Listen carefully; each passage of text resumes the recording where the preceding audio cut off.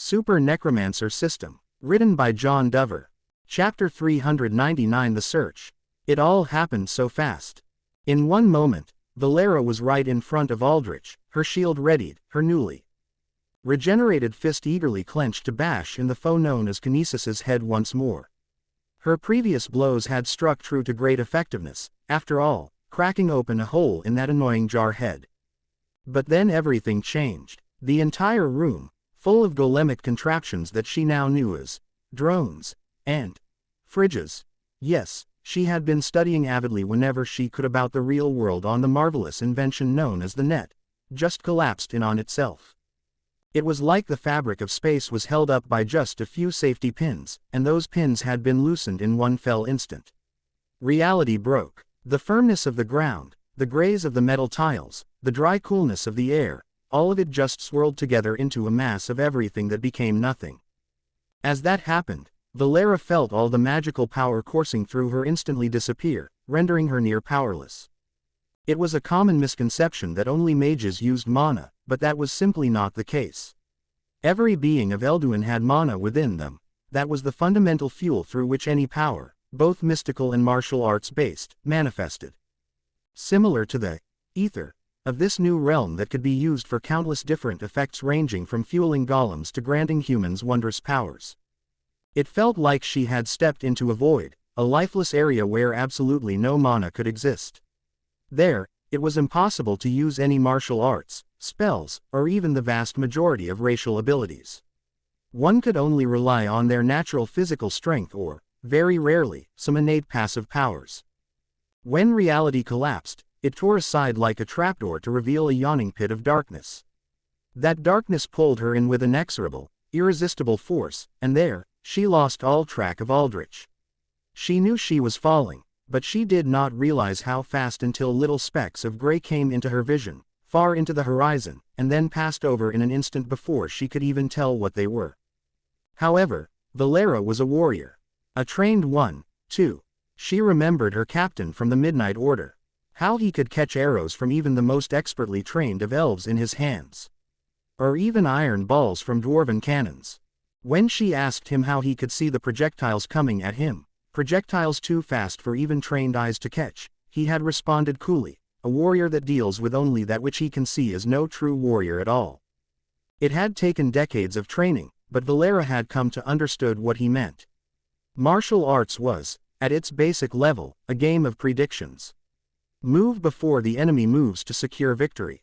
If you act on a prediction and not a reaction, then no enemy is ever too fast for you. Valera saw a tiny speck of gray in the distance of the darkness again. She held out her arm at the precisely right moment. She felt herself stop abruptly as she held onto what looked like a floating cloud of nebulous gray. She had braced her body for impact, but there was none, as if her momentum had just magically been removed in an instant. She cocked her head. The fact that she could hold onto this gray cloud in the first place was odd enough. She did not feel like there was any tangible mass to hold onto. But she did not risk anything.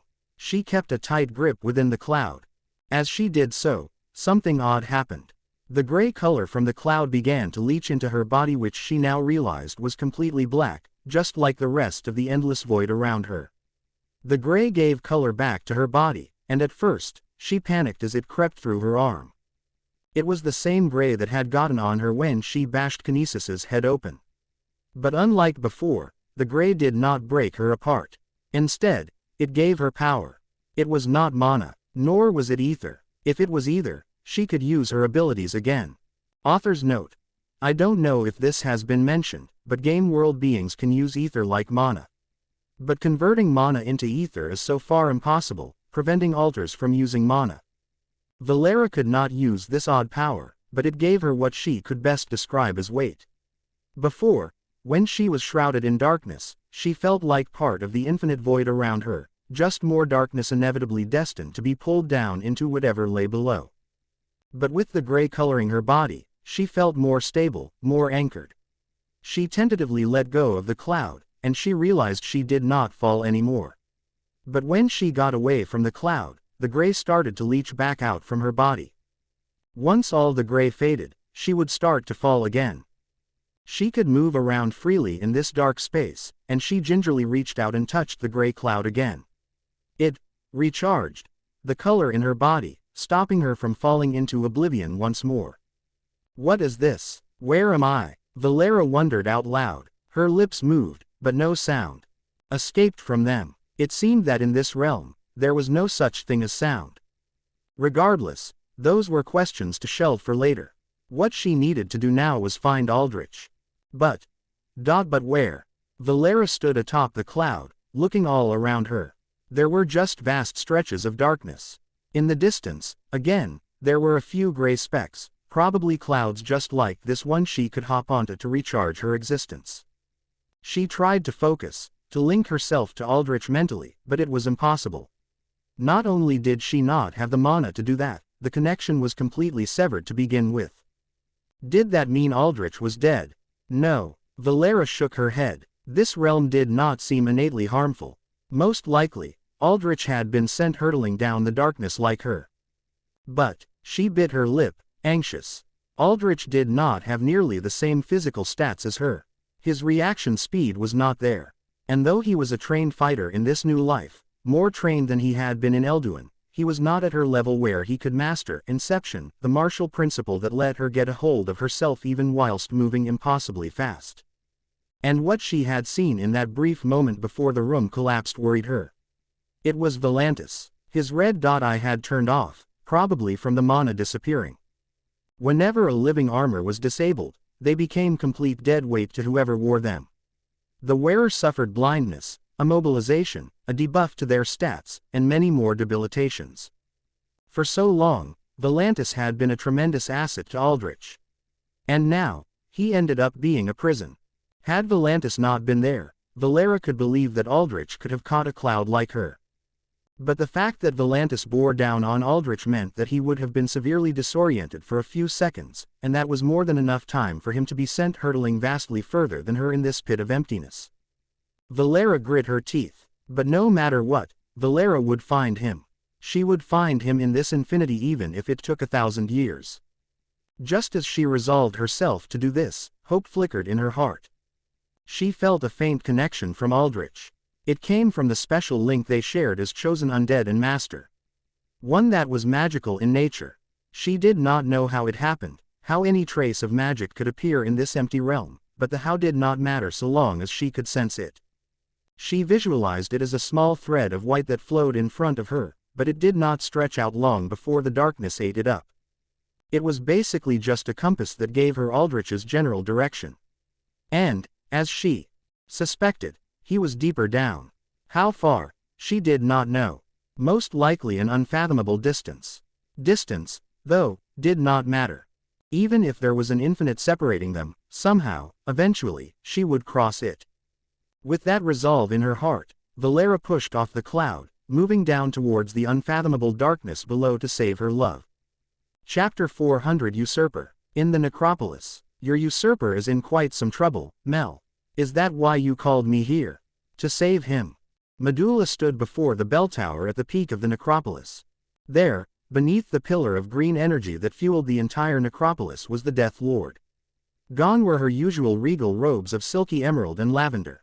Instead, she sat there completely naked, her icy pale skin outlined in a torrent of falling teal energy. Patches of emerald scales around her elbows, knees, shoulders, and cheeks as well as her two horns, curved back like scythe blades, seemed to take in the energy, glowing with bright green hue. She sat cross-legged, hands together and eyes closed as the energy roared and crashed through her. She looked like a monk meditating beneath a waterfall, though instead of rushing water pouring through her head, it was unfathomable quantities of magical energy fueled from harvested souls and misery. And you were looking awfully thin, said Medulla, eyeing Mel's bared body up and down. Normally, Mel was quite muscular underneath her baggy robes or, in her shattered bone stance, juggernaut-class armor. In terms of physique, she fell just shy of Rella, who looked like she shattered boulders between her thighs daily. Now, though, Medulla noticed, Mel had downsized.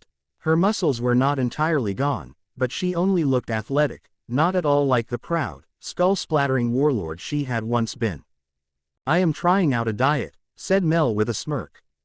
Do men not love live, Slender bodies they can hold better than the hardness of muscles that outshines theirs. Since when have you cared of what men think? Said Medulla. She shook her head. You are losing more and more of yourself. This reliquary of souls, though tremendously efficient, I should know, I designed it myself, is not infinite. Nothing is. You and Rella must give pieces of yourselves to keep it fueled. Eventually, there will be nothing left in either of you to kindle this realm. We can worry about that much later, said Mel. If the usurper perishes, then so too does this entire realm. She grimaced. I cannot sense him any longer, but judging by his last moments, he has not been killed. Or else this realm would have collapsed entirely. No, he has been sent away. Far away, to another realm entirely, one far across the between. Mel took in a tired breath. The between was, as the name suggested, the space between realms and dimensions, with realms being larger than dimensions. Realms and dimensions were generally all self-contained bubbles of existence, but they did have proximity to each other that affected how easy it was to influence each other. It was easier to think of realms like planets in space and dimensions like moons that orbited them. The void of space, then, was the between. The farther away realms were across the between, the harder it was to make contact with them. Mel's connection with the usurper was extremely strong. Any bond that lived and died together, soulbound bonds, as they were called in Elduin, were like that. The fact that Mel could barely feel any hint of connection meant that the usurper was indeed far, far away. What is with that look of longing? Said Medulla. You do not truly need him, do you? If he perishes now, then he simply failed your test to inherit your powers. And you are not shy of facing death. No, wait. The top of the necropolis where they stood darkened, the view of the ghostly hills below fading away. It was as if a fog of dark had descended upon them, choking away visibility to its very last breath. Do you remember now? Said Mel. I do. Medulla rubbed her forehead. Dealing with this restriction is tiring. Do you truly believe the usurper can rise to the challenge? To challenge the game? No, to break it. Entirely. To be honest, I have no idea, said Mel. But he is who I was bound to, and he did in fact kill me in the other realm when I failed, so he is not exactly incompetent. Yet, to challenge the game is an ordeal many times greater than simply facing me. To even speak about it is a difficult trial in its own right. Were we ordinary beings, we would have been annihilated for merely even thinking of it. Even now, to even have discourse about it, we must make this awkward arrangement where I can speak only to you, but you are bound to forget everything. Ah, so this is why you were so lenient with the usurper, said Medulla. And why you grant me leave of this realm.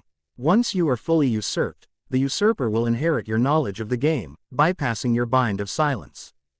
Then, he can seek me out. As he holds the essence of your being at that point, I will remember our plan. I will help him begin the singularity of undeath. He will challenge the game. What a complicated thing this is. Medulla tapped her chin, and fraught with difficulties and uncertainties. No plan is ever perfect, but regardless, I do hate to see my efforts go wasted, said Mel. I failed to challenge the game, and thus, our realm was doomed. But it does not have to be so for the usurper and his realm. Or for all others, provided the usurper escapes this predicament. Medulla narrowed her eyes. As dire as the situation is, I fear you may have lost this bet already, Mel. No, not yet, said Mel. That is why I have called you here. I can still sense the usurper, however faint. He has been stripped of all mana, hence his imprisonment, but there are ways to fix this. I myself cannot transfer power to him, far as he is across the between, but you, Med, with your affinity with spatial magic, can do it. You can establish a link between me and him. And once he usurper gets my power, his little one can teleport him from his prison. This is nonsensical, said Medulla. The farther away the usurper is through the between, the less power we can give him. If he is so far you can barely sense him, we would need an inordinate amount of energy too. Look where we are, Med, said Mel. She pointed a finger up at the torrent of power coursing through her. With the power of the necropolis, it will be enough. If that is not enough, I will break my own essence down into raw mana. Medulla's eyes glowed bright red as she rapidly calculated roughly how much energy it would take. No, not even close. The necropolis will not suffice. You must break yourself down. And even with that, at best, across this between distance, you will give the usurper the equivalent a little light on a matchstick when he would need a bonfire. Sometimes, a little light is all it takes for the determined traveler to find their way, said Mel. It is not just that, Mel. If you take this step forward, if you sacrifice this chunk of yourself for the usurper, you are sealing your fate. You will be too weak to stop him from taking over your being, said Medulla. That was the plan, was it not? Said Mel. Medulla crossed her arms and gave a pointed stare at Mel. I bound myself to you as you broke me of eternal servitude to the knowledge God. I always believe in equivalent exchanges. You broke me from unwilling eternal servitude, I grant you my own willing eternal servitude. But you are making that eternity awfully short. Will you not consider stopping your fight here, before you are destroyed and absorbed like some common mana crystal? Do you see me fighting now, bound quietly as I am here? No, it is the usurper that is fighting, carving his name into that world of his. Mel smiled. The rise of a conqueror is always a wonder to behold. But he need not conquer you, said Medulla. It is still not too late, Mel. With your help, I can potentially break you free from this system. I can take you far, far away and let you have some peace. Peace you never knew, peace you dreamed of. Yes, that thing you are holding back will be set free, and with it, the system will consume the usurper. His world will likely fall, the knowledge in it lost. But you will be safe. And even if you do succeed, if by giving away all of yourself, the usurper does earn the right to challenge the game, how can you be certain he will triumph? Every struggle he has faced so far, even the struggle to conquer his world, it is all trivial in the face of the game. How far will he make it? He will face the wrath of both the outsiders and the uplifted. He may even risk awakening the dreamer, and with that, all of existence. Medulla waved her hand dismissively. Gone. Tabula rasa. The fated emptiness of the universe through chaos and entropy that all knowledge demons fear. It will be upon us. I know. Every time you remember, we have this discussion, said Mel. She bared a fanged smile at Medulla. But you know what, I like it. It shows that deep down, in that icy heart of yours, you care about me. I do. I may not remember these talks, but I do remember our other ones. I know you dreamed of peace. Solace in a quiet end without fighting. I can give that to you. Medulla grew quieter. I want it for you. I know. But a peaceful end. It is, like you said, a dream, said Mel. It is a dream I denied to countless many. I do not regret what I did, and part of that acceptance comes with the understanding that I too shall not go out into the dark of death with closed eyes of content. Mel stood up, reaching her hand out to Medulla. She smiled proudly. If you care about me, Med, if you truly, truly care, then allow me to face my end with pride. With the knowledge that my usurper will take me, my body, my power, my everything, and finish what I set out to do. For Melacanthes the chill dread never steps back from a battle she began, no matter if she faces death or the cold, cruel, unfathomable forces of the greater universe. Chapter 401 Aftermath. Kinesis stood up, a little shake in her movements. Not the type you would expect from someone that had gotten a skull-splitting bashing to their head. No, that would have been expected. Instead, what came over her was an odd, unnatural tremor that shivered down from head to toe, like she was a glitching model in an ill-optimized game. The moment passed, and when it did, Kinesis's helmet was fully repaired, the gaping, ugly crack sealed over. She raised a hand in the air and crushed it into a fist. The gray construct energy spread throughout the storage room collapsed into her fist. The odd, ringed darkness was gone without a single trace, as if it had never been there at all. With it gone, Earth's natural flow of energy could resume. Almost immediately, a drone zipped into the room through the hole Arthur had blasted out of. It was an odd thing, unlike anything that any arms manufacturing corporation would have recognized. The drone's spherical gray head was attached to three prehensile, segmented tails, making it look like an oversized cell swimming about with flagellum. Unlike regular drones, this one did not really fly or even hover. it looked like it organically swam through air in spite of its distinctively mechanical, metallic appearance, almost like a seamless fusion of machine and meat. The drone's blinking red eye landed on Kinesis, and from it, a rough, grating man's voice grunted outwards. "Is it done?" "It is," said Kinesis. "I do not recognize your voice. You are not the usual one giving me orders." A harsh laugh echoed out from the drone. At the other end of the line was a powerfully built man sitting on what looked like a command chair surrounded by a ring of gray energy inscribed with strange, unrecognizable sigils of black. Recognizable technology like monitors and unrecognizable things that looked like pulsating metal folds of fleshy innards formed the walls of the odd room that contained him. "There's been a sudden change in leadership," said the man with a wide grin made wider by rough scars that jutted out from his lips to his cheeks. Smoke trailed from a freshly lit cigar stuck between his oddly sharp teeth. His eyes were shaped like four-pointed stars filled in with inky black while his white, blood-streaked hair stood straight in a spiky, short-cut mess. "Colonel Davos isn't leading this joint anymore." "What does that mean?" said Kinesis. "Right, you alien fuckers don't understand shut unless it's literal," said the man. "Means Colonel Davos has stepped down from the Irregulars Department."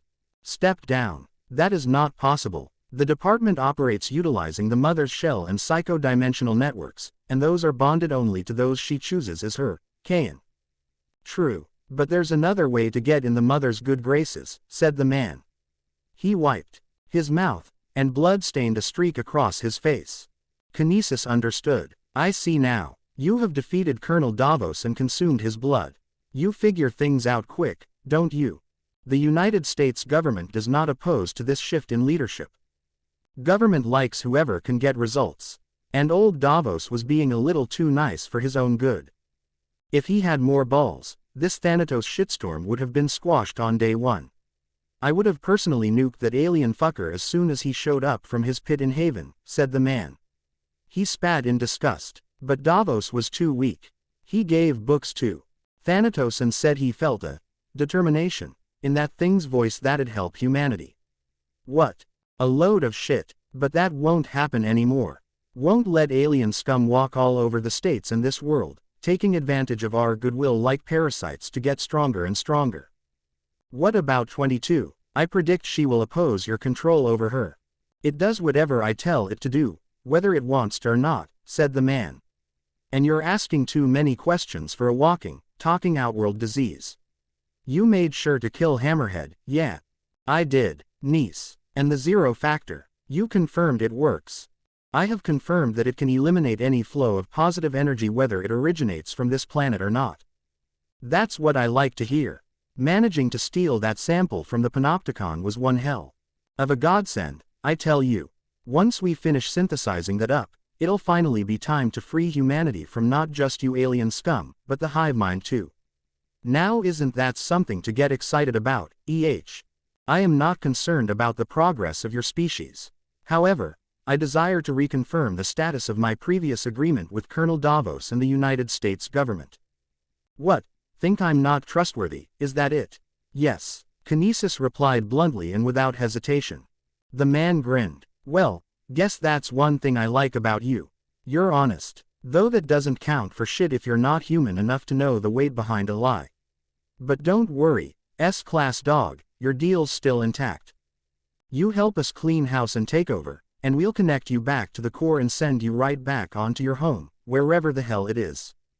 Understood. Now clear the area and return to base. Tie up any loose ends if you have to. And await further orders. Understood. Kinesis saw the drone fly away, zipping back out of the crater with speed that outperformed any ordinary drone. She had two orders to fulfill. To tie up any loose ends, a phrase she was familiar with, and to return to base. She acted on the first order, floating down the storage area and into the mansion.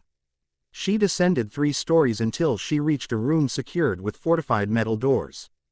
Or, more accurately, previously secured. The doors were warped and broken apart from the middle as if a bomb had gone off. Through the doors was a sterile, white-tiled room reminiscent of a hospital. There, lying on the ground, was Bart Hammerhead. Large high-caliber bullet holes riddled his back, still leaking fresh blood that painted the clean white tiles with fresh red. His arm was stretched out towards a hospital bed where a young woman lay nestled inside a medical chamber that looked like an advanced coffin.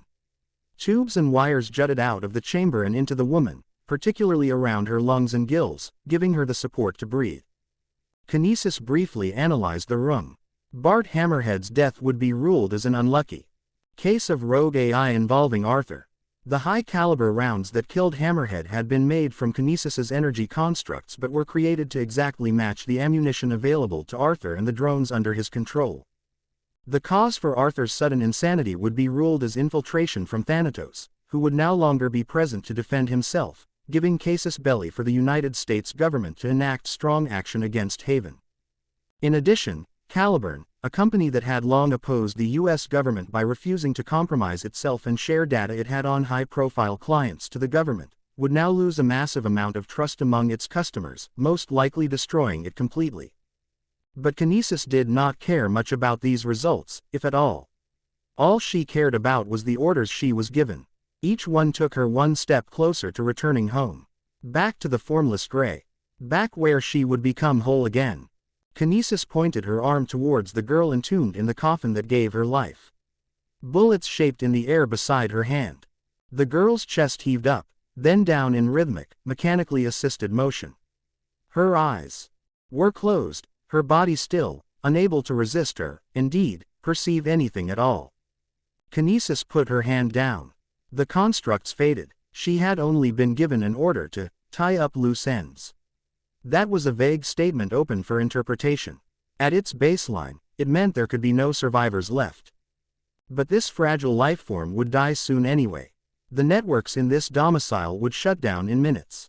It would only take a few more minutes after that for her to suffocate. There was no need to assure her death. Kinesis flew away. Chapter 402 Oni. Explosion after explosion rocked the air. Shockwaves unleashed a staccato sonata of destruction. Any man in the vicinity would have had their eardrums blasted to smithereens, but alas, the unfortunate audience to this performance of ruin were only machines, their smoldering metal chunks and crackling, ripped wire innards strewn in droves across desert dry orange earth. You've improved. 5th. Clint leapt in mid-air, a majestic set of brown-feathered avian wings stretched out from his back. Harsh sunlight streamed down from various holes in the now not-so-very defensive dome that protected Meteor Labs. The pupils in Clint's eyes narrowed into hyper-focused slits as they took in his target, Shuden Doji. Where Clint's wings showed free-flowing mastery over the skies, Shuden Doji's bare feet, his rough, calloused toes digging, no cracking into the firm earth like mini anchors, showcased a rock-solid affinity for the earth. "What the fuck are you doing here, Unbreakable?" said Shuden Doji. He raised an enormous kanabo, a Japanese club that looked like an oversized baseball bat lined with bone-shattering, brain-splattering studs, in the air. The kanabo was made seemingly of frozen purple liquid. It was surrounded by a permanent coating of wispy lavender fog reminiscent of the condensed air that liquid nitrogen gave off. "Settling the score, that's what," boomed Clint. He raised his clenched fists. They were covered in a crackling orange glow, a rough imitation of Stella's explosive blood. "You've gone insane," said Shuden Doji. "The truce we had. You break it now. All the swords will be upon you." "Shit." Shuden Doji leapt backwards, the firm earth shattering under the weight and power of his sudden movement. Almost immediately afterwards, the two footprints he left were engulfed in an explosion of bright orange light. "You're mad, reckless." Shuden Doji narrowed his eyes as the shockwave of the explosion crashed into him. It was a shockwave powerful enough to have shattered the ordinary altar's ribcage, but it bounced off Shuden Doji's body like rain on a windshield. "Your tribe still has not recovered from our past conflict. You would bring bloodshed on them again." "Nah, this time, it's purely personal. Just me paying back my debts."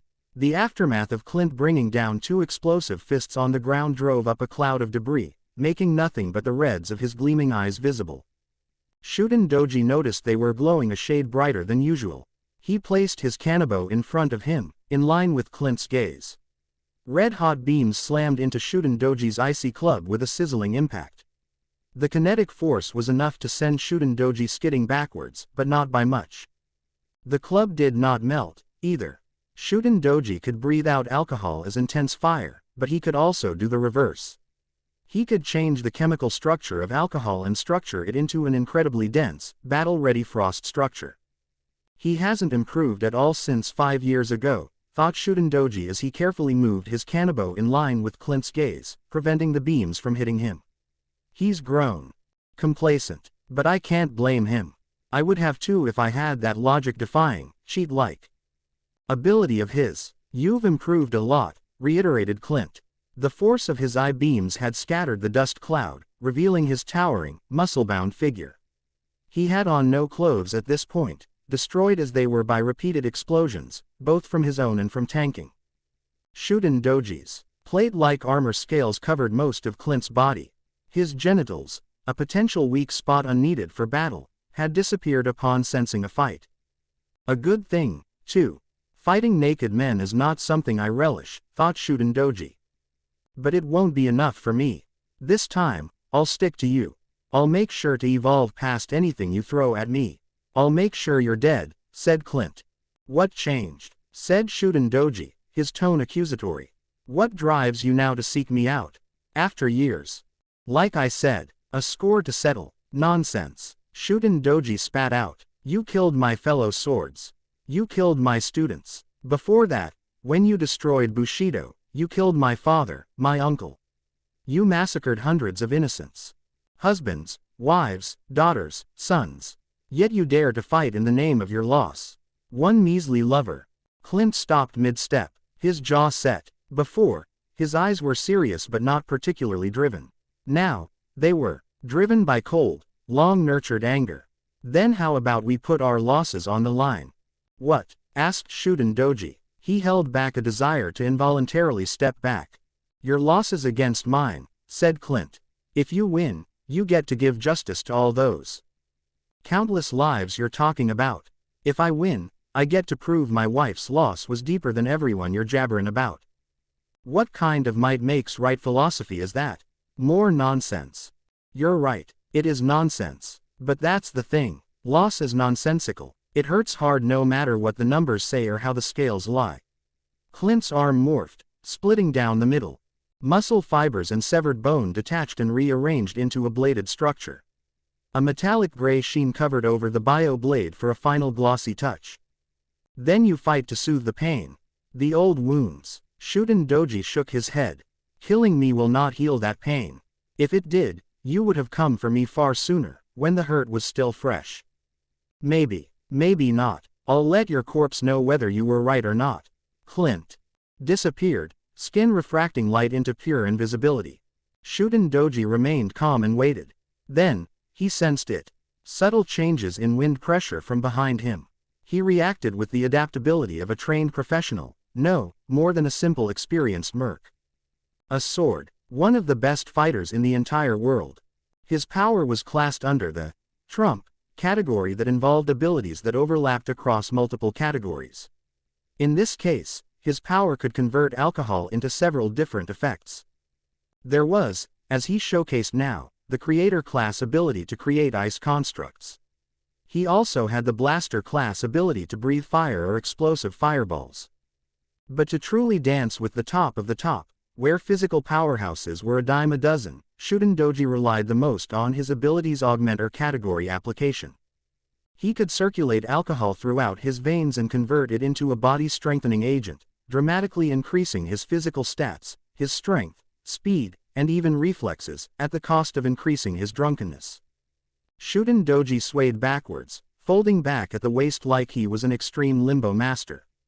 His bare skin showed glowing purple veins, a visual indicator that the alcohol was strengthening him. Clint's blade arm zipped above Shutendoji with a whining sound. He stared down at Shutendoji with narrowed eyes, but he was still stuck mid-swing, wide open for a counter-attack. Shutendoji sprung back, pushing off the ground with a handstand that fueled a double kick right into Clint's jaw. Impact, or rather, the explosion of the blow sent Clint hurtling several dozens of meters into the air in an instant. Clint's wings furled out, stopping him from flying up any higher. He put a hand to his mouth and drew fingers coated with copious amounts of blood back. His jaw had shattered down the middle, dangling down in 2 pieces. His tongue barely hung in his mouth cavity by a thread of remaining muscle. His teeth had split apart into ugly shards. Hey, Clint gurgled out. He grabbed his loose jaw and ripped it off. Almost instantly, a new one formed, raw red flesh covering the gaping wound like bubbling foam before stabilizing into a new jaw. This time, the jaw was covered in thicker armor plating that made it look like he was wearing a bronze mask. He no longer had a visible mouth. Just pure protective plate. You hit a lot harder than before, said Clint, his voice projecting outwards through little holes in his mouth plate. Your strength, speed, reactivity, every part of you's improved. What changed for you? Figured out there's a lot more in life to fight for than I'd once thought, said Shutendoji as he swayed back to standing. He shifted from side to side, his body lithe with free-flowing drunken movement. His wild, lengthy hair swayed with him. His eyes were a bright violet, the blood vessels gleaming bright against the canvas of the eye whites. Like this, with his stubby horns, he looked like a demon, like Shutendoji, the drunken Oni which he was named after. Damn, and here I thought I'd sworn off day drinkin'.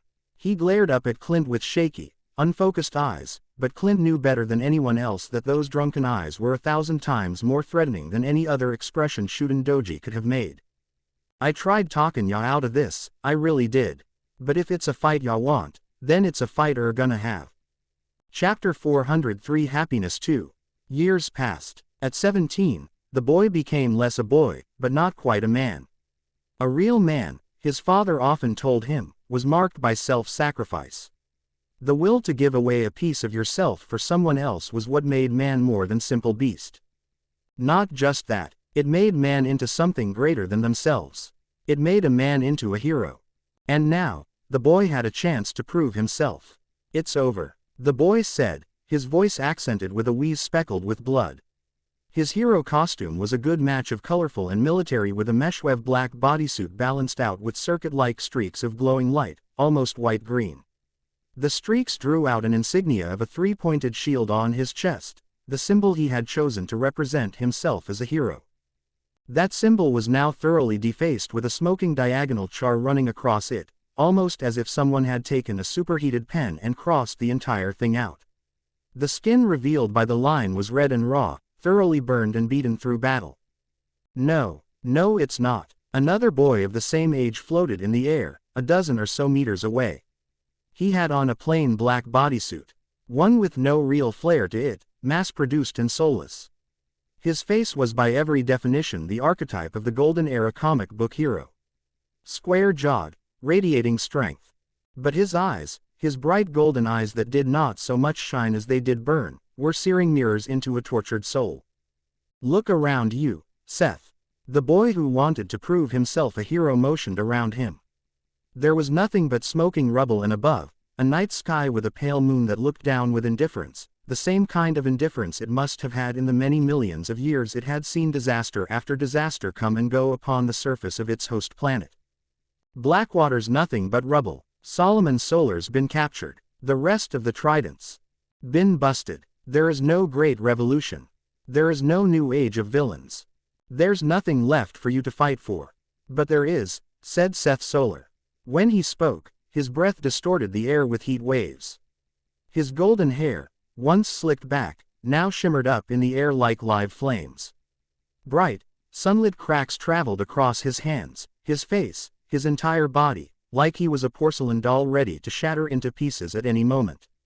It's all of you that got to live happy lives, parading around in proper hero academies, deluding yourselves that you're fighting for something good in this world. In this idiotic world that makes no sense and cares about nothing. I'm going to break it. Burn it all down. Then, at least, there'll be peace. You don't want to do that, said the boy. He put his hand out. A round shield of pale mint. Green energy forged itself around his forearm. It mimicked that of Minuteman, a proud hero who once stood as the current era's representative of Golden Era heroism, when heroes gave all they have for a better, brighter tomorrow. Minuteman had been the boy's teacher before an attack by the trident ended the noble hero's life all too early. Now, it was up to the boy to lift this shield in honor of his teacher. In honor of everyone that he protected and loved. Just give up, man. Another boy's voice echoed through the air. A collapsed roof slid over to the side, and beneath it, a muscular boy crawled out with a girl behind him. Adam. Elaine. The shield-bearing boy nodded, smiling. He knew deep down that his close friends, both trainee heroes like him, were not dead. But it still warmed his heart to see them alive and kicking. But figured, Adam was too stubborn to ever die. And Elaine too smart. Adam pointed an accusing finger at Seth. Nihilism is totally out of fashion, dude. And it must suck ass living for nothing. Or trying to make everything nothing. I promise you, there's a better alternative to fix your issues than burning everything down. Maybe therapy. A blast of solar energy from Seth Solar's fist sped towards Adam like a shooting star. Adam's gained a chromatic luster as his skin turned into durable metametal in preparation to take the hit. Before the solar blast could hit, however, it unraveled, breaking apart into various strands that coiled around each other in an ever-shrinking ball. Eventually, the ball just disappeared out of existence. Running that mouth of yours again. Elaine coughed blood, her rainbow eyes bloodshot from using her energy control powers excessively. Her long hazel hair was burnt and cut up in awkward spots. Elaine, don't burn yourself out, said Adam. He raised a fist at Seth. I'll get you for that. If you didn't say anything, he wouldn't have done anything, commented Elaine. Right. And you're in no condition to move. It's taking you all you have just to stay standing with metal form on. Which means he's going to kick your ass instead. Adam pointed at the shield boy. You should have stayed under the rubble. Seth grinned as he sped forward, fist cocked back, ready to unleash it right into Adam's face. The fist clanged backwards, hitting the boy's shield. Force reflected backwards, sending Seth flying back in the air. He stopped his recoil midair and spat in disgust.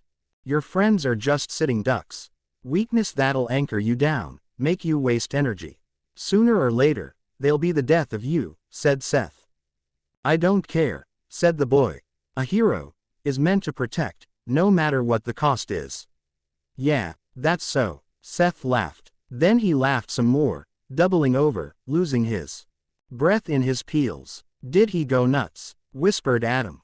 Quiet, said Elaine. Take this time to rest. I don't get the point of you heroes. Or wait, you three aren't even real heroes yet, said Seth. But still, you make my stomach crawl. Especially your type, the golden era. Cosplayers that think they're making a difference. At least the average hero knows that their cape and costume are just for show. They know they just want fame and credits. But you, Seth looked down at the boy and his friends in disgust. You protect, no matter the cost, huh? Then where was your kind when I was born? When my shitty dad knocked up my shitty mother to make his own personal punching bag? Where were you to stop him? To stop a miserable life from growing up in this shithole of a world? Where were you when I was tortured, beaten, shaped to be something I never wanted to be? I never asked for anything much. All I wanted to do was be happy. Normal. Have a mom, a dad, a life that I could call mine and only mine, not just some egomaniacs pet project. No, let's forget about me. Let's forget about the big bads you can see in front of your face. The kind you can just beat down, put in prison, and forget about. Where the hell are you for the starving child in the streets? In the outskirts of so many cities? Where are you for this system of heroes that lets people like my father thrive? What about the corporations? The way the Panopticon controls the world's credits, funneling them to the top while everyone below just chokes on shit. What are you going to do about all that? About this system that's so rotten down to the core that it deserves nothing but to be burned down? Change it, said the boy firmly. I don't know the details. I don't know the path I'll take to get there. But I'll change it, one step at a time. You and I are the same in that way. We want to see the world change. But where you want to see it burn, I want to see it get better. And deep down, that's what you want too, isn't it? No, I'd rather see ashes than progress in spite of me. Seth Solar roared as his eyes flashed, unleashing twin beams of golden, superheated solar energy. Seth Solar was not rationing his solar energy anymore. He was going all out even when his body was breaking apart from within. He had let his emotions, his rage, mostly, overcome him. Had Seth rationed his energy, kept making attacks against Adam and Elaine to distract the boy, then he would have tired the boy and his shields out in a long, drawn-out fight. But now, this was going to be the final confrontation. The boy raised his arm, blocking the beams. The rubble in front of him started to glow molten orange just from the sheer heat radiating off of the beams. The flesh around the boy's arm began to sizzle and bubble, melting off through his heat resistant suit and trained body. But still, the boy took a step forward, against the scorching tide. He closed his eyes so as to not be blinded. Step by step, he went forwards, ever forwards, just like the change he had promised. Chapter 404 To the Vaults. This is it. Valera hovered over a cocoon of thickly woven gray matter. Unlike the gaseous clouds, this was a far more solid structure, as if someone had taken the cloud matter and turned it into thread to spin and weave with. The cocoon was just big enough to contain one large person, and Valera knew who that was, Aldrich. She could sense it from the magical energy radiating around the cocoon in shimmering waves of pure blue. In this dimension of lifeless, color-drained gray, the blue of mana stood out in sheer, stark contrast. The mana had given Valera the connection she needed to pinpoint Aldrich's presence. She had lost track of how long she had spent traveling. It was most definitely more than a month. But after a month, she simply lost track of time. It was easy to do for her. Vampires like her that lived for many centuries, if not an eternity, had an innate capacity to mentally phase through time. It was something like an active hibernation. A necessary adaptation for long-lived creatures to prevent their minds from falling to the forgetfulness and, in extreme cases, flat-out madness of immortalic rot. Roughly, Valera guessed, she could have spent several years traveling, moving from gray cloud to gray cloud in this infinite dark expanse. But to find Aldrich, her love, she would spare no effort. No, rather, it was simply necessary. Still, this place was odd, to say the least. When Valera looked around, she saw a vast network of gray cocoons all connected together in a massive web. The web spanned far into the horizon to the point where she almost thought this mega-structure could be infinite. There must have been thousands, no millions of cocoons here, but Valera paid no heed to any of them. If they contained other beings, it was dangerous to try and mess with them to wake up what was within. All she cared about was Aldrich. But how was she going to get him out? Valera knelt down atop the cocoon, feeling the magical energy emanating from it warm her.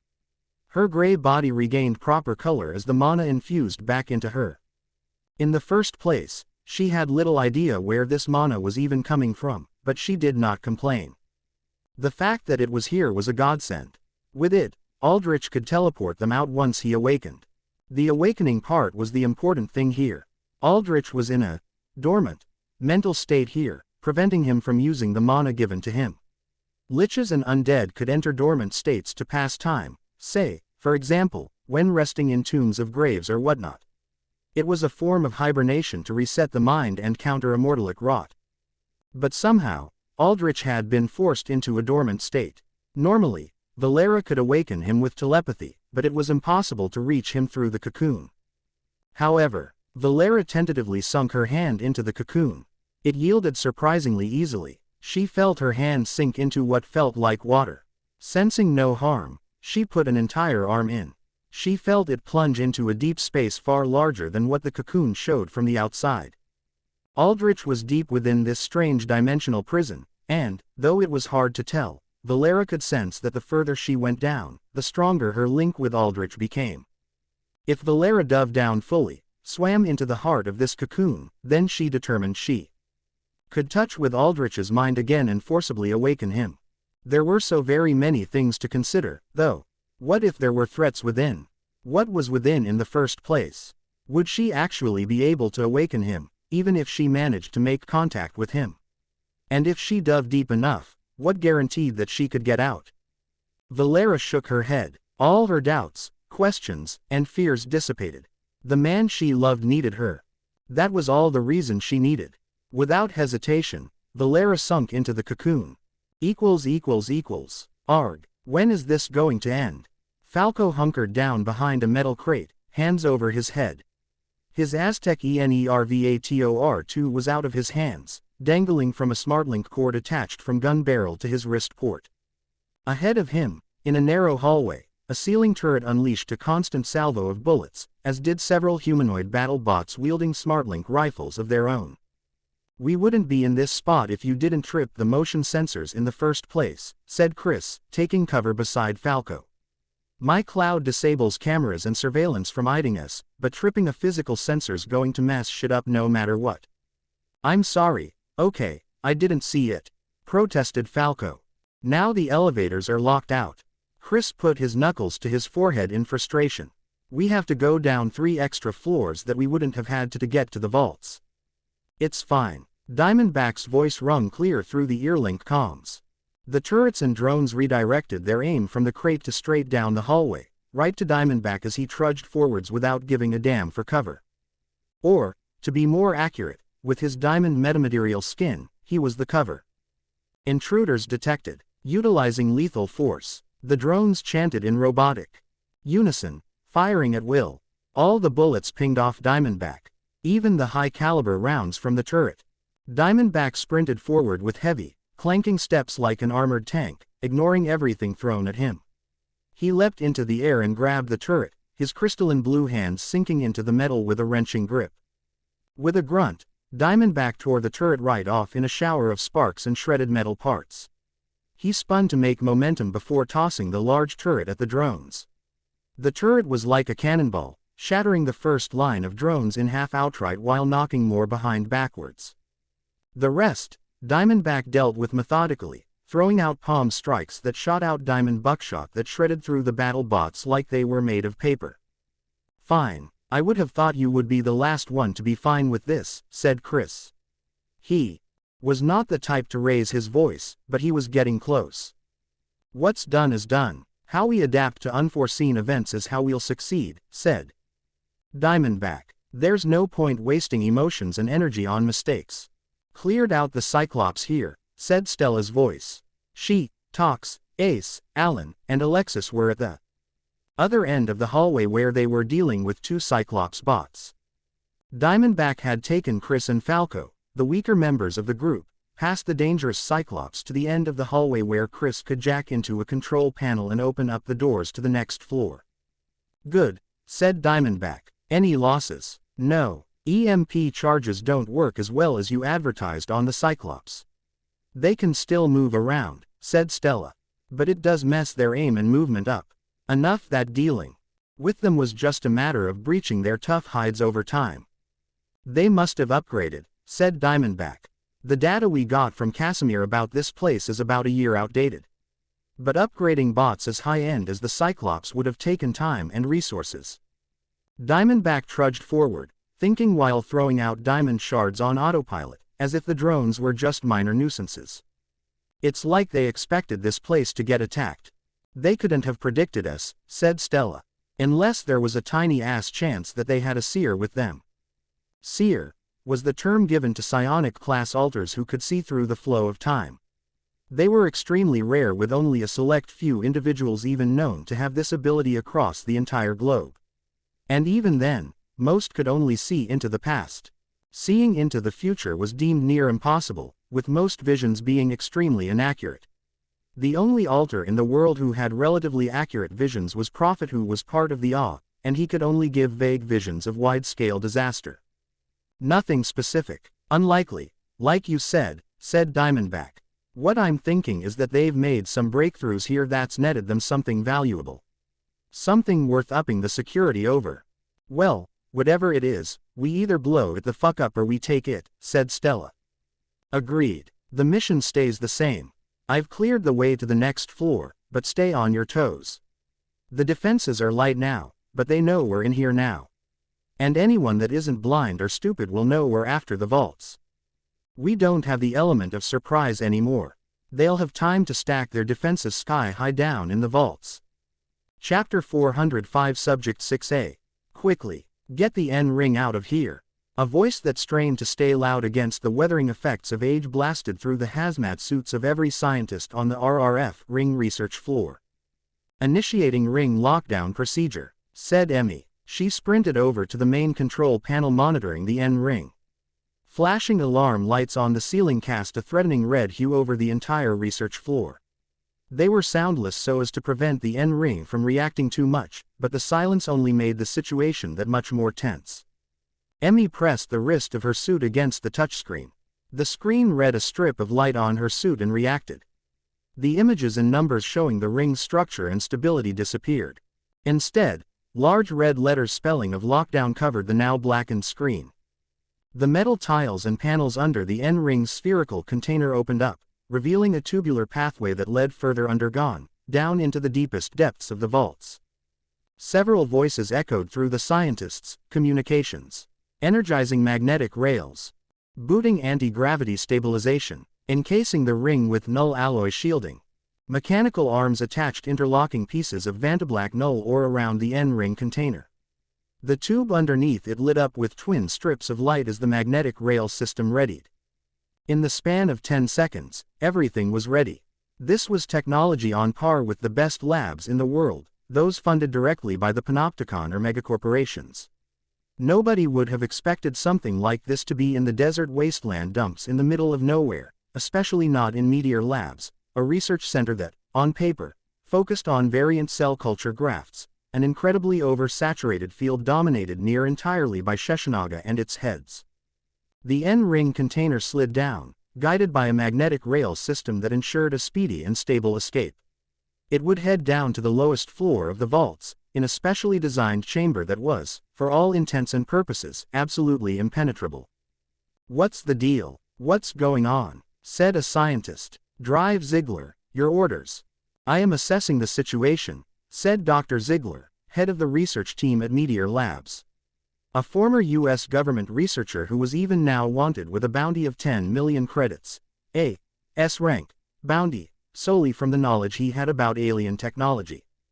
His voice was aged, weak, and yet, full of strength born from years of experience. Dr. Ziegler swiped at the space in front of him, creating a holographic screen with his power. From it, he could interface with all the technology coded to him and modify it. In essence, the entirety of the labs was under his control, though with his advanced age and crystallization, not nearly at the level it had been when he used to be the A-rank hero called Machine Mind. "I see," said Dr. Ziegler. "What do you see?" "Now's not the time for cryptic one-liners, old man," said a panicked scientist. "We have to get down to." The scientist's voice stopped. "I have cut Jonathan from our communications," said Dr. Ziegler. "Panic is a disease whose spread I care very little for. Now, I will explain what we are to do. Currently, Shuden Doji is engaged in combat against the Unbreakable." "The Unbreakable," said Emmy. "My dad can't handle him. He lost to him before already. He's going to die. As I have stated before, I will not tolerate panic. Emmy, I afford you one transgression due to your excellent work, but no more than that," said Dr. Ziegler. Emmy gulped and said nothing. "Shuden Doji is not the same man he was 5 years ago, but it is undeniable that any fight against the Unbreakable is one that eventually becomes a losing one," said Dr. Ziegler. "The ether traces left by the recent geostorm have cut us off from outside communications for approximately another 40 minutes. I am seeing the battle between Shuden Doji and Unbreakable through every camera, sensor, and drone linked to this network, and my assessment is that Shuden Doji is capable of holding off the Unbreakable for that long. How about sending him reinforcements?" said Emmy, calmer now, though there was still urgency in her voice. "We have a ton of Cyclops battle bots from Arma. Red grade, too, best of the best. And newly upgraded just a few months ago. Those should help, right? That is where a problem arises. We have been infiltrated," said Dr. Ziegler. "Infiltrated, so the Unbreakable's attack is just a cover-up. Who is it?" "Nomads," said a scientist. Dr. Ziegler looked at the screen in front of him as it flipped from outside cameras to inside ones, showing the warpath of the infiltration group. Already they had taken down one Cyclops with a high-end, custom-designed EMP charge. Not just that, but they were a formidable force too on their own. "I am scanning the faces of the intruders and referencing them to a facial recognition databases." Dr. Ziegler nodded after a few seconds. "One of the attackers is Diamondback, second in command of the Spearhorns. Expected, considering the Unbreakable is here. But the others, there are former students from Blackwater." "Blackwater," What is that? Dr. Ziegler ignored the question. Most of the scientists here were just that, scientists. All of them knew they were working in a criminal enterprise, but beyond that, there was not a single illegal bone within them. They were here for their love of discovery and progress. And, of course, generous compensation that toiling away in government labs could simply not afford. Consider it like a mercenary organization, said Dr. Ziegler. He pondered this development. The Blackwater students, to his knowledge, had gone missing during the Haven raid and then turned up as allies of Thanatos. The Trident still speculated as to how Thanatos managed to do this, but the prevailing consensus was that his abilities, once utilized on those that were dead, could allow him to freely control them. Much like Nizam, the S-rank villain that threatened to destroy the fabric of the Pan-African Alliance a decade ago. She with her army of unending zombies had been called a Queen of Death, but now it seemed a king had risen to take her place. Troublesome. It meant that Thanatos had started to make his move against the Trident. And there was no worse time than now.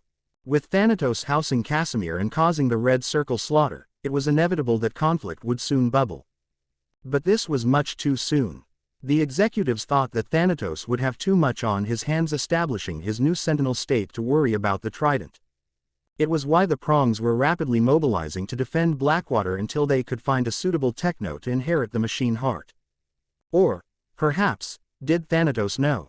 Was he seeking to strike while the Prongs were weakened, their forces stretched thin in Blackwater? To take the Blue N ring during this recent inter-Trident civil war? In any case, he knew that their giving up the N ring now was not possible.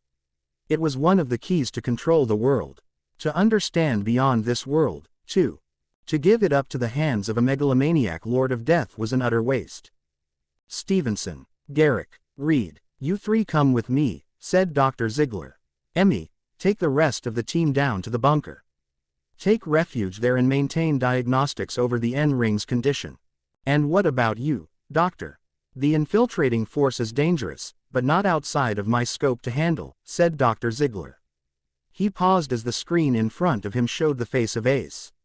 The force was stealthed until the 17th floor. I wonder if they were supposed to have been stealthed all the way to here, but no matter. This gives me time to organize a most rigorous defense against these intruders. Doctor, why did you have a stay behind? Said Reed, a young, brilliant scientist newly graduated from one of the top variant research institutions in the United States. And, why are we in the Biostudies vault? I've never been here before, said Stevenson, another young, bright mind.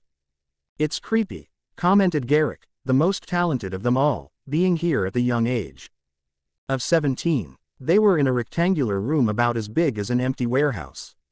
Instead of storage and shipping containers, there were instead 2 rows of cylindrical glass chambers filled with blue-tinted liquid. Within them, the silhouette of various monstrous entities, variants, lay suspended in animation.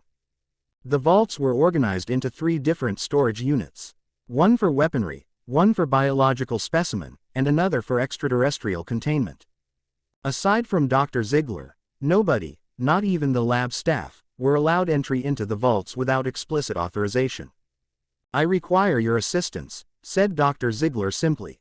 Behind him, 2 Cyclops battle bots, each standing an imposing 4 meters tall with gleaming red dot eyes that fit snugly into the archetype of murder bot, followed behind with heavy, powerful steps whirring with hydraulics and moving machine parts. Dr. Ziegler headed to the end of the vault where one container lay separated from the rest. Within the glowing blue liquid of this chamber, there was not the silhouette of a variant, but rather a humanoid. What is this? Said one of the young researchers. They stood close to the chamber with wide eyes behind their hazmat suits, their innate curiosity stoked. A human specimen. Dr. Ziegler, I know we aren't operating strictly in legal boundaries, but isn't this unethical? Dr. Ziegler spoke. Prepare subject for awakening. In response, the chamber's blue liquid lit up until it looked like a pillar of solid light, completely engulfing the specimen within. The 3 researchers jumped back, but they were stopped dead in their tracks by the 2 Cyclops bots. The bots stood in front of Dr. Ziegler now, their twin autocannon arms aimed at the researchers. Subject 6A is not fully developed, said a female AI voice. It will lack a sufficiently developed mind to operate with. Prepare for biomass integration. Proceeding. The floor in front of the chamber, where the three young researchers stood, filled with countless glowing blue rings that swayed chaotically like distorted space. "Drive, Ziegler. What's going on?" said one of the researchers.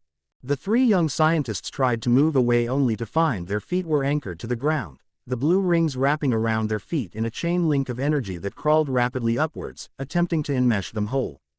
"You devoted your lives to progress. Now, you can prove that devotion to its end," said Dr. Ziegler. "Your sacrifices will provide a mind for my child. A brilliant, youthful mind." The young scientists screamed for only a minute-second before the link of rings covered their mouths, eyes, noses, everything. The rings dug into their flesh like butcher hooks before splitting them apart. Not in a grotesque way. Rather, in a strangely clean, methodical way. It was as if the three men were made of countless little cubes, little pixels, that unraveled down into the ground as the rings pulled their biomass apart. Where the three men stood, multiple circuit-like streaks of bright blue energy started to path upwards, into the chamber. Beginning genesis of Subject 6A. Approximate time until genesis, 9 minutes. 9 minutes. Not enough time until the infiltrating force made their way down here. As things were right now, the labs were not well defended enough to withstand a task force of that caliber, especially when they could handle the Cyclops with their EMP charges. But Subject 6A, well, that was an entirely different matter. If Subject 6A got out, then Dr. Ziegler was confident that he could repel the invaders. It would be the least he could ask for with the three brilliant young minds he had sacrificed. Dr. Ziegler had to thank fate, if such a fickle concept even existed, that the task force had so sloppily tripped a sensor to give him the time to set this up. But even then, it was hard to tell if Subject 6A had the time to leave its birthing chamber. Dr. Ziegler looked around, gazing at the 20 other chambers, all with variant specimen floating within them. "Release all other specimen when I leave," said Dr. Ziegler. Chapter 406 Break-In. At the thoroughly armored, double-locked doors leading into the Ring research room. The doors distended down the middle like a bulging belly, glowing red-hot before the built-up heat and pressure was too much. The doors shattered with a resonating explosion, sending huge chunks of molten metal flying inwards. Stella stood in the doorway, her arms thrust out. She breathed heavily, red steam, her blood vaporizing, pouring out of her mouth, eyes, and ears, sweat glands, every orifice, encasing her in an aura of crimson orange that made her look positively demonic. "Now that's what I'm talking about," said Stella. "Being able to use my powers without any drawbacks. Train them beyond their limit. It's the best feeling ever." Diamondback sprinted in along with Ace. They, as the two most durable of the group, swept every room. Several ceiling turrets fell down, firing salvos at the two of them. The two of them stood there, looking around like the bullets were just a casual after-workout shower. "Room is clear aside from these turrets," said Diamondback. "Then it's not clear," said Tox. Diamondback sighed. "Let's clean up." Diamondback and Ace methodically went around destroying each turret. Ace, in particular, fly about with a single-minded gusto, flying through the turrets like a living baseball. After the turrets were cleared and everyone in the room, Tox pointed to control panel behind a blacked-out widescreen monitor. "Chris, why don't you jack in?" said Tox. "This looks important enough." "No," said Chris. "But isn't this your job?" said Falco as he shifted his weight from boot to boot, his hands gripped tight around his Aztec laser gun. It was obvious his nerves were on edge. Chris gave a pointed stare to Flacco bordering on a glare. It was very evident that Chris's patience with Flacco was running quite thin. I mean you're the tech guy, right? And a phantom to boot. Once you jack in, we can figure out everything about the vaults and the defenses they've set up, right? Defenses they have time to set up solely because of your incompetence. But that's not the worst part, said Chris. Files state they have a techno here. Guy who used to be called Machine Mind. A ranker back like 20 or 30 years ago. He's the head of security and research. And he's in control of the network now and ready to intercept threats. I'm a solid infiltrator, but just like in real space, an ambush only works when the enemy isn't expecting it. Now that Machine Mind's ready for us, he'll have set up cyberspace defenses to catch me. And considering his rank, I'm liable to fry my brain by jacking in now. I've heard of him, said Stella. He piloted a whole legion of mechs with his power. Didn't end well for him, though. He was forced to retire after deciding to abandon a sinking ship to save another with more passengers in it. That started a whole debate in the hero community about what to do in cases like that. Seems to me he made the right choice, said Alexis. Yeah, but it still looks like an asshole move, said Tox. He doesn't care about human lives. Not in the way normal people do. He just sees numbers. It's typical of him, said Ace. He clenched his fist. We need to find him. And I need to make him pay. I know I never pried into your past, but is he? Tox's question trailed off. Yeah, he's the one that raised me. Treated me like a lab rat, and then when I wasn't considered good enough, I was sold off to a merc group, said Ace. He's got a lot of scars to pay for. My body might have healed from everything he put me through, all the shock, burn, poison, and variant combat tests, but my mind, those scars are still fresh. If I wasn't undead, I wouldn't be able to control myself right now. Stella put a hand on Ace's shoulder. It's all right. Is it? Said Ace, about to speak more on the abuse he had taken, but he stopped when he saw Stella smiling. What, you thought I'd tell you to live and let live? Shit, that's not my style. There's a reason I was never a good hero aside from my pretty face and heart attack inducing powers. It's because I never managed to put up a pretty personality to match my face for the cameras. Stella grinned. We find the bastard, we make him pay, and then, considering his powers, we keep him around for our boss. Ace nodded. It's good we have personal motivators here and all, said Chris. But we have to act quickly. He tapped his goggles, projecting a layout of the circular research room. Casimir's data had almost nothing about what was being studied here, but it does show us the general layout. The elevators leading down to the vaults don't work, obviously. Chris shot another acidic look at Falco, and the young man hung his head down in shame. But look. Chris pointed at the center of the circle. There was another circle there.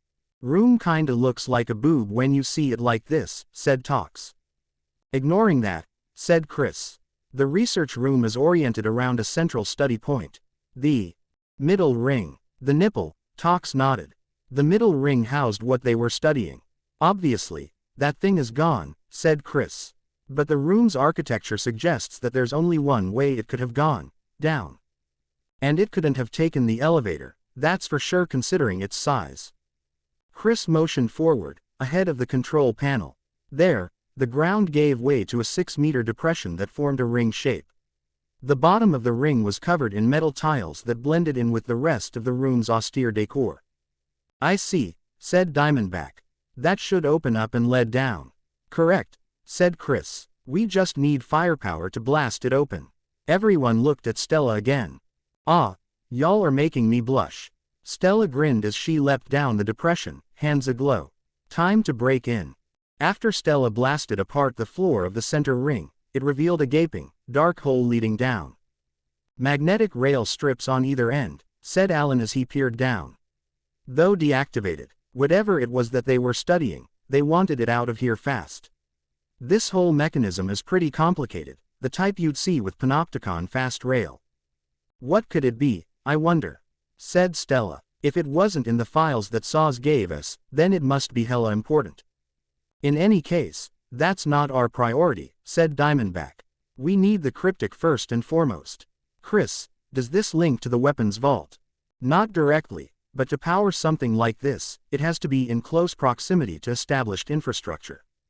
Basically, if we blast open a hole at the right depth, we should be able to access the floor the weapons vault is on, said Chris. So we need another round of explosives, said Diamondback. Correct, responded Chris. Everyone looked at Stella again. Okay, now I'm starting to feel a little used here, but alright. Stella shrugged and headed down the hole. Chapter 407 Twin. Goddamn, are we out in the wastelands or something? Why the hell are there so many variants? Stella shouted as she sent an uppercut right into the chin of a chimeric fusion of lion and turtle. Her glowing fist sent an explosive blast upwards, knocking the lion straight into the air with half its face blown off. The lion's corpse fell limp onto cold, rocky earth. These were the vaults, and most of it used a tunnel and cavern network that already existed underground. They all look ugly as hell, too. Like someone just took random variants and mashed them together like a modern-day Frankenstein. They're everywhere, said Falco. He moved with jittery, adrenaline-controlled steps, aiming this way and that, firing his Aztec lasergun freely. The green laser bolts, guided by SmartLink technology, auto-aimed and precisely bored through the eyes of several variants. The neon green gun had a red strip of light running down its barrel that indicated how much energy it had left, and it was almost completely gone. I'm running out. A variant, this one a large, fire-wreathed serpent with the face of a man, lunged at Falco. Diamondback rushed in, tackling the serpent and sending it flying back where it smacked back more waiting variants like a bowling ball. Steady, kid, don't lose your calm, said Diamondback. Easy for you to say. You're invincible, said Falco. Here, Alan came by to Falco and grabbed his gun. A burst of red electrical charge ran from Alan's segmented, cybernetic fist and into Falco's gun, charging the weapon back up. Thanks, dude, said Falco. You're a real one. You remind me of how I used to be as all, said Alan. He got back to fighting, aiming his wrist at a bat and spider fusion flapping its grotesque form towards them. His forearm opened up, revealing the pointed head of a rocket. The rocket shot out like a firecracker and blew the incoming variant apart like a piñata, sending guts and fur and shredded wings everywhere. Holy crap, you're really cybered out, said Falco. That's some premium stuff, too. Who'd you go to? I'm looking to get cybernetics too. I did it myself, was all Alan said. You're absolutely nuts. That's what you are, said Tox. She moved about with more ease, having had more combat training. Plus, she was basically indestructible too. Her noxious purple slime form slithered about, expanding and engulfing several dog and cockroach fusion variants. They flailed about in her body before melting away into bones within seconds. Self-operating as hard as all hell, and you managed to replace like 70% of yourself. Focus, said Diamondback. Maintain circular formation. Keep up suppressive fire. Protect Chris at all costs. He's the one that's going to crack us into the vaults. The way the team was arranged was in a ring with Chris in the center. Chris provided what fire he could with his pistol, a free-fire 6-blaster revolver that fired high-powered explosive shots. However, most of his cybernetics were made to enhance his neural processing, not his combat efficiency. Alexis stood guard beside Chris, channeling a green storm cloud overhead which constantly fired lightning bolts like a sentry turret. Shit, one thing goes wrong and it spawns 10 more issues. This is why rookies shouldn't be allowed on high-profile missions, said Chris. Diamondback, I'm beginning to question the sharpness of your judgment here. I could see Clint giving in to the kid's demands, but you weren't you supposed to be the rational one to balance things out in the Spearhorns? Yeah, well, there's only so much I can do. Riding with the Spearhorns, especially Clint, you come to realize that planning ahead doesn't really do you much good other than piling on more stress. It's how you adapt to the chaos he creates that's important, said Diamondback as he caved in the skull of a tiger and shark hybrid. Several bird and mosquito hybrid variants fluttered around him, trying to stab through his diamond exterior with their blade-like needle mouths to no avail. Fair enough, said Chris. I should have expected a contract from Clint wasn't going to exactly be squeaky clean. This isn't right, said Ace. He was with Stella, right in the thick of close combat. He used his hands like clamps to prevent a huge leech variant with centipede legs from clamping down on him. With a grunt, he cleanly ripped the variant in half, a faint blue-white glow surrounding his hands as he used tactile telekinesis to distribute his force precisely to tear the creature down the middle. What's the matter? Said Stella as she blew back a group dog-sized rats with spider heads. These variants, I recognize them. They're part of the bio-studies team. The team that studied me, said Ace. But they shouldn't be coordinated like this. They're all imperfect, mindless. They should be tearing into each other as much as they're tearing into us. Improvements in research, maybe, said Stella. Maybe. Ace punched a gorilla-type variant in the chest. The creature's sternum shattered and caved in as it flew back like a cannonball had been blasted into it. Something's just off. All of these guys, they have a scent on them. It's strange. It reminds me of myself. Hey, Ace, no you don't like talking about your past, but if there's anything that you know that'll get us out of here, now's the time to spill it out, said Tox as she formed an empty ring in her stomach. Damn it, I hate fire. Ace, take this guy out for me. A fireball passed through it that Ace caught. Yeah, Ace reached into the rock below. A neat circle of blue-white formed around his hand. He pulled back, driving up a perfect sphere of rock that he threw like a bullet at the culprit, a beetle-type variant with an abdomen that seethed smoke and flame like a furnace. The rock splattered the beetle's face, killing it instantly. Honestly, if I did know something, I would have told you guys. I'm not selfish enough to keep all that to myself. I just don't remember too much. All I remember is the doctor and what he did to me. But things that didn't relate to me directly, it's all foggy, said Ace. Numbers are starting to thin, said Diamondback. Which is good. As far as threats go, none of these variants measured up to the Cyclops. At best, the toughest of them were high C-rank threats. Which worries me, because there should be 10 more Cyclops left, said Chris. Probably waiting for us in the weapons vault, said Diamondback. I can see the variants not attacking each other, but I figure it's harder to get them to recognize machines as friends. In any case, if Machine Mind packed all the Cyclops near the vault, that just makes them easier to EMP. At that moment, a tenseness hung in the atmosphere. It cut through the chaos of the variant attacks. In fact, the variants, their numbers now drastically thinned, began to retreat, scurrying away through dark tunnels. Everyone felt this shift in atmosphere.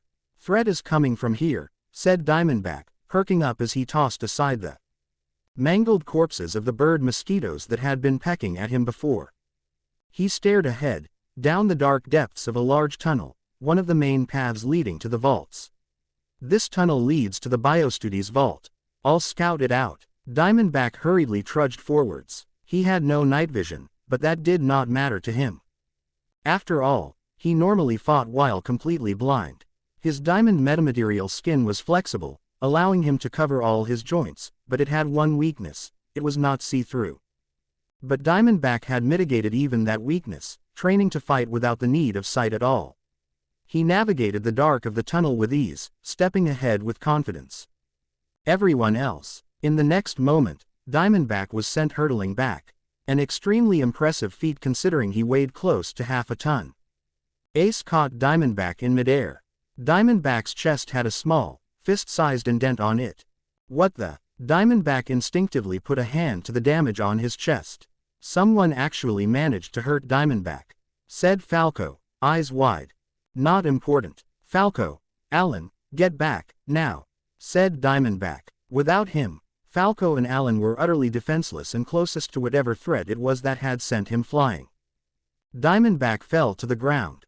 The sound of hard material smashing against hard material at extreme speeds echoed through the innards of the vault caverns. A shockwave of force exploded outward from in front of Alan and Falco, knocking Falco flat on his back. Alan managed to dig his heels in. What? Falco blinked as he looked up. Ace was there. No. There were 2 aces. One ace uniformed in black floated in the air, both hands trembling as they struggled against the fist of another completely naked ace. Their faces were utterly identical. Same square jaw, white, spiked-up hair, and light blue eyes. The only difference was that the naked ace was noticeably more muscular. 2 aces. What's going on? Said Tox. She looked down. And I really did not want to see that from my friend. All of you, on alert, said Diamondback. His calm exterior, like his chest, had cracked. That thing, clone, whatever it is, it's strong. Not as strong, Ace grunted out, slowly giving ground in the air as his clone pushed back against both his hands with a single fist. As me. Light blue enveloped the cloned Ace's back. Ace used tactile telekinesis to transfer the force of his push to the clone's back. This pushed the clone forward with even more force, but instead of making it overpower Ace, he stopped resisting and instead used the clone's sudden momentum against it, redirecting the clone into the ceiling. The clone smashed through the sturdy rock of the tunnel like it was made of brittle glass. Ace breathed out, hands still shaking from exertion. Splendid. The clone popped down from the crater it had made, landing on the ground. The voice did not come from the clone's mouth, which did not move, but instead from its head. Doctor, said Ace, leering. Correct, my child. I see the prodigal son has returned, said Dr. Ziegler. Don't call me that. I am not your child, said Ace. But I will be your killer. Unfortunately, that is simply not possible. And I apologize. I will stop calling you child, though I regret that you do not hold endearment towards me as I did to you. But regardless, this new child of mine is a suitable replacement for you. He is far closer to perfection than you are, said Dr. Ziegler. The clone floated forwards menacingly. All of you have made it far, but this heist of yours ends now. Chapter 408, A Dream. Why didn't you kill me? Seth Solar sat cross-legged atop a sea of scorched rubble. He was surrounded by Panopticon elite droids. His hands were shackled together with null cuffs. Cracks lined his skin, glowing with barely contained light. Patches of him were gone like shards broken off a porcelain doll. I don't know. Pity, I guess. When I see you, I have an odd sense I can see what could have been, said the boy. No, not a boy anymore. He had saved the day. He had protected his friends. He had put it all on the line and won. He had done what it had taken to be a man. More than a man, a hero. Not without cost, though. One of the man's eyes was scorched shut with blackened, charred flesh. I don't need your pity, said Seth. I know you don't. Just don't make me regret handing it out to you. The man nodded at the droids. Take him in. The droids corralled Seth into a waiting HV hover vehicle convoy. Before the doors closed on Seth, however, he stopped and turned. Pity, huh? Keep showing this world pity. Let's see how far you go before you have no more left to give. We'll see. The door closed shut, and the convoy sped away through the night sky. Shit man, we did it. Adam hobbled over to the man and gave him a light punch on the shoulder. Elaine followed close behind. Both had wide smiles on their faces. Smiles of triumph over a desperate struggle. Take it easy, Adam, said the man. There's still some cleanup left to do. Trident affiliates and goons we have to dig out of the dirt. Yeah, that can wait after a long break, said Adam. Or maybe someone else can handle it. After all, with this mission, we're gonna be superstars. We stopped the reactor from blowing up and we uncovered Solomon Solar's crazy family shenanigans. Plus we jailed his crazy kid. I bet we're gonna get placed in the maybe a rank to start off with. We'll be rich. We can think about that later. And we can't rely on anyone else to do this. We were the ones that figured everything out, even when nobody believed us. It's up to us to see this all the way through, said the man. He held a fist, showing his mint green shield. Even if it means more sleepless nights. Aw man, you're killing me over here with these work hours, said Adam. If only I was like a zombie or something, I'd have no issue working like a dog all the time. Zombie. The man blinked, mouth slightly agape. He wondered why that word sounded so familiar. He stayed silent for a few awkward seconds, lost in strange thought. You all right, said Adam. You're too tired, said Elaine. She grasped the man's hand in hers. And Adam, for once, is right. We're super, but we're still just people at the end of the day. Rest is important, but more than that, I really am glad that you're alive. She hugged the man, and that touch broke the man out of his sudden train of odd thought, dragging him back to reality. He smiled and hugged her back. Yeah, you're right, said the man. Damn, even with one toasted eye, you still beat me out, huh, grumbled Adam, but he smiled anyway, happy to see his two closest friends getting even closer. He looked beyond the two, at the sky. The dark veil of night scattered as the rising sun cast down its amber rays. The sun was proof of a new day, a new tomorrow, that all they had faced and struggled and won over in the past night was, well, past.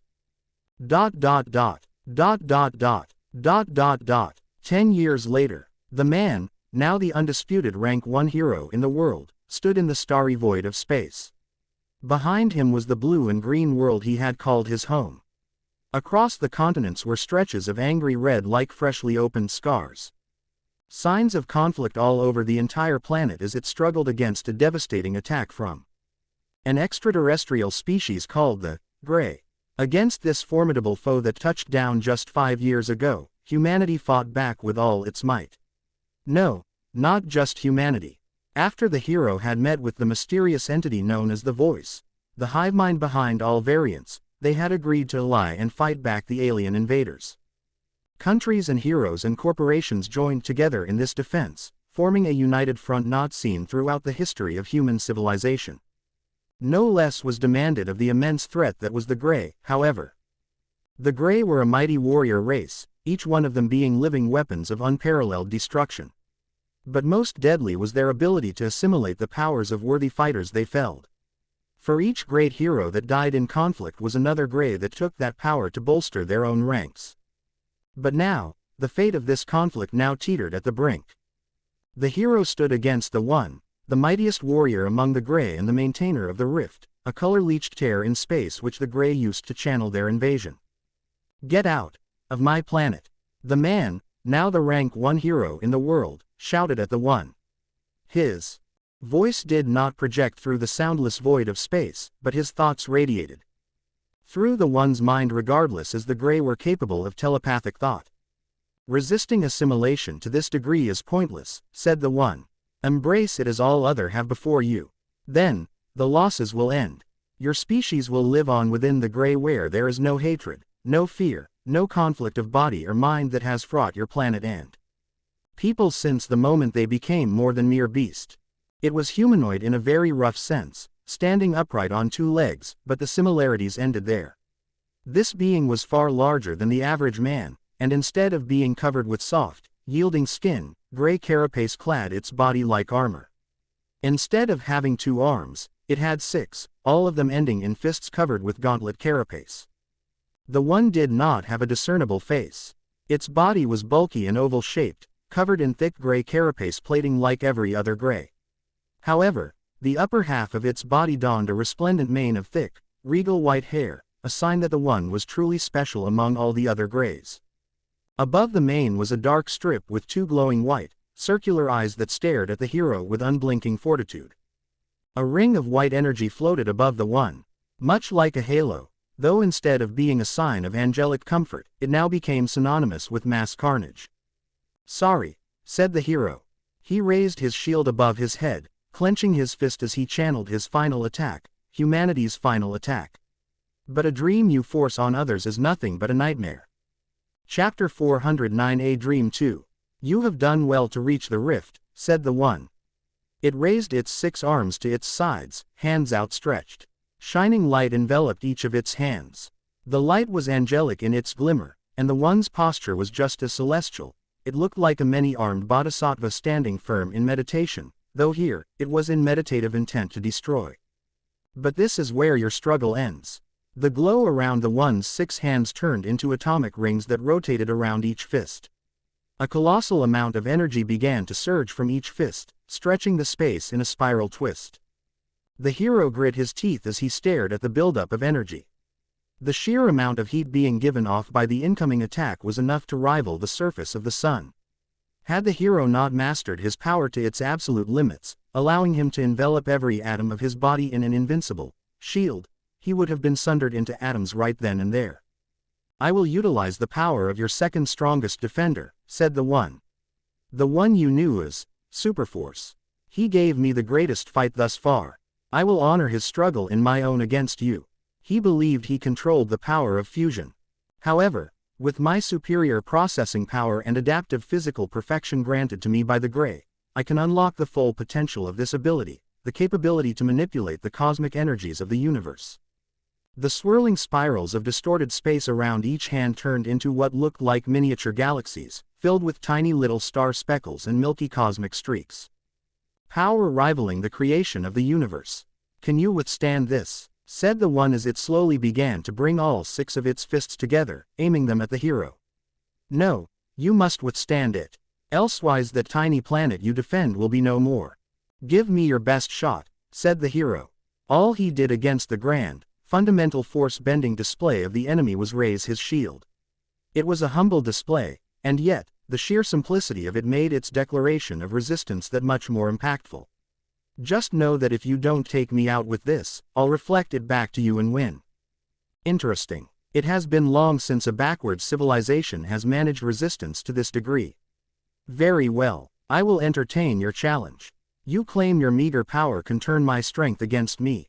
Prove it. The one slammed its fists together, combining its 6 miniature galaxies together into one orb of cosmic radiance.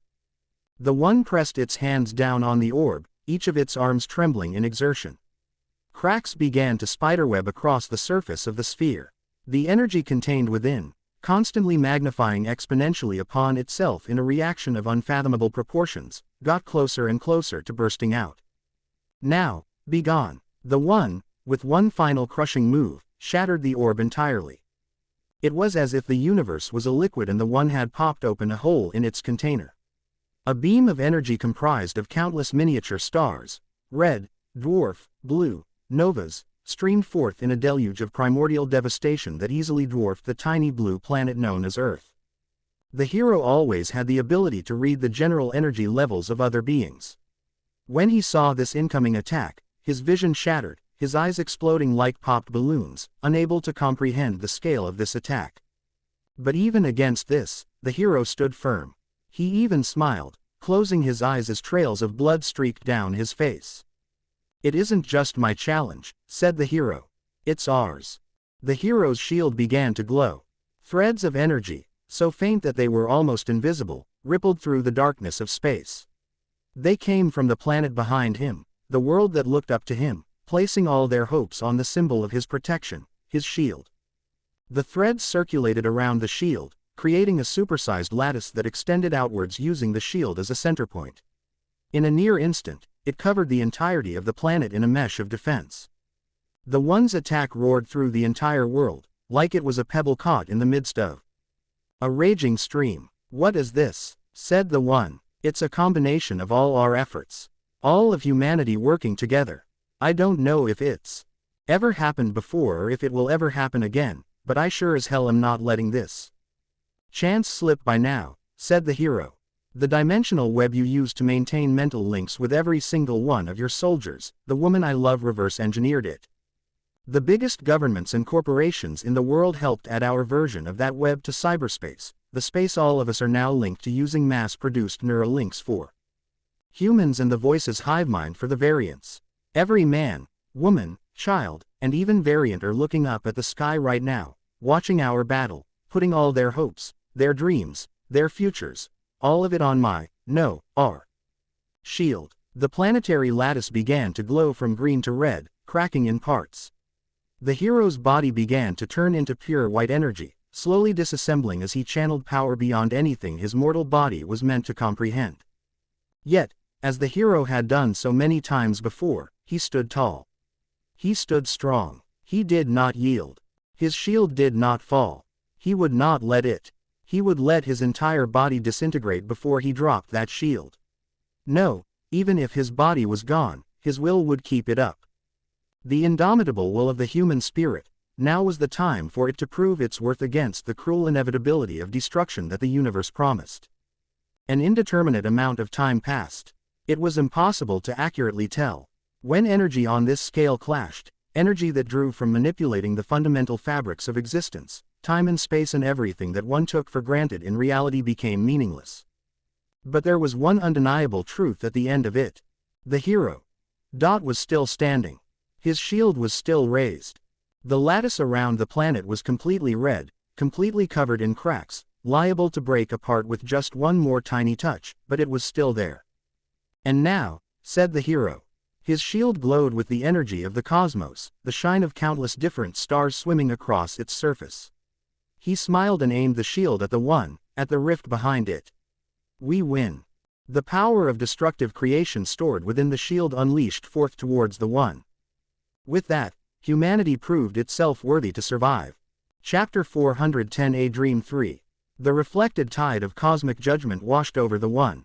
The one placed its 6 arms forward, attempting to try and manipulate the energies, to absorb or dissipate them somehow.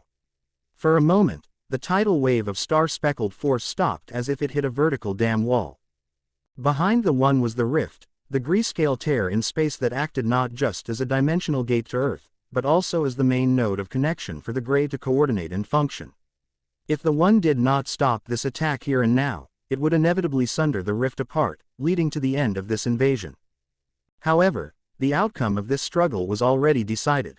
The attack, capable of turning a planet into ashes in one fell moment, was multiplied again by the reflective properties of the hero's shield. It was not an attack that any being that existed within the scope of reason could hope to survive. Your challenge was worthy, said the one. The carapace around its fists began to crack, leaking white energy before its arms disintegrated entirely. And with that, the wall that kept the flood of reflected power broke down. The energy wave coursed past the one. Its form crumbled apart like sand caught in an ocean wave. Powerful streams of force flowed into the rift. Like a sink, the rift absorbed the entirety of the colossal attack. The color-drained gray scar in space briefly filled in with light, revealing a network of webs shining with vibrant, rainbow iridescence. Only for a brief moment, however. The rift closed upon itself in an abrupt instant, zipping shut to show nothing but the emptiness of space. But it was a welcome stillness to the hero. He floated freely with a smile on his face, floating against the weightlessness of the universe with satisfaction. The satisfaction of victory, of being the hero again, the hero he had always wanted to be. To save the day for an entire world, he felt as if he had reached the height of his life. He thought, just maybe, if he faded now, he would be happy with what he had done. Blood trickled from his closed eyes, and when it left the protective shield layer that covered his skin, it froze up in the cold embrace of space. His shield layer began to fade as well, a mesh of hexagonal green outlining his body starting to become visible in brief flickers. The countless little shields he placed over each of his cells to protect himself from danger, to keep his body intact and functioning in space, was now disappearing. He turned around, reaching his arm back out towards the planet he called home, where all his friends, his lover, his unborn child, all the many lives that now had a future because of him, resided. Through the frosty touch of space, a hand of warmth clutched the hero's back. It was not a gentle touch, nor much of a caring one. Fingers wrapped around the base of the hero's neck like a man holding a dog by the scruff. Looking to die so quickly. A voice crackled into the hero's earlink. He had thought it had been toasted in the cosmic scale confrontation he had with the one, but since it was within his ear canal, it had been protected by his body shield. Seth. Yeah. The hand pulled the hero away from the empty, lonely stretch of space and back towards home, towards the planet where the lives that owed their tomorrows to him awaited. Why did you come here? Said the hero. Seth Solar, like many villains, had been freed after the invasion of the Greys as humanity could spare nothing against the formidable approach of the aliens. If even variants could side with humanity, then it was just a matter of upholding a duty as a human, as a denizen of Earth, for the villains to fight as well. During the 5 years of conflict, Seth Solar had developed his powers to new heights, reaching higher even than his father to become one of the strongest war powers against the Greys. Because I pitied you, said Seth Solar. And because I'm the only space flight capable alter left. Without me, you'd spend a couple hours out here turning into an ice block, and I don't think the world wants that. Seth Solar flew towards Earth with the hero in his one remaining hand. The other had been torn off by an elite Grey that had taken the cholorokinetic powers of Valkyrie. That Grey was the final opponent Seth had taken out before the rift closed and all the Greys dissipated, their extra-dimensional existences unable to maintain material form without the support of the rift in this foreign realm. The hero smiled. In the end, your pity got you far, said Seth Solar. It never broke you down under its weight. It actually gave you strength. I saw that and reconsidered how I thought about things. I thought maybe I should try it out, too. That's not pity, said the hero. Feeling for others, for those that have less, and fighting for them. To bring them up, it's not pity. It's understanding, it's empathy, it's being a hero. Yeah, well, to me, it's still pity, said Seth Solar. I see the weak beneath me and pity their miserable existences. But now, instead of ignoring them or letting them break each other apart in their weakness, I'll use my strength to make them better. More than the weakness that they are. That should keep me out of jail after this, at least. Ha, we'll see about that, said the hero. The two shared a silent moment of camaraderie as they returned to Earth. For the past 5 years, they had been companions in war. Granted, their start was rocky, filled with more than a few fights with each other, but in time, all that wear and tear, like a broken bone mending, had built their bond back strong. Try to put me in jail in your condition, and you'll be seeing me as the world's new ruler from the afterlife, grumbled Seth. But for now, you can't die. You've got your dumbass Adam to see. And Elaine's carrying a miniature version of you. A girl, by the way. A girl, huh, said the hero. He never would have expected to get the news of his child's gender reveal out in space with both his eyes popped, but fate worked in mysterious ways. Just hope she isn't as self-righteously annoying as you are, said Seth. More years passed. In those years, the world built itself back. The hero, with his triumphant victory over the One in the Gray, was given influence beyond measure. He had the hearts of the entire global populace. In contrast, all other symbols of power before the Greys were gone or vastly damaged. Corporations were mere shadows of themselves. The Alterhuman agency had dissolved entirely. The Panopticon had lost over 90% of its drone forces. World governments were thoroughly hurting. There was a massive power vacuum to fill and an even bigger rebuilding project to handle. The hero, with the aid of his close friends, filled that vacuum and tackled the project. The hero wanted the world to be better than it had ever been, when there was so much infighting and ceaseless conflict over dwindling resources. The hero still valued freedom, but he did not want life to be a race. A struggle to the top that involved trampling down on others to get there. The Panopticon and the hero collaborated and created a halo around the planet, constructing a shield that prevented any beings from other dimensions from entering the world ever again. The hero brokered peace between the Voice and the world's governments and corporations, creating a tentative balance between wild and civilization. Finally, the hero made sure to rebuild everything back with progress in mind. Consolidating techno talent from across heroes, the Panopticon, private interests, and villains, the hero and his friends rebuilt cities with a utopian ideal in mind where machine worked and man rested. There were many struggles, many conflicting interests, but in time, across the years, the hero finally managed to create the world of hope he once dreamed of. A world that the man he used to look up to, the former #1 hero Vanguard, could only dream of. Yet, like any dream, it was all destined to end. Chapter 411 A Dream 4. More time passed. The altering began in 2000 and with it came the Age of Villains. The Age of Villains, full of strife between superpowered individuals that thought themselves lords rather than men, ended in 2045 when Vanguard struck down Zahak. From Zahak's end bloomed the monstering, throwing the world into even deeper chaos. The monstering ended in 2070 as Vanguard's power reached heights never before seen, pushing back the great titans that killed billions. A full 70 years of conflict throughout the world. By that point, peace was a faraway concept, a distant dream. And that dream never came back. 2077 and 2090 saw the first and second core powers. 2100 saw the death of Vanguard. 2120 heralded the invasion of the Greys. But now, finally, after over a century of constant devastation, mankind grasped that lost dream again.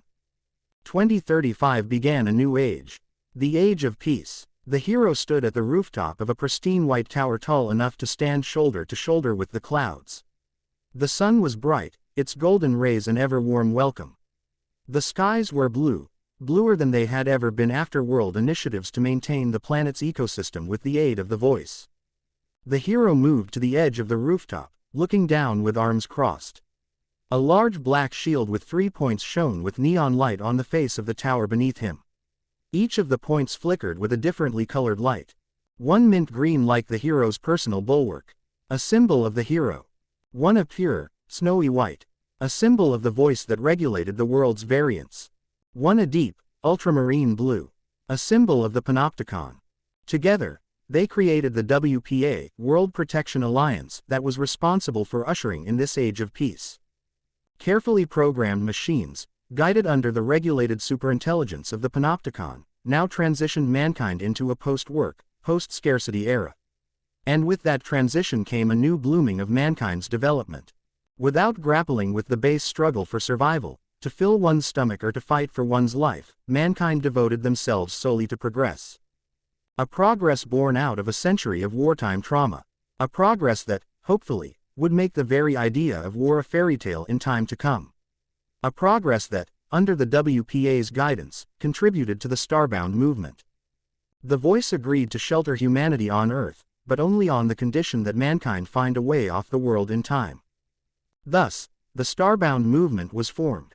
Now, the best and brightest minds across the planet devoted themselves to moving man to the stars. Humanity was now growing up, leaving the guiding hand of its Mother Earth to seek the vast infinity of the cosmos beyond. "Dad, what are you looking so serious about?" The hero looked back to see his daughter. She was now 15, nearly a full-grown woman. She was dressed in a black costume streaked with lines of neon rainbow.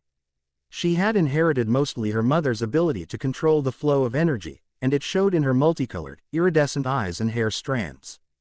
She was a hero in her own right, though, having been born after the Grey Invasion, she had never known any conflict above stopping the occasional street thug. The very concept of heroes themselves were becoming outdated. Automation. True automation, not the kind fragmented by corporate interests and Panopticon directive shortcomings, had vastly improved global security. However, the hero always made sure to reason with the Panopticon, never going too far to create a surveillance state where man was stripped of their will. By now, the idea of a hero was mostly a way to reminisce on old times. Old warriors who had lived and died for the greater good. "I'm just amazed at how far we've come," said the hero, looking down again. His heightened vision could see far below, down to the streets of Haven. They thrived with activity, full of people with smiles on their faces, a stark contrast to the grim, dirty, frown-ridden masses that populated practically every city before the Age of Peace. The streets were spotless clean and presented an oddly harmonious fusion between nature and futurism. Vines crawled down drone-cleaned buildings of pure white. Trees, grasses, and flowers and flowing blue waters stood side by side with streets and mega buildings. "You're in one of your reflecting moods again, huh? But you know, this is all how far you've come," said the daughter. She crossed her arms. "Me, I feel like I haven't done anything. Which feels even worse considering I have an incredibly awesome dad who basically saved the world. I couldn't have done it myself. I needed everyone, especially your mother," said the hero. "Glad to see you acknowledge me." Elaine warped in through a swirl of distorted space. A white lab coat trailed behind her as she adjusted cracked goggles above her head. "Huh, I thought you were listening around," said the hero, smiling. "I never do get the chance to badmouth you, huh?" Elaine raised a brow as she stood beside the hero. "And you feel like doing that?" "No, not really, you get what I mean," said the hero. "Dad, I think you should stop while you're ahead," said the daughter. The hero sighed. "You're right, Chrysa. Your dad can handle planetary threats, but your mother, and you, now that's a struggle." "Oh, you," Elaine playfully punched the hero's shoulder. She motioned downwards to the peaceful streets far below. "You know, before all of this, you used to always be serious. You always had to work towards something even if it meant you had to skip a meal. Or take an extra hit. Now, though, you're so much brighter. Like you changed with the world. Sorry I catfished you. Thought you were shacking up with the serious, brooding type." "Huh," said the hero. "No," Elaine smiled. "I always knew you were like this. Deep, deep down. Plus, the other alternative was Adam. And, well, that wouldn't have worked at all. I can't imagine Uncle Adam settling down with a single person at all," said Chrysa, shuddering. "He has a different girl by his side like, every week." "He was always the greedy type," said the hero. "One of the first things he told me was that he wanted to be a hero to eat burgers. Because as a street rat, he'd never gotten to try one that wasn't fished out of a dumpster." "It really is crazy how much the world has changed since your time," said Chrysa. "Yeah, it really is. Almost unbelievable, almost too perfect," said the hero. He put his hand out. reaching towards the streets. It almost feels unreal. Stop that, said Elaine. She put a gentle hand on the hero's shoulder. All the blood that was spilled, all the times we pushed through pain and terror, all the times we got back up after we knocked down, all of it built this up. If our struggles were real, then so is this. You're right, said the hero, nodding. Elaine nodded with the hero. You always need something in front of you. A big goal, a big enemy, something you can reach out to and overcome. Now that it's not there, you're left wondering whether you really can enjoy the good around you, whether there isn't some fight to be had somewhere else you don't know about. Elaine stood on her tiptoes and kissed the hero's cheek. But it's time to rest now, honey. You've earned it, you more than anyone else. Hold up, said Chrysa. She squinted her eyes, looking out to the distance. You guys see that? The hero's eyes widened. In the clear blue sky, a color that the hero never wanted to see. Again manifested. Gray. Gray that swirled around in a circular, spiral arrangement, tearing away at space as it leached color from the deep blue sky and its pure white clouds. It was a rift. What is that? Wondered Chrysa. She had never personally encountered this, but the hero knew better than anyone else what this was. An invasion. Elaine, check with the Panopticon. Our planetary dimensional shield should still be stable, said the hero. I'm on it. Elaine put a hand to her head, her eyes flashing. She furrowed her brows. The shield is still up and stable. Then how? The hero shook his head. No, this isn't the time to be asking these types of questions. I have to deal with that now, before the rift opens up any more than it already has. He put a stern hand on Chrysa's shoulder. Chrysa, go with your mother and engage planetary defenses. I'll handle that. But Dad, I can help, began Crya. The hero shook his head. No, this is too dangerous for you. And my shields managed to shut down a rift before. It can do it again. Stay with your mother and protect her. I can trust you on this, right? Chrysa nodded. I got it, Dad. Good. The hero broke his seriousness for a brief moment, smiling at his wife and child. I'll be back soon, all right. With that, the hero pushed off the rooftop, soaring toward the rift as his dark green cape billowed behind him. Chapter 412 Dreams End 1. The hero's fists flew forward with cannonball power, aimed right at the gray rift. His knuckles were encased in a pale mint green, stabilizing energy meant to knit back together the dimensional tier. But before the hero's blow could strike true at the tear, he was stopped. An arm jutted out from the tear, holding a mass of foggy gray that rebuffed the hero's blow. The hero flew backwards from the might of his own strike but righted himself in midair. From the rift, the rest of the entity belonging to that arm crawled out. It looked like a humanoid made out of fog, comprised of misty, formless gray. The entity's body seemed to love company in its colorlessness, sapping vibrance out of its surroundings, leaching the azure blues out of the clear sky. Who are you? Said the hero. He manifested his shield on his right arm. As the symbol of humanity's hope, the hero had changed the design of his shield from the plain three-pointed structure that looked like it belonged to a medieval fair. Now it was shaped like a diadem and far larger than before, almost big enough to encompass most of the hero's powerful frame. It was a bright emerald green with a shining seven-pointed golden star emblazoned upon its gleaming surface. The star shone bright like the sun, having inherited a fragment of Seth Solar's solar reactor. During the Grey War, the formless humanoid did not move.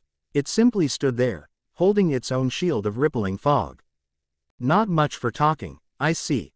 The hero narrowed his eyes, peering behind the entity at the rift. It was still open, an ugly scar in this bright, beautiful world.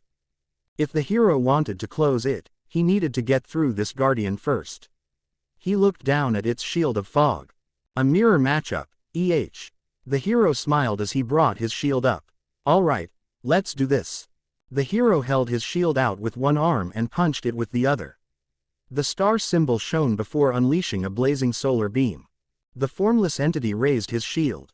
The golden beam struck but broke apart as it reached the shield, the light turning dull gray before scattering like falling flower petals. Guess ranged attacks won't work, thought the hero. He clenched his free fist tight. But the punch I landed before didn't hurt me. Fine by me, I'll handle this with my fists. The hero flew forward, cocking back his arm, the muscles on his developed arm rippling and coiling and charging power. The entity flew forward too, meeting the hero's fist with its shield. Get out of my world, roared the hero as he unleashed his punch. The punch accelerated exponentially, the countless shields infused in his cells storing and expelling energy to massively amplify his attack. It was an attack that could rival the likes of Vanguard in his prime. No less was demanded of the hero who defeated the Greys. The hero was sent flying backwards, hurtling down to the ground like a falling meteor. In an instant, he lost sight of the entity as he smashed through clouds. He was not hurt, but his eyes were wide open. He had been repelled so easily. No, that was not exactly it. It didn't feel like I was hitting anything, thought the hero. When I hit the shield, my fist got stopped, but I didn't make any real contact. It felt like I was just phasing through air.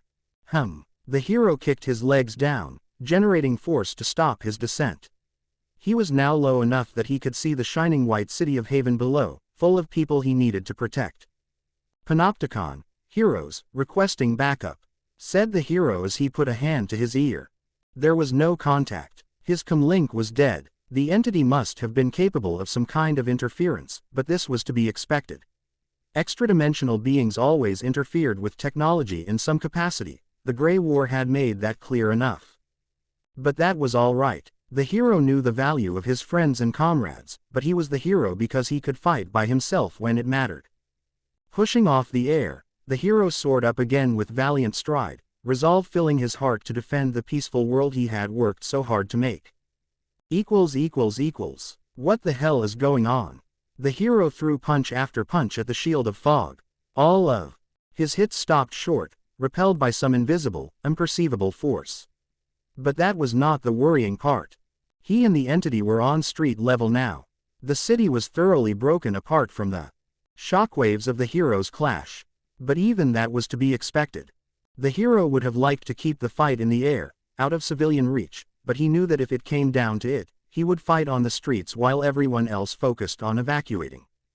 The Panopticon's new efficient evac system would have cleared the city in just 30 minutes. But there was nobody here. The streets were empty. The buildings, once a resplendent white, were dulling, turning gray. The hero slammed his shield on the ground, creating a massive detonation of energy that blasted the entity backwards. It smashed through several buildings like they were made of cardboard. However, its destructive path back made no sounds, no crack and shatter or rubble. Even the explosions it created from smashing through vehicles were soundless. It was like the entity was leeching everything away from the world. Not just color, but sound as well. "Where is everyone?" said the hero, panicked. He used his brief moment of respite to look around, trying to gauge what happened. Like the fleeting color and sound, the people had gone too.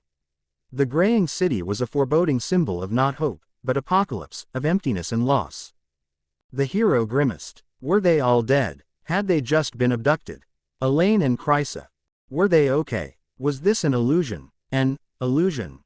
The hero fell down to a knee, putting a hand to the side of his head. A skull-splitting headache crackled through his brain. What? The hero closed his eyes in pain. When he opened them again, he saw for a flickering moment the streets of Haven as they had been before the Age of Peace. Scarred with graffiti, populated by rats and trash as much as it was people. The people walking through these streets were shadowy blurs. One of them walked near him. He reached out to it, but the moment he made contact, the vision of Haven disappeared, leaving him in his own world again. The world had turned a shade more gray, more dark. The entity was in front of the hero again. "What kind of trick is this?" said the hero, raising his shield. "My head. You're in my head, aren't you?" The hero could shield every single one of his neurons such that he was utterly immune to any attack that affected his mind. So how was this happening? The entity did not respond to the hero. Instead, it just stood there, shield by its side, as if waiting. Waiting for what? The hero did not know. The hero blinked. It was snowing. No, not snowing. Ashes. Ashes were falling from the sky. He glanced up. The sky was no more. It was completely black, not by night, but as if some godlike force had taken a black marker and scribbled all over the once bright and beautiful sky.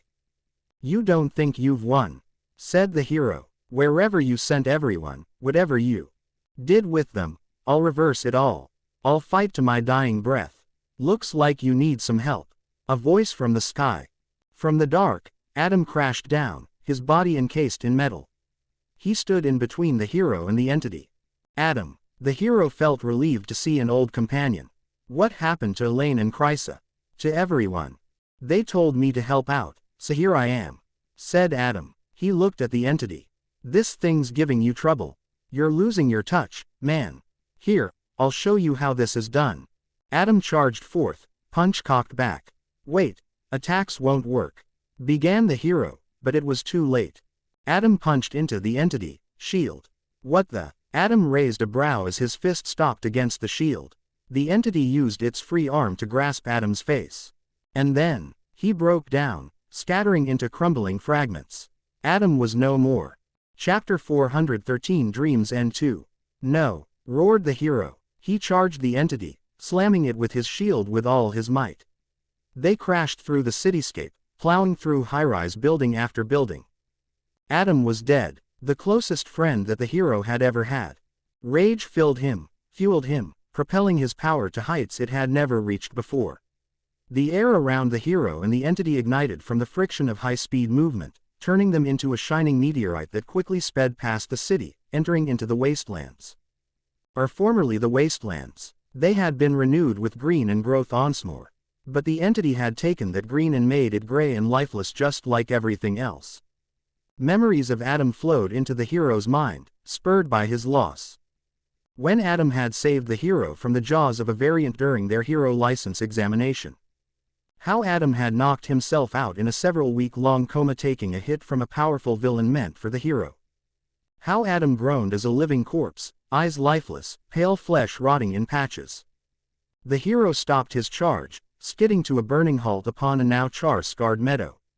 The entity flew backwards, into the distance. The hero fell to his hands and knees, eyes wide, headache splitting down his brain with lumberjack axe force. "What was that?" whispered the hero. That memory of Adam. The entity was back again. It stood over the hero again. The world turned one shade darker. It was now like permanent night. A beam from above blasted the entity, but like all other attacks, scattered into nothingness. "Pathetic. Here I am pitying you for the first time in a while." Seth Solar spoke from above. "But you deserve some help for saving the world." Wait," began the hero weakly, raising his hand toward Seth. Seth, however, as hot-headed as ever, did not wait. He charged down, punching at the entity. Like Adam, Seth fragmented into pieces before crumbling into nothingness. Seth. The hero's hand reached out, grasping a golden fragment, the last of Seth's being, before that crumbled away too. Seth, the world's second strongest defender, gone just like that. The former villain who had joined the hero when the Greys came, putting aside differences to save the world. The man that had killed the hero by punching his heart out. Another headache assailed the hero. It felt like his mind was a glass vessel, and each headache another crack, with each crack threatening to shatter the entire thing. The world turned even darker. It was now hard to see beyond 100 or so meters ahead. Everything beyond that was just pure, utter darkness. There was just the hero and the entity together upon a hill of gray, surrounded by a void of nothingness. "Why?" The hero weakly stood up. The pain in his head made everything feel shaky. His vision kept blurring in and out, each blur shifting the landscape around him from colorless grass to cracked earth and back. "Why are you doing this?" the hero said to the entity. "Why, Dad?" The hero turned around, hope blooming in the pits of his despair-tainted stomach. Chrysa and Elaine appeared through a portal. Stay back." The hero put a hand up, warding his wife and daughter away. "The moment you get close to this thing, you'll fade away." "Everything's gone, Dad," said Chrysa.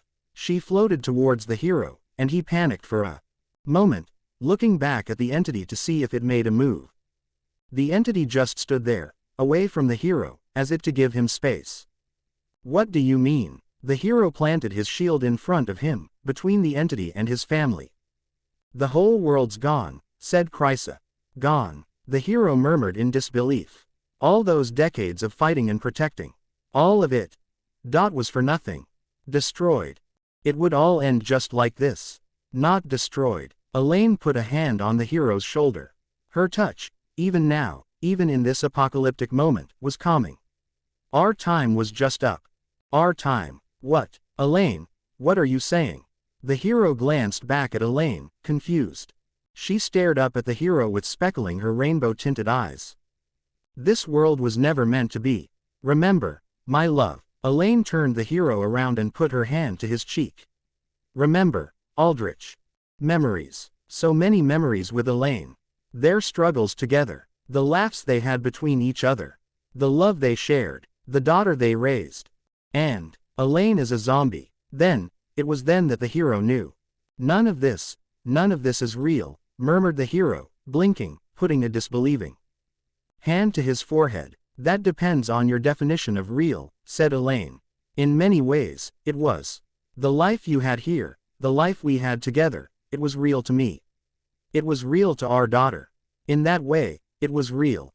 Even if everything here was a creation of your mind, creation still has substance. But it isn't real, in the sense that this isn't where you belong.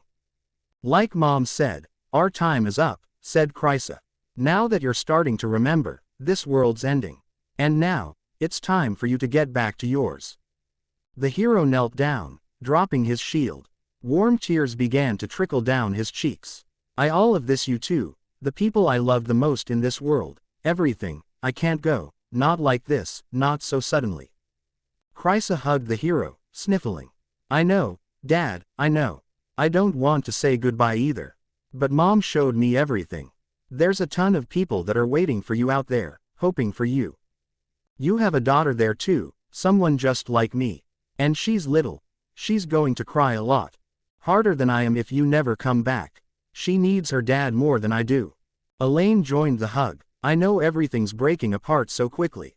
I felt the same way too, but I came to realize that this peace we had, this peace you built, it shows that our story here is over.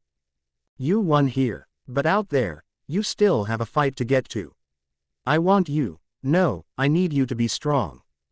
I need you to save the world out there like you did with ours. And, most importantly, Elaine's voice caught in her throat. She held on to the hero tight, the tightest she had ever held him, never wanting to let him go yet knowing she had to. I want you to love out there properly. I want you to find happiness. Just like you did here. The hero held the two close to him. I don't want to go. I don't want to let you two go. I don't want to let you two die. Chrysa tried to say something, but her words caught in her throat. Instead, she began to sob. Into the hero's chest. Death doesn't have to be the end, my love. Nor does it have to be cold and lonely. In your arms like this, I'm reminded of the years of happiness we had. In your warmth, I feel enough comfort to let you go, said Elaine. She rested her cheek against the hero's own. Keep us in your memories. The lessons you learned in being happy, in knowing how to love and raise a daughter, use them out there. Because just like me, there's someone out there waiting to hold you. The hero lurched forward, his arms now empty. Rainbow fragments floated away like cherry blossoms in a springtime breeze. Ephemeral, transient, disappearing shards of what once was. The hero watched as the petals shone, reflecting a lifetime of memories, of love and happiness and family, before fading away into the darkness. The world turned darker. Now, there was nothing except the dark. The hero stood up. He turned around. The entity was there. Its shield was gone. Instead, it held out its foggy hand. The hero, no Aldrich, reached out and took it. As their hands locked together, light bloomed from the touch, engulfing everything. Chapter 414 Raids End 1. That was a good old scrap. Best I had in a damn while. Clint exhaled as he stood over a pile of half-melted rubble. His breath was visible, tinged with toxic lavender. Underneath the rubble, pinned below a pillar of concrete, was Shuden Doji. He lay flat on his back, arms out to his sides in exhaustion. Despite the multi-ton pillar of concrete bearing down on him, it was more like a paperweight that held him in place more than anything that really hurt him. Screw you, unbreakable, said Shuden Doji, his voice a little strained from the weight on His chest. I said it before and I'll say it again. Coming here just for the sake of your personal vengeance. It's a foolish decision. You probably believe your alliance with Thanatos gave you the freedom to strike, but soon enough, an upstart like him, even a sentinel, won't be enough. And when that happens, you'll regret breaking the peace we brokered. A peace? Clint shrugged. Various inhuman parts on his body, the carapace on his skin, the feathered gills on his neck to filter out poison, the insulating blubber under the carapace to fend against fire, glowed white before fading away like dust. That ain't a peace, it was a ceasefire. And you broke it. You understand what that means, don't you? You still have an entire tribe to take care of. You're an interesting specimen, unbreakable, one of the only alters to have undergone metamorphosis without dying. You could have helped the world so much by lending your body to science, but here you are, licking old wounds like a bitter dog. Here I am, said Clint. He glanced at the facility's now shattered dome entrance. So that's what you're studying here. Metamorphosis. Why's it matter to you? It matters to the team that's infiltrating the labs right now, said Clint. What? Shuden Doji exclaimed. This wasn't about your vengeance. He blinked, recalling parts. Oh, believe me, that's been in the back of my mind, said Clint. But I've had time to calm down about that. A little. I'll still kill your kind if it comes down to it, but you're right. Ain't about to go on a rampage with my tribe on the line. That is, until now. All that talk about vengeance was to keep you fightin' me, ya blockhead. Shuden Doji furrowed his brows together, his glowing purple veins visible under his skin. What? You would dare to steal our research? You're making a mistake, Unbreakable. This research, it isn't petty R&D for the next killing weapon, it's the key to our future. 2. Humanity's future. Really now. Clint sat down on the pillar cross-legged. He rested his stubbled chin on his hand casually. Kinda interestin' comin' from a group of thugs. Suited up thugs, granted, but still thugs, you know. You know nothing, said Shuden Doji. His eyes flickered in recognition as he recalled their battle. The battle that had utterly destroyed the lab's shield dome and, he realized, its communication lines. Clint had made absolutely sure to keep Shuden Doji isolated here, leveraging the fact that he was the one and only Unbreakable, the one-man army who had taken down an entire high-tier corporation by himself with a personal vendetta to boot, to bait Shuden Doji into thinking only about the fight here. Shuden Doji put a resisting hand against the pillar pinning him. His fingers easily dug into the solid concrete like it was made of putty. Down there is mankind's only hope to survive the future. You cannot destroy the research there. Not if you actually care about this world. Huh. Clint raised a brow at Shuden Doji. You're being serious, aren't ya? Desperate, too, but not in a way to try and spare you, cause no self-respecting sort is ever gonna beg for their lives. You really do think the world's hope is down there? Yes, said Shuden Doji. As is mine.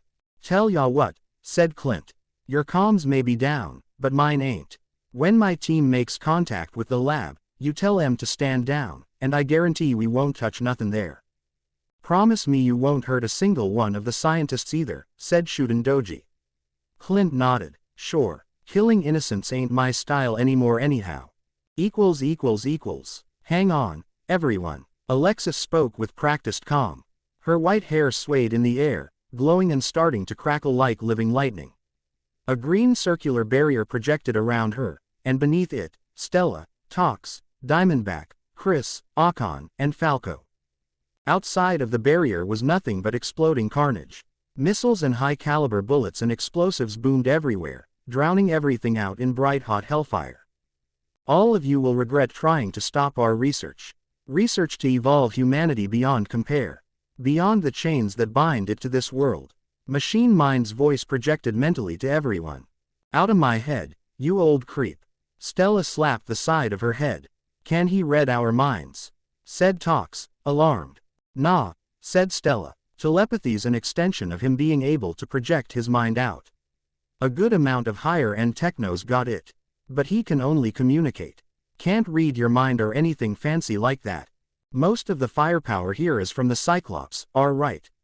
Said Falco. Sooner or later, they'll run out of ammo. Did you not read the mission report? said Alan. Cyclops are like mini factories. They have nanoprinting cores that give them an infinite supply of missiles and bullets. That's cheating, said Falco. Infinite until they run out of energy, said Alan. Chris scoffed. If only Machine Mind wasn't personally supplying them with his A rank energy reserves. I swear, I'm being severely underpaid for this mission. Quit complaining, said Diamondback. What's done is done. Just focus on getting out of this. This is purely suppressive fire meant to keep us down. Stall us out until the storm's traces pass and they can reach out to reinforcements. Our EMP charges didn't work, said Alexis. And my jamming lightning isn't doing as well as I'd hoped either.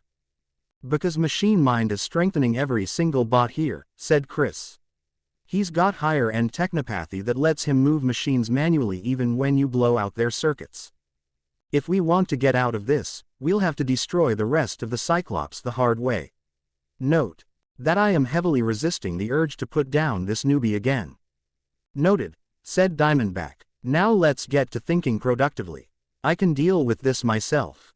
The Cyclops can't break through my armor. The issue is that the moment this barrier comes down is when we get hit by an explosion. I know most of you are tough enough to weather it, but Falco can't. And yes, Chris, I understand your frustration. Don't voice it again. Chris grumbled unintelligibly. I can do it, said Tox. Diamondback stared down at her. I can get us out of this. I just need to switch, said Tox. My trigger. It doesn't just change how I think. It makes my power stronger too. I can bore down through the rock below us and take out the bots surrounding us without Lexus ever having to put the barrier down. Perfect, said Diamondback. I just don't like changing. It isn't who I am. Tox sighed. But I have to. We have to clear these guys. Only then can I go back and help Ace. Wait, Stella put a hand to her ear. I've got comms from Clint. She cocked her head, listening for a few seconds before smiling. What's going on? Asked Tox. Looks like we won't be needing to fight our way through after all, said Stella. She took in a deep breath and then yelled, Hey you geriatric mind peeper.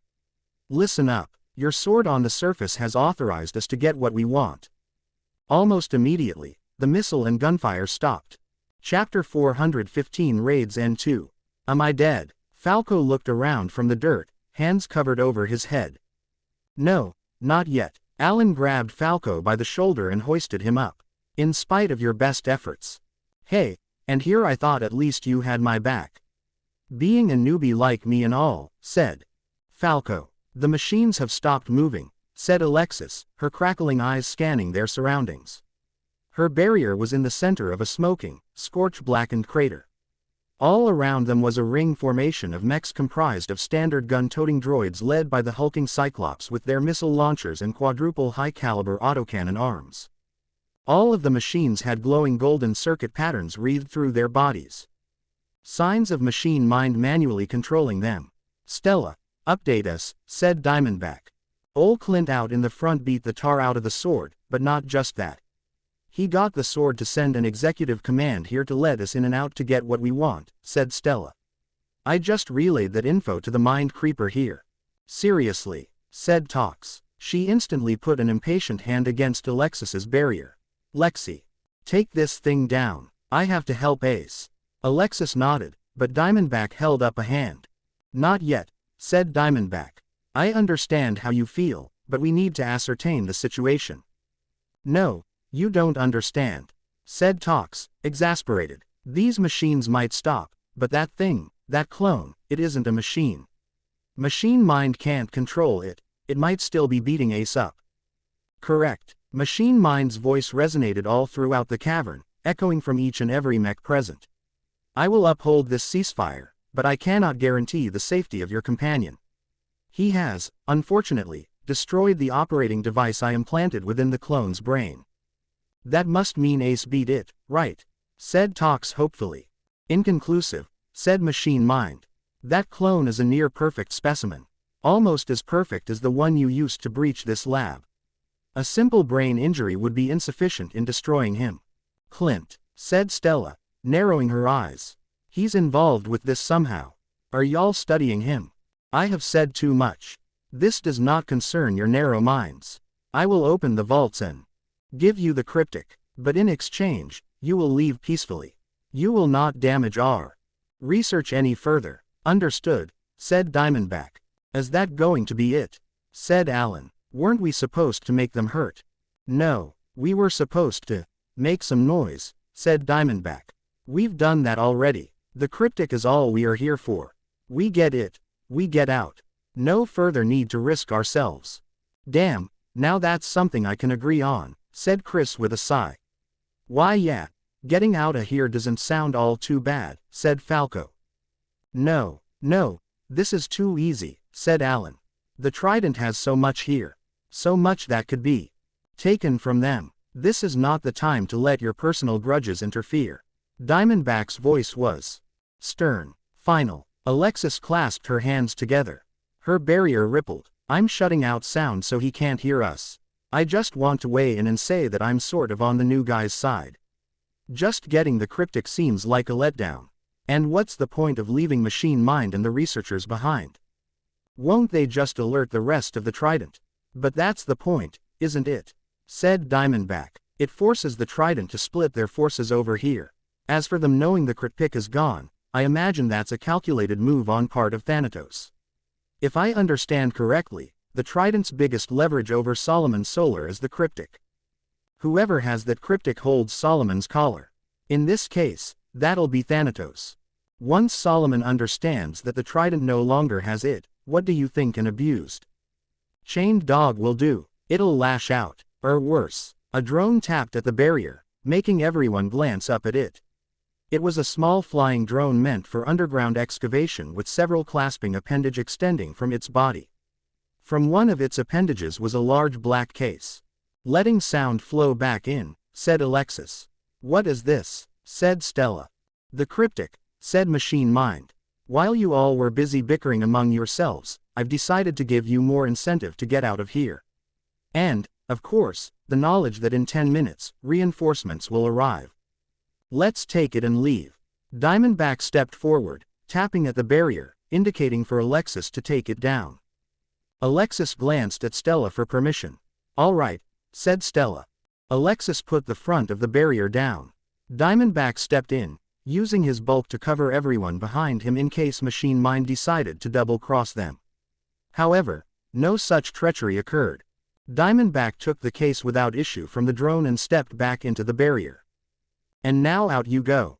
Through the elevators which I have graciously reactivated for you.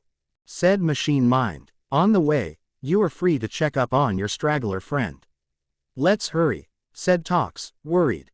No, a voice boomed through the cavern, filled with animalistic rage. What the hell is that? Some kind of monster, said Falco, shaken. No. That's Ace, said Tox, eyes wide and bright. She turned around to the source of the voice only for confusion to mar her happiness. What happened? Sometime prior, Ace laid down in a pit of shattered earth, blood streaming from his mouth. Blood also trickled from his white eyes, a sign of him overusing his tactile telekinesis. Pain assailed every part of his body. He was sure he had fractured multiple bones all throughout his body, but thankfully, his undead body let him move. What a sorry sight. The clone floated above Ace, staring down at him with blank, bright white eyes. Machine Mind's voice echoed from the clone's head. Look at you, my child. So weak, so imperfect. To think there was once a time I thought you perfect. You, of all things. Just because you proved superior to your siblings. Ace grit his teeth. Many of them were cracked. He floated back up out of his crater, lip quivering, eyes half closed in equal parts anguish and anger. His childhood returned to him. His first memories. Waking up from a deep underwater slumber, coughing out thick amniotic fluid from his burning lungs as he desperately tried to adjust to oxygen.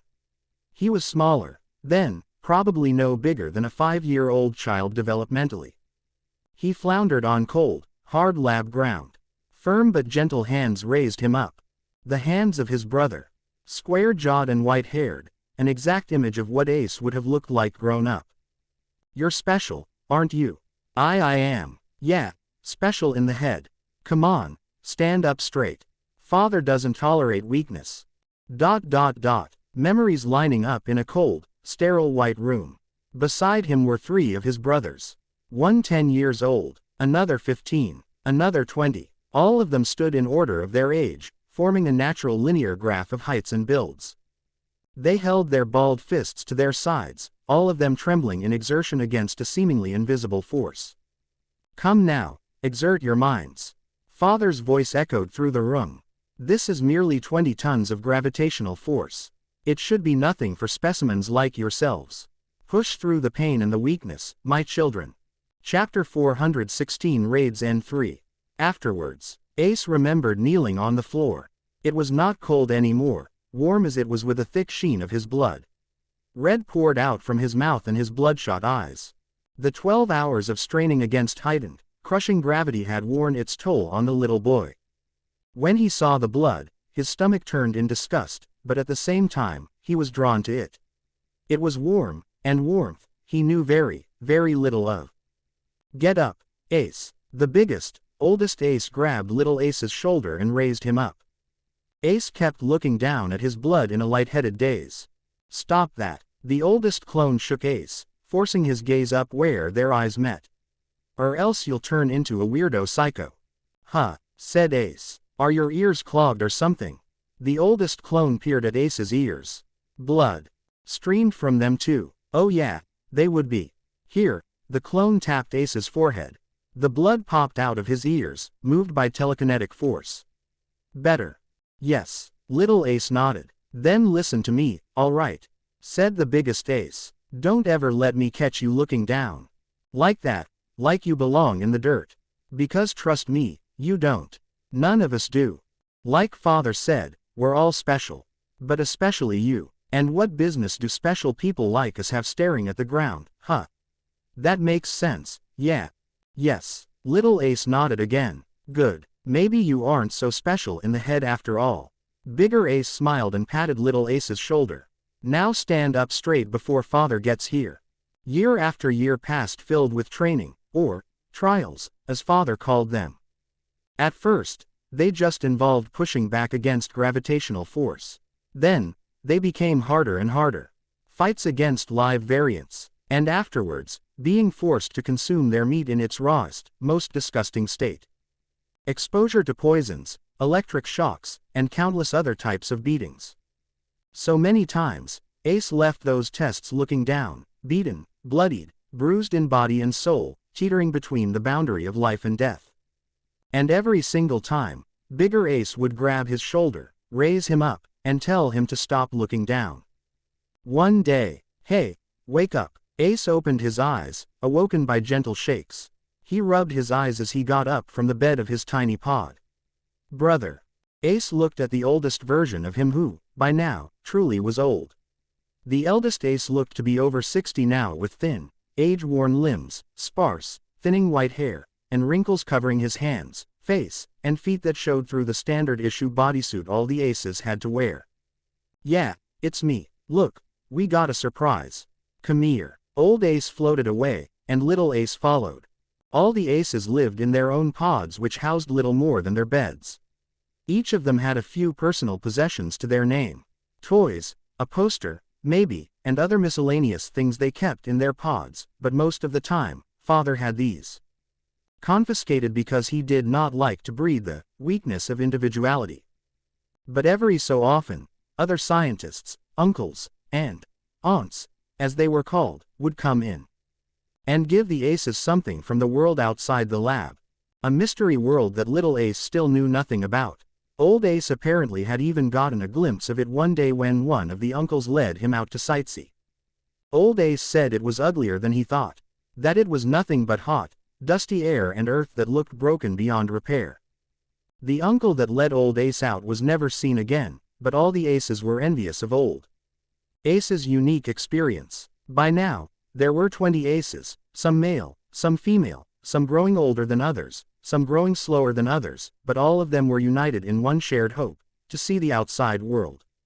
Old Ace's grim revelation was, therefore, taken as the ramblings of an older man that the rest of the Aces did not really believe in, especially since sometimes, uncles and aunts would talk about the outside world and how wonderful it was, filled with giant buildings and caped heroes and good foods. All the toys that the aces got were from there, after all, and how could a barren wasteland produce all of that? Here, Old Ace led Little Ace into the living room that connected to all the pods. There, all 20 aces were huddled about. All of the aces were bigger than Little Ace despite half of them being younger. They, like Old Ace, grew fast. Little Ace, on the other hand, grew slow. Little Ace hated that about himself. He was 10 years old but he was still so tiny. Other aces that were his age were already like the uncles and aunts, fully grown adults. Little Ace wanted to get big and strong fast, too. But he was always the runt of the litter. Not that the aces picked on him much. They knew they were all in this together. Seeing each other suffer near daily from constant trials was more than enough motivation not to inflict the same pain on each other outside of them. What is that? Little Ace's eyes widened when he saw a colorful pillar of red standing atop a large plate. Atop it was a single candle burning with a sad, dying flame. "It's called a cake," said Old Ace. "You eat it to celebrate the day you were born, and apparently, all of us were born on the same day. Or maybe the uncles and aunts are being lazy, I don't know. Regardless, it's something you eat. Cake. Little Ace nodded, committing that name to his mind. "This one is strawberry flavored, too," said Old Ace. He shrugged. "Though I imagine you have no idea what that tastes like." "Strawberry." Little Ace nodded again. "How did the uncle get this through father?" One of the aces said, eyeing the large cake suspiciously. "Something might be in it." "I already had a small bite before," said Old Ace. "It's fine, and 1,000 times better than the slop we have to eat normally." Most of the meals provided to the aces were mushy white paste engineered with nutrients in mind, not taste. They also encouraged strong bodily growth and healing from the wounds they suffered routinely from their trials. All of the aces stared at the cake like hungry wolves, desperation gleaming in their white eyes.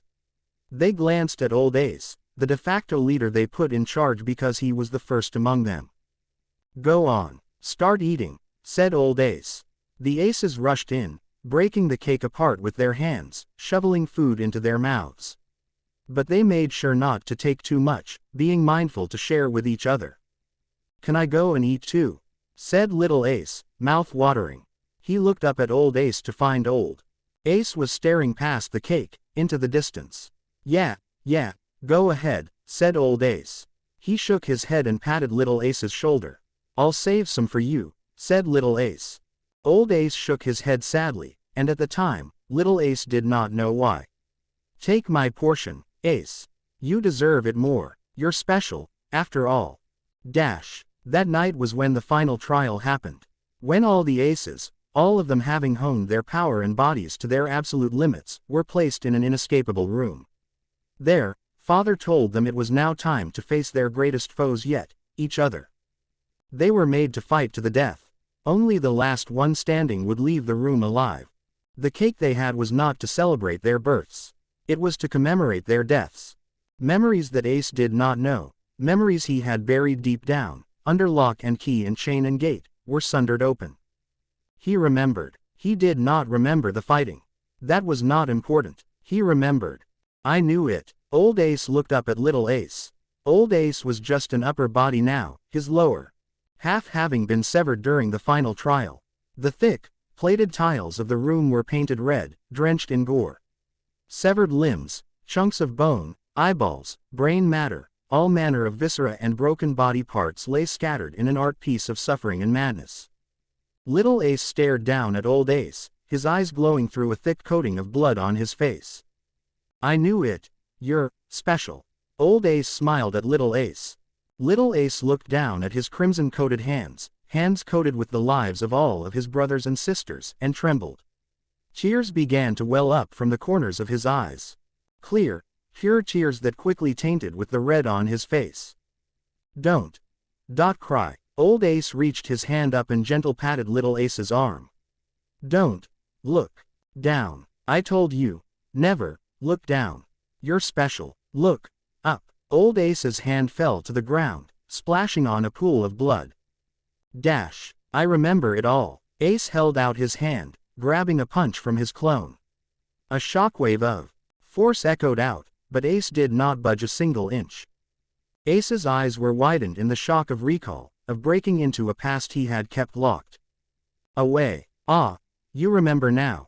Machine Mind's voice echoed from the clone's head.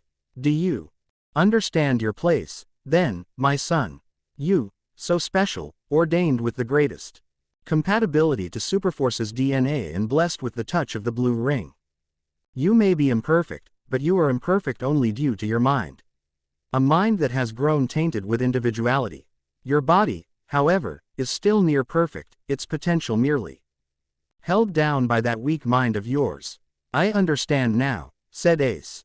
You do. The clone pulled back. Machine Mind's voice was hopeful. Then, I understand that you have to die. Everyone here does. Ace unleashed a punch at the clone's skull. A blue ring glowed at his chest, over where his heart was. Gleaming cerulean energy patterns filled his veins, making them visible through his skin and bodysuit. The punch collided with the clone's forehead. Waves of blue energy coursed from the point of impact through the clone's head, caving the skull in like a hammer taken to an egg. The clone fell backwards, the yolk of his skull oozing out in spilled gray matter. In the middle of the brain matter was a blinking golden orb, the control device that Machine Mind used. You do not understand, my son. Machine Mind's voice echoed from the orb. The sheer potential you have. You were taken by Ember after you were deemed a research failure, but you were taken against my will. I always saw potential in you. You can come back and lead the world into a new era. You just have to come back to me. You. Ace crushed the orb under his foot. It crunched and spattered in mechanical failure. He turned his gaze to the corpse of his clone. A fainter blue ring glowed from its chest. Ace punched his fist into the ring and ripped out the clone's still-beating heart. He crushed the tender organ. Its gleaming blue blood flowed into Ace's skin, into his own veins, his own heart, fueling him with strength to carry out his purpose. Vengeance. Chapter 417 Raids End 4. Diamondback put a crystal-encased hand forward against Ace. Stand down. We have what we need. Mission's over. Not over. Never. Over. Ace floated forward, not sparing a glance at Diamondback. He only looked ahead, towards the enemy he knew he had to destroy. The enemy that had taken everything from him once. Machine Mind's army of gold-eyed, gold-circuited mechanoids stared at Ace with cold, unfeeling gazes. I knew it. The Ace did not fail. The scientist's voice boomed with very human energy, echoing from each and every machine in a cacophony of joyous shrieks. Behold, you Philistines, the peak of my research. The next stage of ultrahuman evolution. Heir of the stars to lead us into the new age. Stop talking. Ace kept forwards, but Diamondback stopped him with his arm. Mission's over. I understand you have a personal grudge, but so does Alan here. So does Clint. You don't take priority over any of us, said Diamondback. Quote. Ace did not stare at Diamondback's crystal helm face with anything resembling animosity. It was an oddly blank stare, one that registered Diamondback as less than nothing. Ace put his hand on Diamondback's forearm.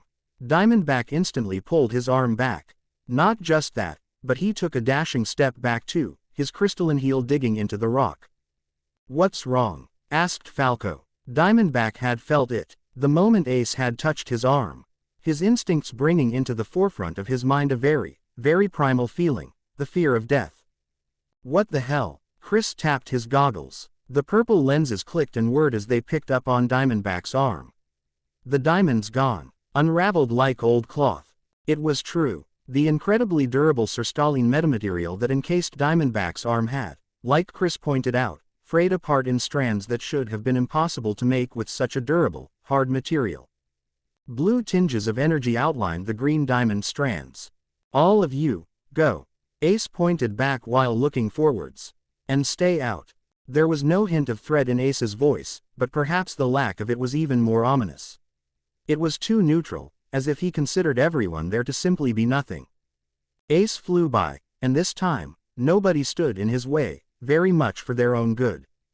We do already have the cryptic, said Stella, briefcase in hand. And what's a little old double-crossing to a criminal org like this, huh? Take the cryptic, you fools, said Machine Mind. All I need is my Ace. Something's wrong about this whole situation, said Tox, biting her lip. Her gaze lingered at Ace's back. Machine Mind's just seen that Ace is way stronger than before. I mean, just look at him, he's got glowing blue energy flowing all through his veins, in his heart. That's totally a big power-up, right? But the geriatric tinkerer still wants to duke it out with Ace. He must have a plan. Of course I have a plan. I have plans atop of plans atop of plans. Plans are all that I am, all that I have been. Plans have been the product of all the research and blood I have shed, said Machine Mind. I cannot say I predicted this moment, but I certainly welcome it nonetheless. As for the rest of you, well, none of you are worth my time. Machine Mind punctuated the end of his sentence by getting all of his bots into combat mode. There was still a sizable army of them. At least 5 Cyclops and a veritable horde of smaller flying drones and humanoid droids supporting them. A maelstrom of missile fire, lead, fire, and lasers blast out from all the bots. Barrier going up, shouted Alexis. She raised her hands up, and everyone huddled near her. But in the next moment, she raised a brow, witnessing with everyone else as all of the projectiles were stopped seemingly in midair. Ace had his hands thrust out, like he was pushing against a wall. He remembered the sensation of resisting gravity, of pushing against force weighing down on every inch of his body. Brother, Ace whispered under his breath, memories welling up from deep within, from his heart, pumping sentiment-fueled power through all his veins. Every single projectile, bullets, missiles, even less tangible things like lasers, hovered in the air, outlined in blue energy. Ace was holding everything back with seemingly utter ease. His tactile telekinesis had evolved beyond compare. Beforehand, he was essentially just a flying brick-type altar. He was strong and could fly, but that was about it. His tactile telekinesis was just a slight cherry on the top that let him carry things better or leverage his force efficiently. Now, it was basically on the level of advanced telekinesis. I see now, said Chris, his goggles whirring as he analyzed the situation. When he touched DB and broke apart the diamond, he literally unraveled it using telekinesis. Not just that, he basically changed the metamaterial's atomic structure from hard as hell to soft and clothy in an instant. Go. Ace did not look back. He kept forwards, his each and every single step making the wall of projectiles fall back in sync. Ace, began Tox. Go. Ace's voice was cold, emotionless. Tox heard it with pain. It was not a voice she would have ever expected from her old friend. At the very least, she had thought she would never have to hear that tone from him again. He had it before, way back when they first met, when he knew nothing about friends or happiness. I'm making a judgment call here as team leader, said Stella. She patted Tox's shoulder gently. We should go. Ace is strong, stronger than ever before. He won't lose here. At the very least, not until we regroup with Clint up top. Anything Machine Mind is planning, we'll stop it once we get Clint back. Tox nodded slowly, hesitantly. Her gaze lingered on Ace's back. She closed her eyes and nodded, this time with more confidence. Okay, let's go. Let's scram, shouted Stella. Keep in the barrier, said Diamondback. Falco, Alan, near me. The group made an escape formation around Alexis's barrier, and within its teal-green fold. They rapidly disappeared from the cavern, cryptic in tow. It took only a few seconds for them to be out of sight, and a few more seconds after that to be out of hearing, their footsteps dulling away. During these seconds, an atmosphere intensified between Ace and Machine Mind. One of silence, but in that silence, there was much said. A tale of mad desire and the pain it wrought, and the vengeance that flowered from it like blood lilies sprouting atop decayed skulls. It appears a little more destructive capability is required here. Machine Mind's voice resonated throughout the bots, and as it did, the golden circuit patterns shining through their bodies glowed even brighter.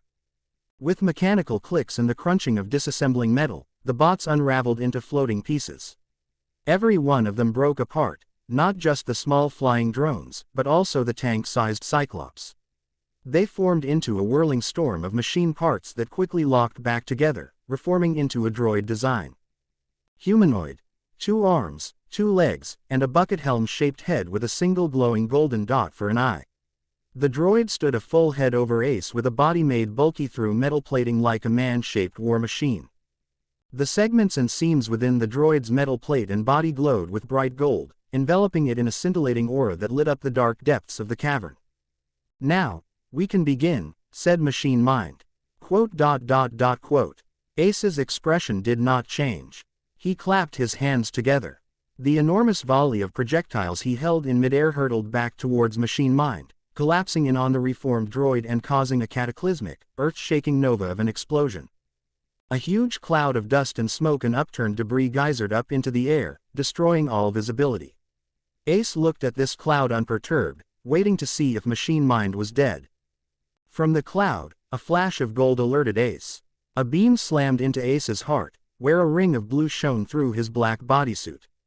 Ace slid back several meters in instant impact before he resisted, halting. The beam of energy was intensely hot, so hot that the air around Ace warped and the solid bedrock beneath his feet began to melt. "Not dead," commented Ace as he put his hand against the beam and started to walk through it. "Good." Ace rapidly sped up, flying through the beam to crash his open hand against the droid's throat. He flew the droid back dozens of meters until they smashed into the heavily armored vault door. With a sharp, splitting sound, the telltale sign of reactive neosteel being overloaded beyond its reactive atomic structure's capability to handle kinetic force, Ace drove the droid straight through the vault as well. The end result of Ace's flying rampage was that the droid was flat on the ground, in the midst of a crater with Ace's hand still wrapped around its throat. Black light shone from the vault's innards, indicating the presence of a null field. "I am impressive." Machine Mind's voice cracked from the droid as it looked up at Ace. The droid's body had suffered catastrophic damage with severe dents wreathed across its chest and back. Sparks sputtered from every broken part of it. The null field was disrupting Machine Mind's connection to the droid.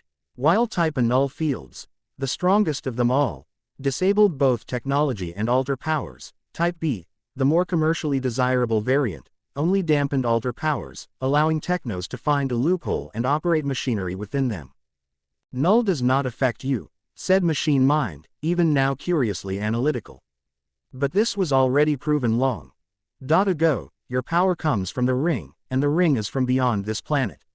Within the outer." Chapter 418 Meteor Labs Demolition. "I don't care," said Ace.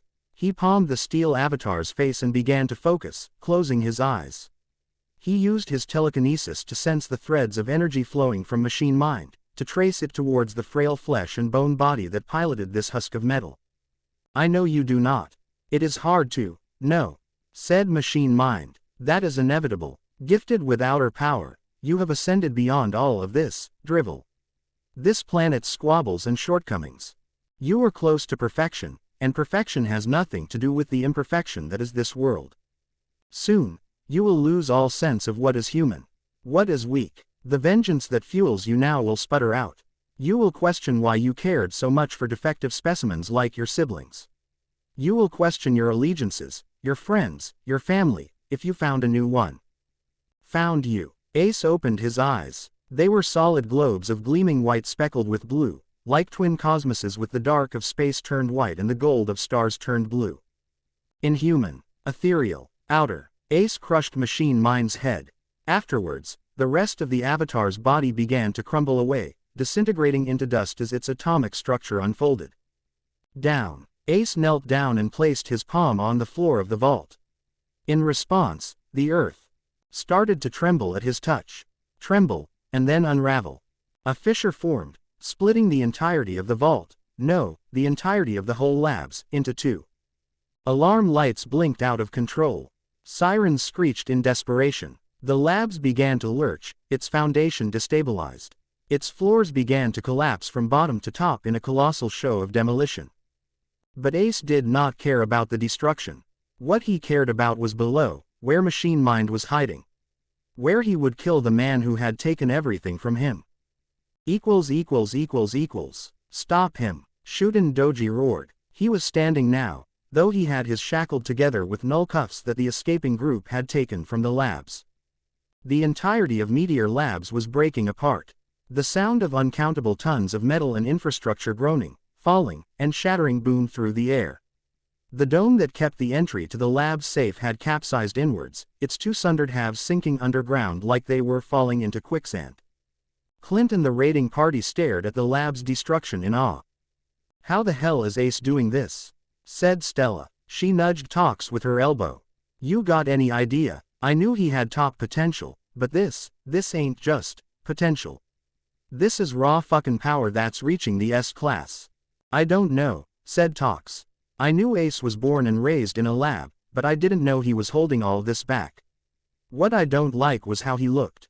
"What about it? Like he didn't care." Clint grimaced. "Kid's gone crazy with vengeance." "It's not just that," said Tox. "Sure, I think vengeance is what's setting him off, but deep down, I know he wouldn't get this crazy. Normally, when I look at him, I see lonely eyes. Sad eyes. But when I saw him down there, his eyes, there was nothing there. Emptiness. It scared me, like I was looking down into a chasm where you just know that no matter how far you go, there'll always be nothing." "This is good, though," said Alan.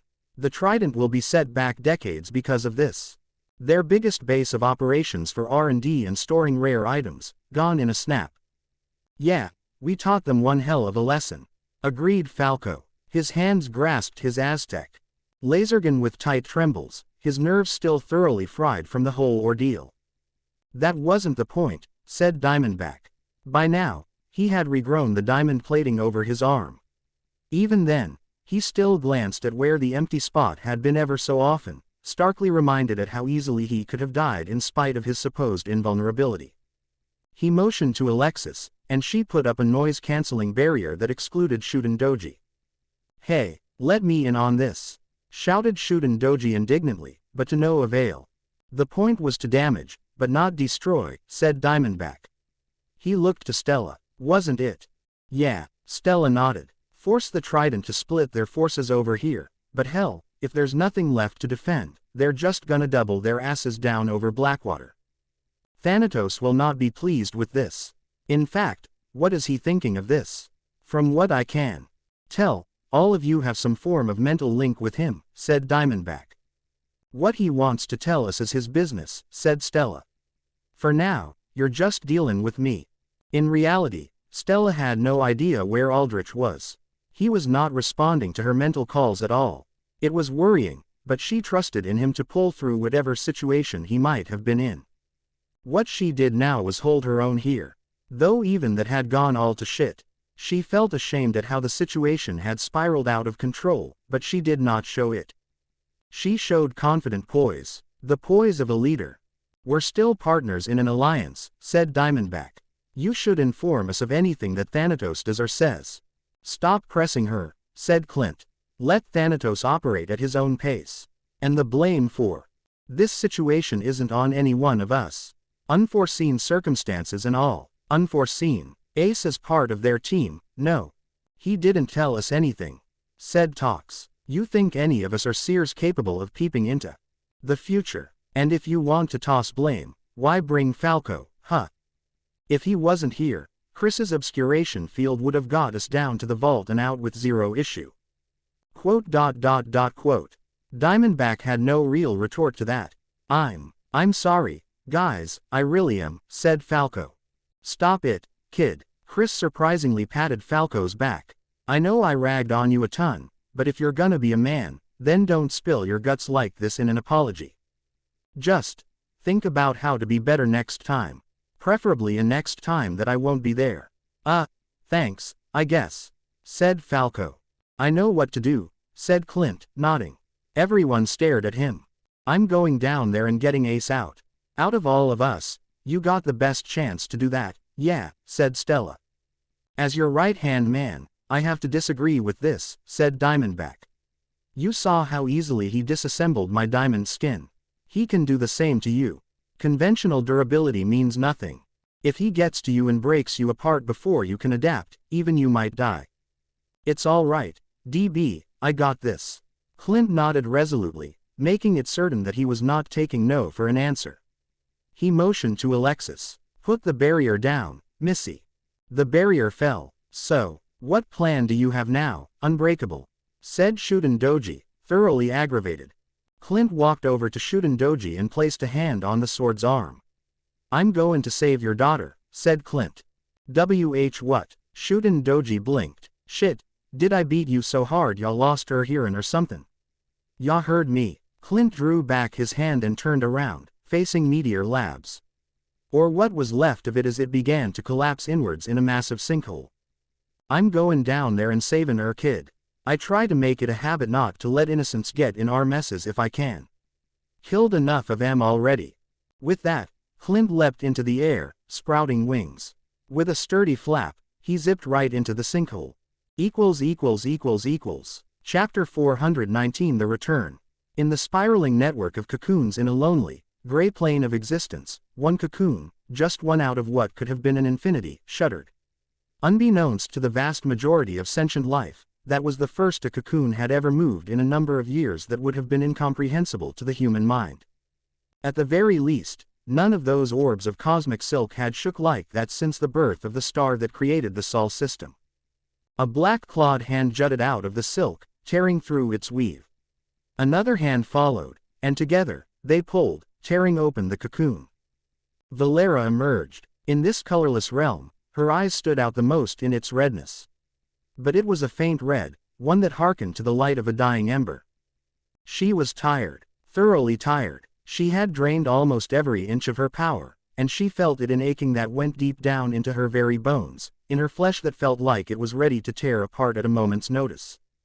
Gone was her armor and her shield, leaving her naked. Despite her situation, she smiled. When she emerged fully from the cocoon, she did so with Aldrich on her back. Aldrich's arms were slung around her shoulders, holding her for support. He was not conscious yet, but he was alive, and to Valera, that made her happy more than anything. The cocoon sealed back shut, forming a solid surface upon which Valera rested Aldrich down on, though she kept her hands under his head and back in case there was a chance he could slip back in. She had almost lost him once. She could not let that happen again. Aldrich, too, had been stripped of his armor and weaponry, leaving him just as naked as her. Normally, Valera would have been flustered at the bareness of their bodies, but now, it made her feel closer to Aldrich. It let her feel the chill of his undead body closely. The vulnerability made her more starkly aware of what she could have lost. Aldrich opened his eyes. They flashed bright green in this colorless realm. He sat up, putting a hand to his forehead. Are you all right, Aldrich? Said Valera. She tentatively put a hand on Aldrich's back. I lost everything, said Aldrich. Memories of an entire lifetime assaulted his mind. Memories of building the perfect world he had dreamed of. Memories of loving in a way he never could have. Love for a partner. Love for a daughter. Love he thought his mind, hardened by hurt and loss, was never capable of. And the loss of all that. It was unbearable. It would have driven an ordinary man insane several times over. A tear trickled from Aldrich's eye, flowing down his face in a crystal-clear trail. But then, Aldrich felt his mind calm. Chill. Where the human mind broke easily under pressure, the undead mind, especially the mind of a lich, was nigh infallible. I'm sorry. Aldrich looked up. He saw Valera, tears brimming in her crimson eyes. I'm sorry I had to do that to you, said Valera. I tried to talk to you down there, in that other life, but my words didn't go through. All I could do was stand there and let that world crumble. I saw how happy you were, Aldrich. I saw the woman you loved and the daughter you raised. At first, I was jealous, intensely jealous. But the more I saw you fight for them, the more I saw of them, I realized you were happy there. Truly, truly happy. Happy in a way I never saw before. Happy in a way that I don't think I could ever make you. Valera put her hands to her eyes, trying to wipe her tears away, but more just replaced them. And I took that all from you. I knew it was what you would have wanted, and deep down, it's what I wanted too. But even then, Aldrich looked across at Valera. His mind was undead, but that did not mean he had forgotten that other life. He had lived a fully human life where he got to love with an open heart, a heart that had not shattered and forged back strong but broken from the death of his parents. He understood Valera better now. He understood that love of hers. That single-minded, fierce love that would risk everything, even the destruction of a world, to stay alive. It was the same kind of love he had in his other life. Elaine's last words echoed in his mind. To love here as he had loved there. Aldrich had lived a full life in the other world, and though it had ended, he knew he had a life here to still live out. Aldrich reached out and pulled Valera into a tight hug. Valera's eyes widened as she froze at the hug, arms held to her sides. "I'm glad you're here," said Aldrich. "I'm glad you saved me." A pause. "I'm glad you love me." Valera closed her eyes and wrapped her arms tight around Aldrich, and together, they stayed like that, their hearts opened, their feelings coiled around each other in understanding and affirmation. White light enveloped the two, completely encasing them before fading away. They were gone now. Only a few sparkles of white remained as evidence that they had been in that colorless realm at all, and even those quickly faded away, letting the all-consuming gray take over once again. Aldrich and Valera found themselves in a familiar location. The top of the Necropolis Tower, before the enormous bell of souls that fueled the mega structure. The bell that usually shone with near-blinding radiance was now dimmed down to little more than an oversized flashlight. "Welcome back," the Death Lord addressed them. She saw the two of them naked, hands held together, and shrugged. "Guess I've been beaten. Ah well, there's always second place, She smiled before she tore off her cloak and then split it into two before tossing both halves over to Aldrich and Valera, clothing them. "What happened?" said Aldrich. "Not just to me, but to you. To this realm." The Death Lord had grown noticeably skinnier, losing a good chunk of her normally athletic physique. Her cheeks were slightly sunken in, as if she had gone fasting for days. One of her horns was gone. Above her, in the skies of the Death Realm, there were cracks, as if the whole thing was a globe that someone had hammered. "You were taken into a different realm, one far, far away from our axis," said the Death Lord. "Axis. Realms similar to each other are easier to reach. Take for example your realm and my realm. Magic separates us, yes, but the lives that populate our realms are not too dissimilar. If we were to look at the humans of your realm and the Illumin, they are almost entirely the same," explained the Death Lord. "Similar realms share an axis. The one you were sent to was to another, where the very laws of existence, of space and time, were utterly foreign." "Why are we here?" asked Valera. "I thought we would return to the human realm." "Returning there naked as you are? Ha! Now that would be quite the sight." The Death Lord chuckled, and Valera faintly blushed. "Fear not, I will have armor replacements for the both of you. As for why you are here, why, it is because I reached out to you. It is my power that you felt. My mana that I sent across the void of stars for you to anchor." So that was you," murmured Valera.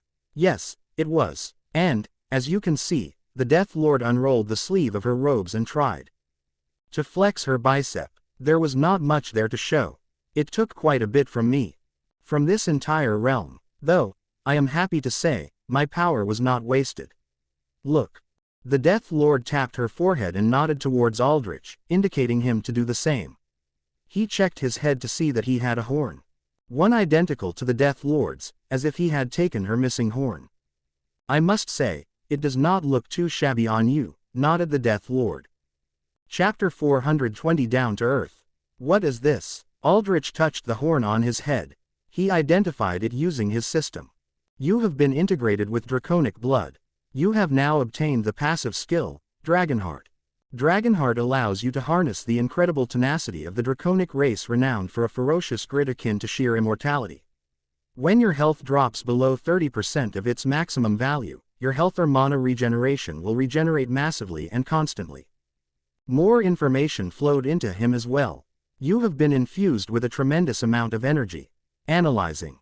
Opening square bracket ... closing square bracket. Opening square bracket ... closing square bracket.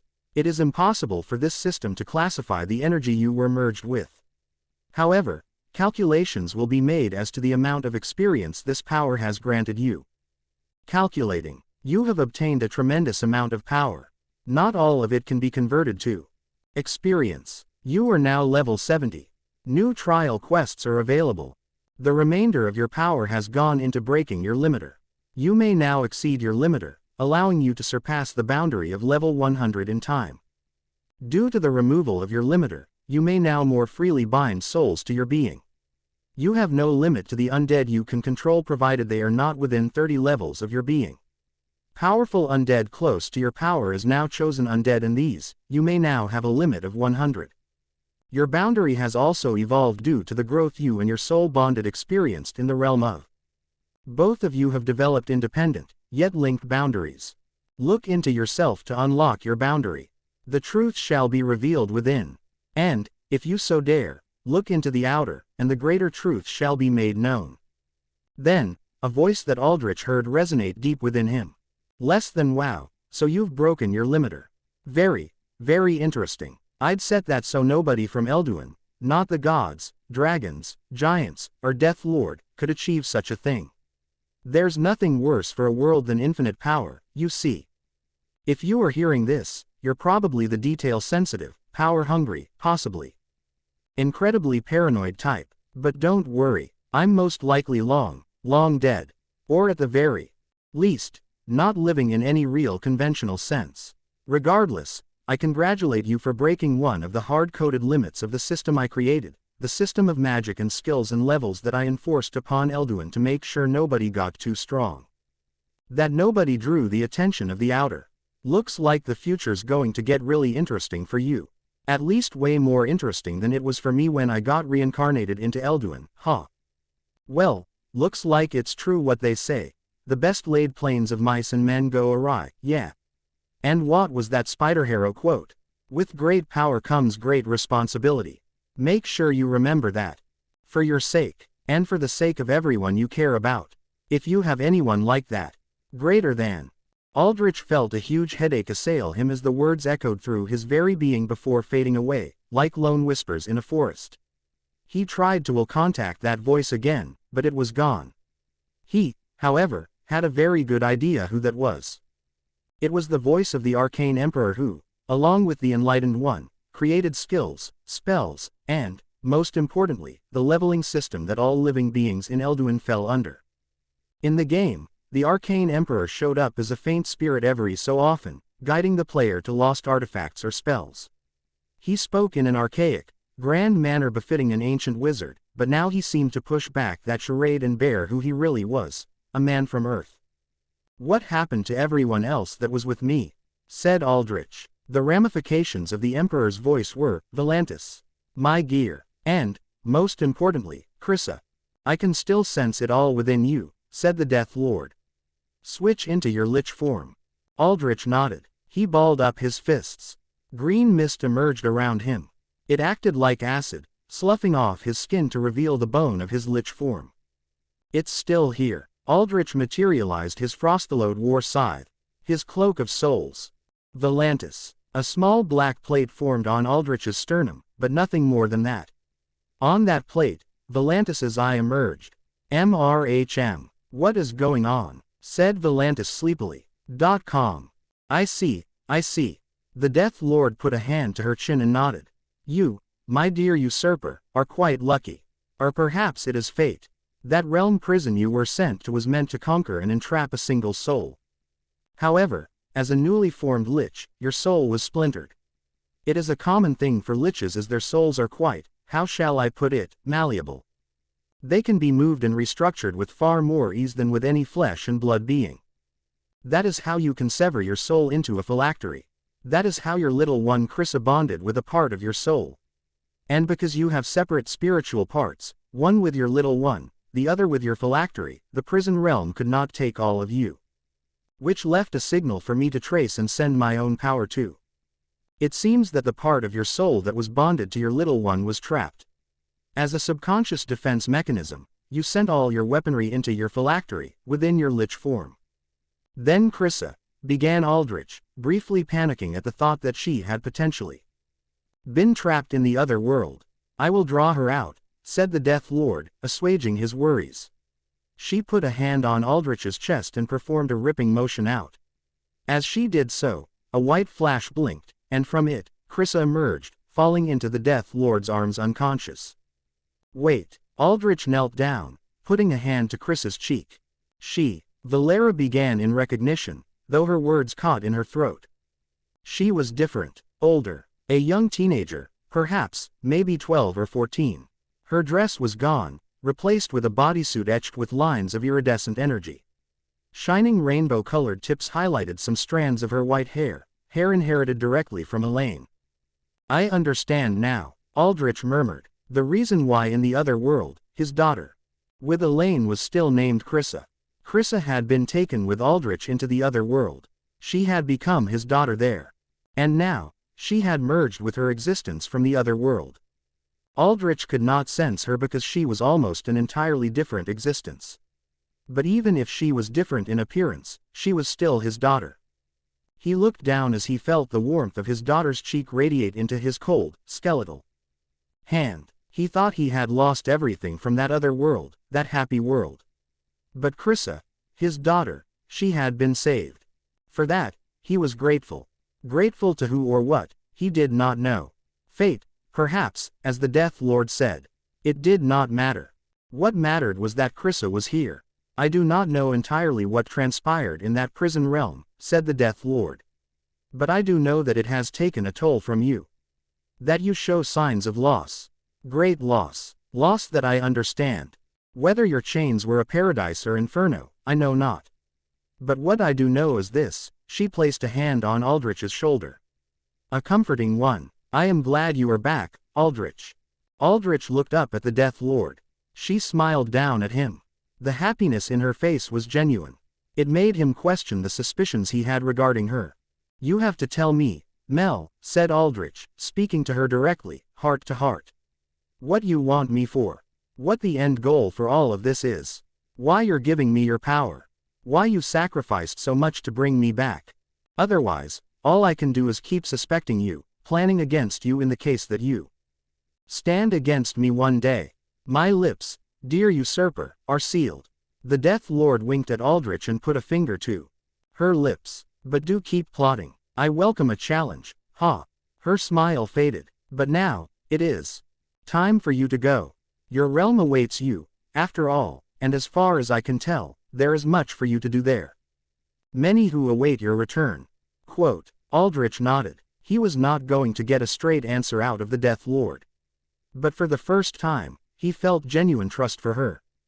You're right, said Aldrich. He picked Krissa up in his arms. It is time for me to go. The Death Lord snapped her fingers, creating a vortex of whirling white in front of Aldrich and Valera. Time for us to go. Aldrich nodded to Valera, and together, side by side, they stepped into the portal. Time for us to make the world right again. Chapter 421 Labs End. At Meteor Labs, Ace exhaled, his breath a foggy cerulean blue. The earth broke apart around him, surrendering to his otherworldly power. He held the ground ripped open with both his hands. Threads of blue energy wound out from his palms, stretching across the vaults, then up towards the labs, all of its floors, and pulled the very fabric of their atomic structure, causing everything to break apart into a swirling vortex of destruction. Ace did not spare any of the labs.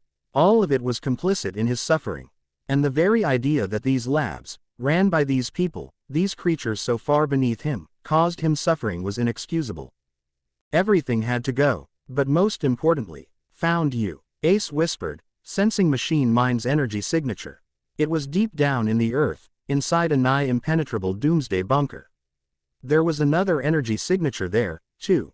One that was familiar to Ace. One that shone blue and bright. The blue ring. He did not know what it was, just that it did not come from this planet, but in the end, he did not really care either. It was power he was going to soon absorb anyway. Power that belonged to him by right. Ace pried the fissured earth with a grunt. The split halves trembled as they sundered apart from each other, creating tremendous earthquakes.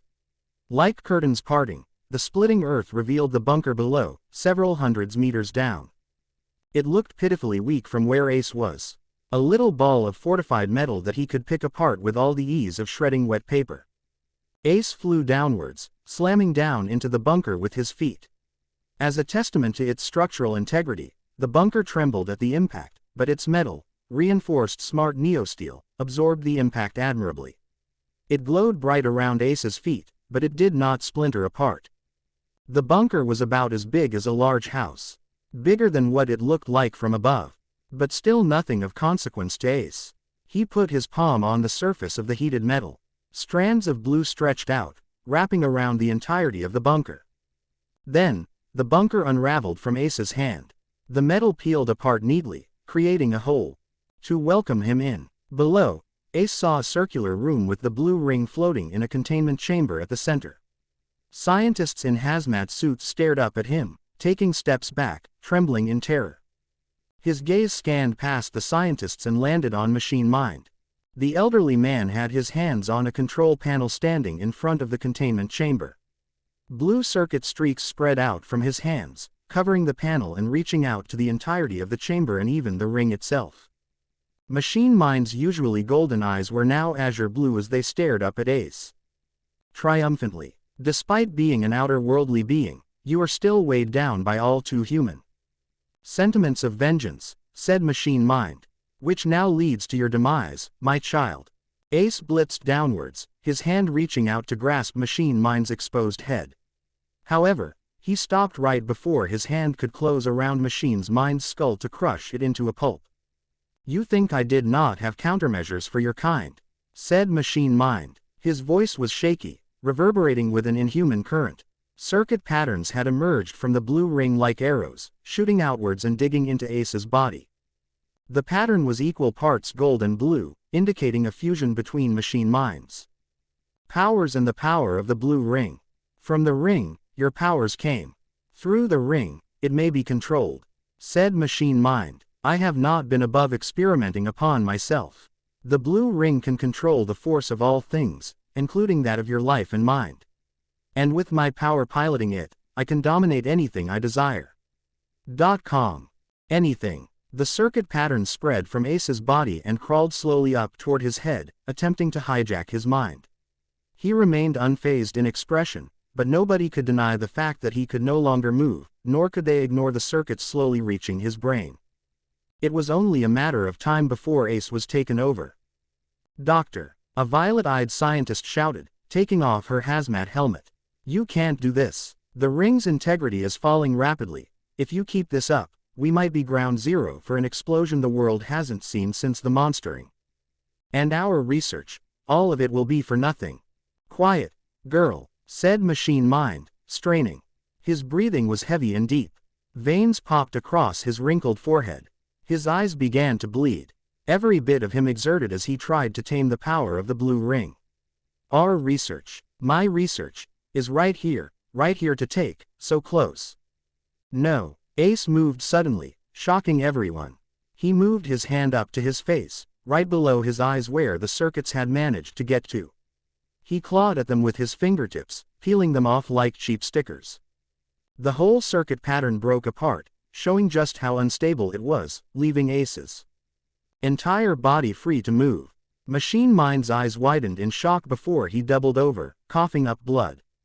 He lurched backward, taking his hands from the control panel. With his access to the panel cut off, the power of the blue ring stopped flowing into him.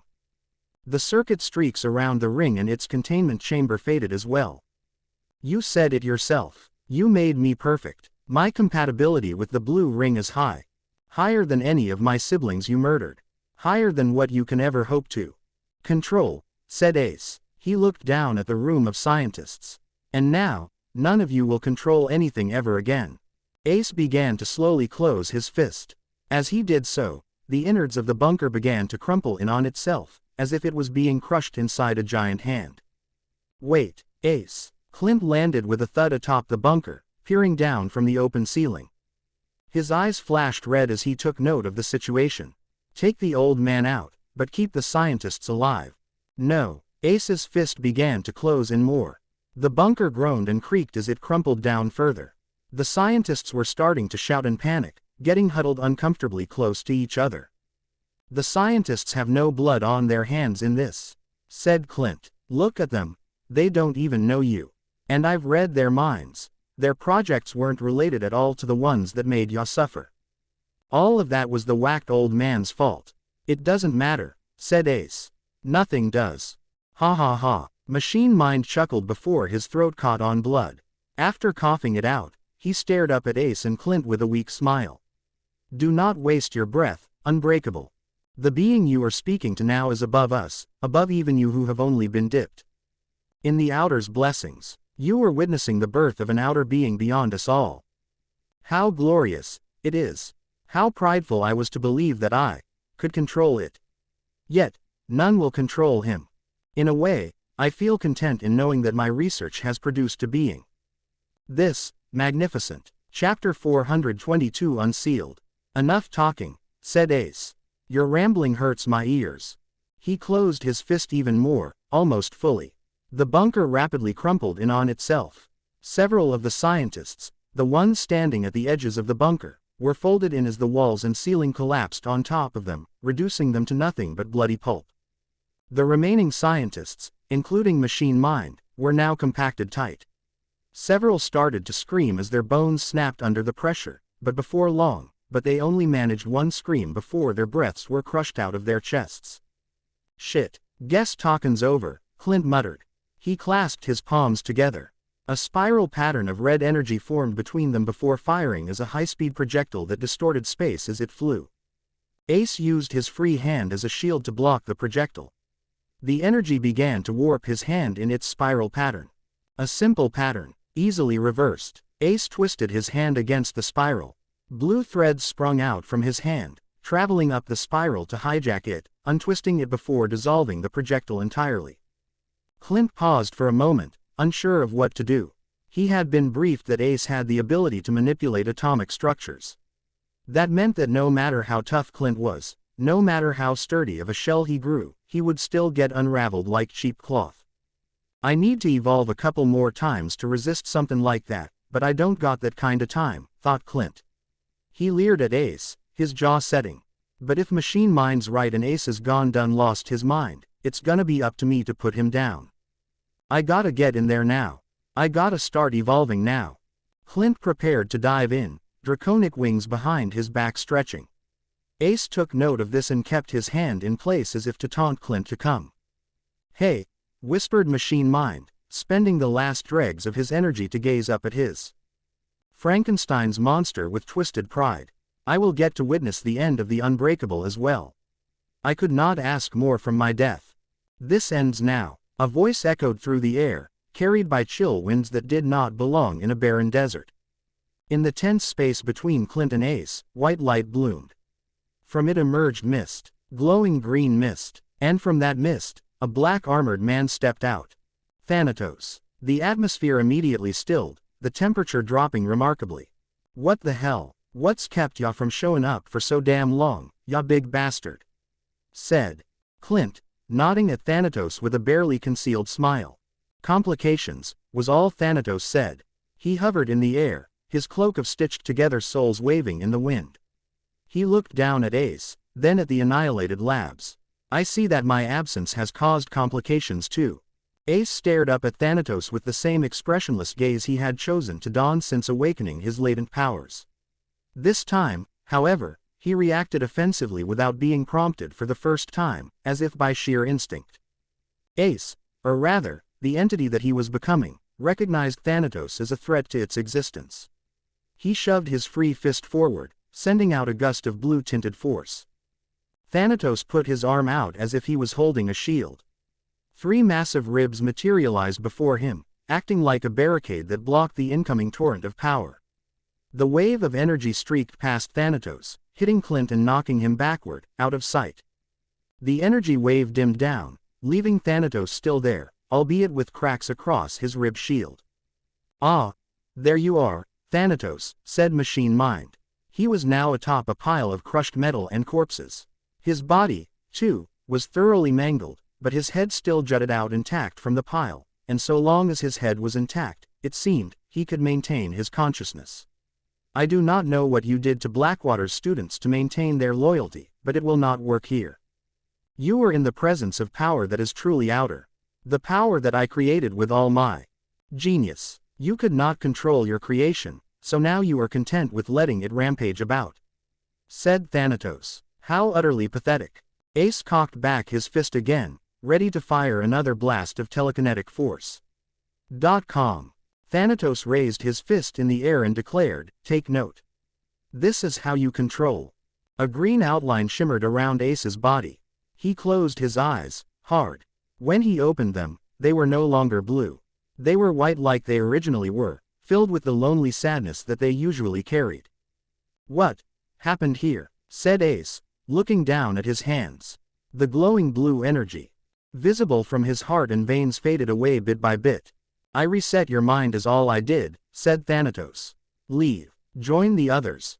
Ace weakly nodded, tired from exerting so much energy.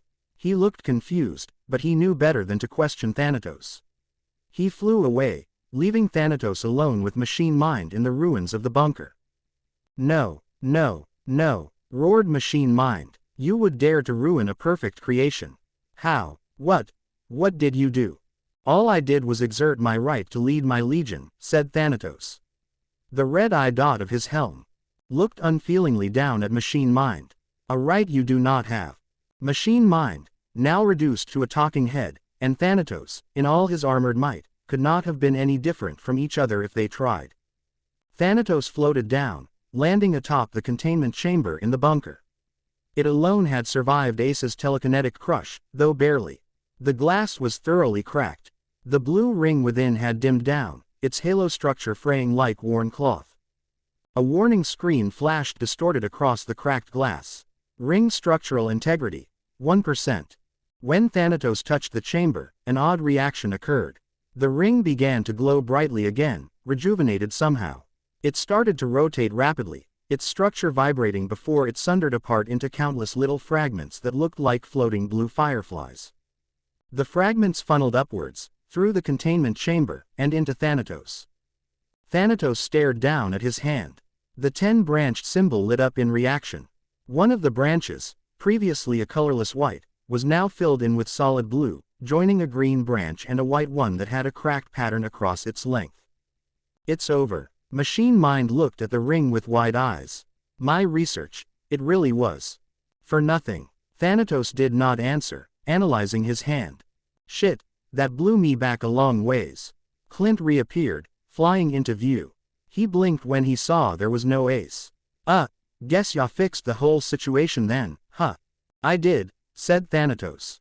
Damn. Clint looked down at the annihilated bunker, then up at the equally annihilated rest of the labs. I know y'all wanted us to make some noise, break some stuff here and there, but I figure total destruction wasn't what you were gunning for, yeah.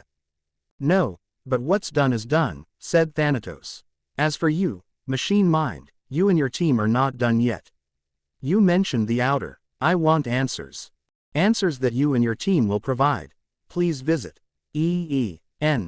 You intend to enslave us, like you did with Blackwater, said Machine Mind. He grimaced. You may be able to take my mind, but my team, you will never have. They are gone, crushed to nothingness. Quiet, and let me focus.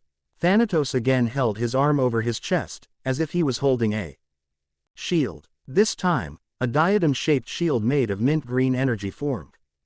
Boundary. Unseal. Chapter 423 Cycle of Life and Death. What's that shield? Clint said, nudging his chin towards the energy construct strapped to Thanatos's forearm. A gift, said Thanatos, somber. And a reminder of what I have to do. Thanatos raised his arm into the air, the shield shining in its verdant splendor.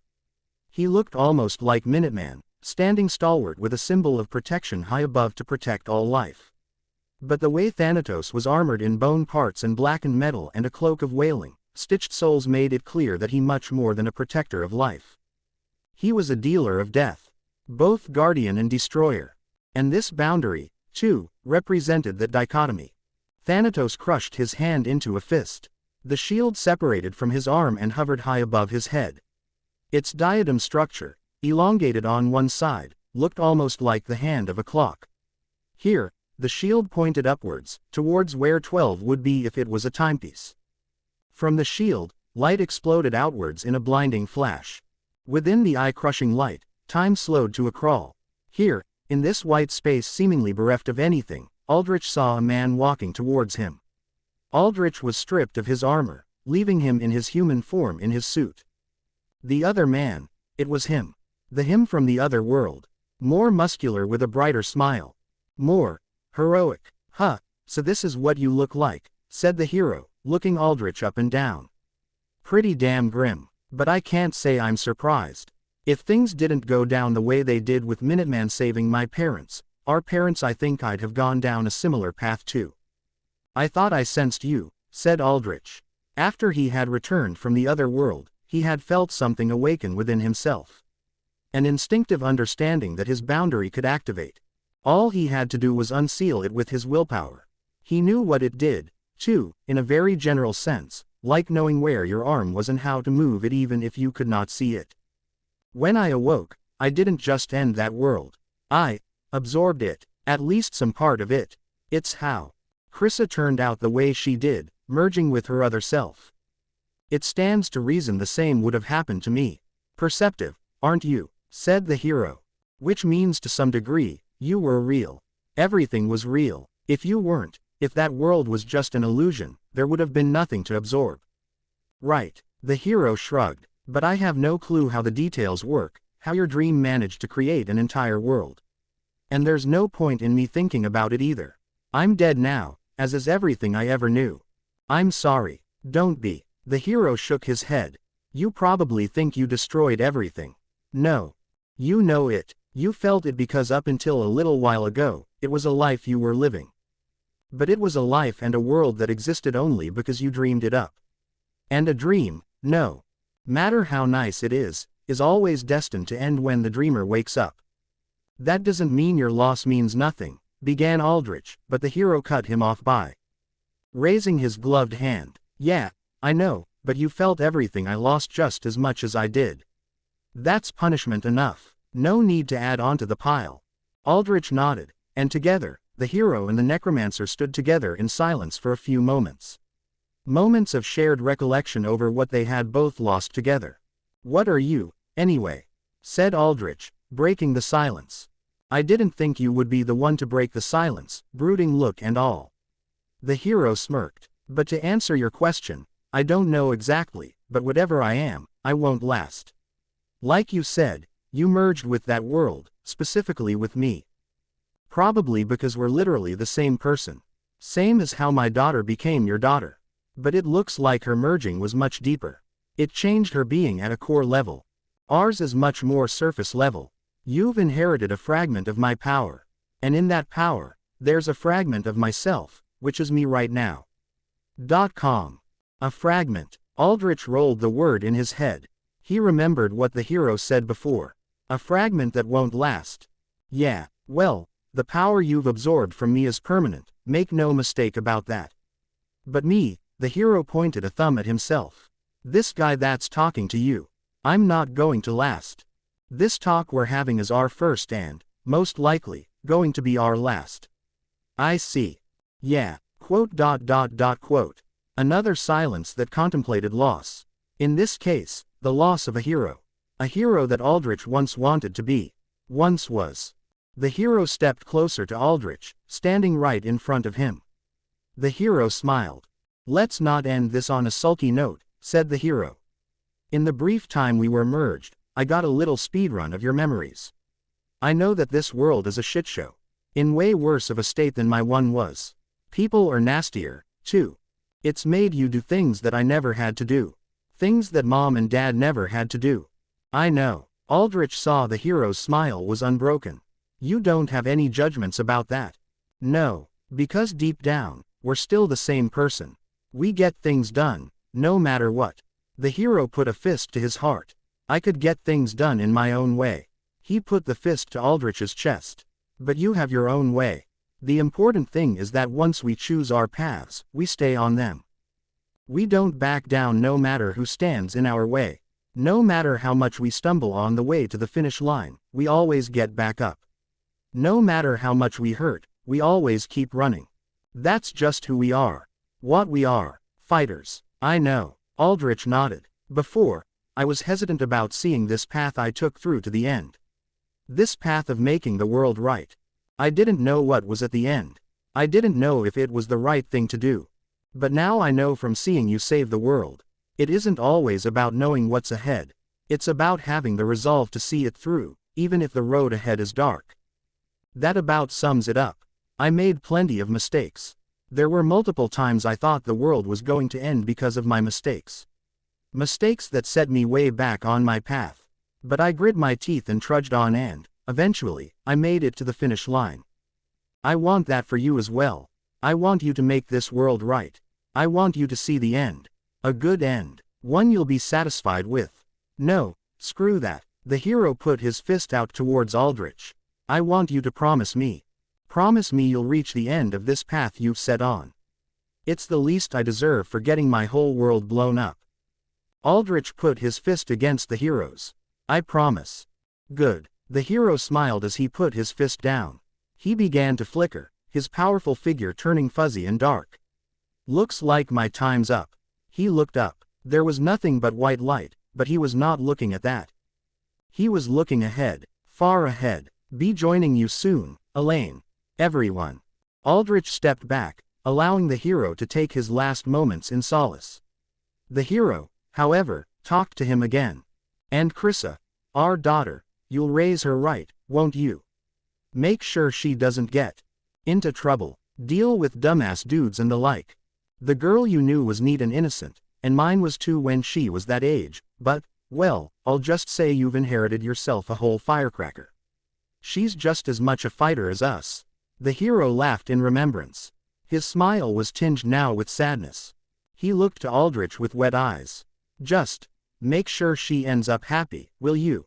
I know that unlike me, you're willing to sacrifice practically everything to reach the end of your path, but make sure she's there by your side at the end, will you? Aldrich smiled. His was fainter, less pronounced, less practiced because he had never had many opportunities to give one. But he smiled nonetheless. I will. Chapter 424 restored. The light that formed this temporary meeting space between Aldrich and the hero faded away. Time resumed its normal flow. The shield continued to hover above him, tethered to a glimmering white aura that wrapped around his body. When Aldrich moved, the shield moved with him, affixed to him. The aura surrounding Aldrich was infused with warmth. A gentle, comforting warmth that utterly belied the carnage that Aldrich's armor of stitched fallen creatures promised. Emanating outwards from Aldrich's greaves was a white spiral pattern that covered the ground of the annihilated lab. The pattern flickered bright, then dimmed down, then brightened again in rhythmic beats, and with each cycle of glowing and dimming, a heartbeat-like thud echoed outwards. This feels strange. Clint tentatively touched down into the rubble of the labs. When his bare feet made contact with the patterned ground, he blinked. It feels familiar. What is this? Machine Mind said, his face jutting out of the ground enveloped in the light of the spiral. This energy, I have not felt the likes of it anywhere. Not in all my years of research. I'm not so sure myself, said Aldrich. But what I do know is that this will bring back your team, and you. But first off, Aldrich stepped over to Machine Mind's head and knelt down by it. He pointed a clawed, armored finger at Machine Mind's forehead. A coiled purple beam shot out, drilling through the head scientist's head. Then, Machine Mind's head disintegrated, destroyed by Aldrich's anti-life beam. The rest of Machine Mind's broken, crushed body crumbled away soon afterward, facing instant death. You know, you said you were gonna bring M back, said Clint, watching the dust flecks of what was once Machine Mind disintegrate into nothingness. And there are a few corpses. But most of them were turned into mush. They were broken down atom by atom and mixed into the rubble like some kinda fucked up soup. There ain't anything left to bring back. I thought the same once. Aldrich had to acknowledge that one of his weaknesses was that he could not bring back corpses that had been utterly destroyed. At that point, both their souls and their bodies faded away. It was a primary way to balance necromancers in Elden World. By having hard timers on what they could raise, it prevented them from scavenging corpses too freely. But Aldrich's boundary broke through that. It was, after all, an ability unique to him. Unbound by any game mechanics. But now I know what I can do. Aldrich chanted words he had never said before but knew. Deep down, words he knew at the core of his being, in the center of his soul. Horizon East. The long point of the shield above Aldrich turned eastwards. The light infused within the spiral patterning the ground grew much brighter. Particles suffused out of the pattern like a storm of snowflakes. They swirled about, landing on the corpses, or what was left of them, in the area. All the flesh parts dissolved, joining the rest of the particles before gathering into several dozen clumps. The clumps expanded, forming humanoid silhouettes. Then, the silhouettes filled in, forming into a team of lab-coated men and women. They stared down at their hands in sheer wonder. Machine Mind, too, had resurrected, though he stared down at the floor in mute surprise. .com. Well, I'll be damned. Clint blinked, mouth slightly agape. Ya even brought back their clothes. I see. Aldrich glanced up at the shield. It fragmented, a deep crack weaving across its surface. The shield shattered into several gleaming pieces before those faded away. Aldrich breathed out deeply, feeling lightheaded. The sheer mana cost of unsealing and keeping his boundary active was tremendous, more than likely because it was his very first time using it. Normally, in Elden World lore, liches needed decades to develop and unseal their boundaries. Aldrich probably needed even more time because his soul was merged with Krissa, and since she was a different being, they needed to synchronize their souls fully before they could form and unleash their boundary. But Krissa had severed with Aldrich, and in her place, the power from his other self had taken root. Since it was himself, the compatibility was high, letting him unseal his boundary immediately. It was a fortunate twist of events where Aldrich's prison had turned into a key to unlock his boundary. But Aldrich still needed practice with his boundary, and more understanding of it. From what he could feel, his boundary, called Cycle of Life and Death, had 4 forms. The first was its default, called Zenith. It created an area where nothing could die aside from targets that Aldrich was touching. Horizon East allowed Aldrich to restore anyone that had died in the area, even if their bodies were completely disintegrated. However, this did have a time limit. If the dead beings had been dead for too long, a time that Aldrich did not know exactly yet, he could not raise them. He also knew that his boundary had 2 other forms. Presumably, one that represented the other 2 cardinal directions, west and south. But he did not know what they did, nor did he feel like he could access them. Those would come in time. The Death Lord's guidance would help him with that. Thinking of her made him remember her condition. At how much it had seemingly deteriorated. He touched the left side of his head where he now sprouted one emerald green horn. A horn that had once been hers. She was funneling her power into him bit by bit, and the more she gave, the less of her there was. Inevitably, there would come a time when there was nothing left of her. Still a time that was quite a bit away, though. Before then, he hoped she would give him some answers. For now, though, he had more pressing matters to deal with. All of you, Aldrich waved his hand over the scientists, have lost your lab, your research, and your lives. But I have given you your lives back. And in return, all I ask is that you continue your work. Not for the Trident, but for me. Chapter 425 Swords. Working for you. A scientist stared up at Aldrich.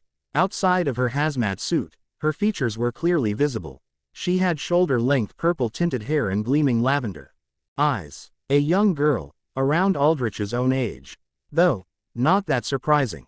With alters popping up with superhuman intelligence, it was less and less surprising to see young people in higher and higher research-related positions. The scientist pointed to the rubble around her. The remnants of the enormous underground lab that once was. But our whole lab's trashed. Everything we've worked for is all gone. Be quiet. Another scientist patted her shoulder. He saved us. Be grateful and keep your head down for now. No. The girl shook the other scientist off of her.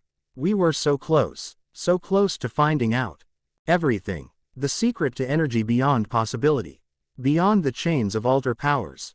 And now it's all gone. Without the ring, there is no research. Listen to him. Machine Mind spoke for the first time. They all turned their heads to listen. To him, showing the deference that had been drilled into them from years of working together in the past. I say this now as your team leader and an affiliate of the Trident.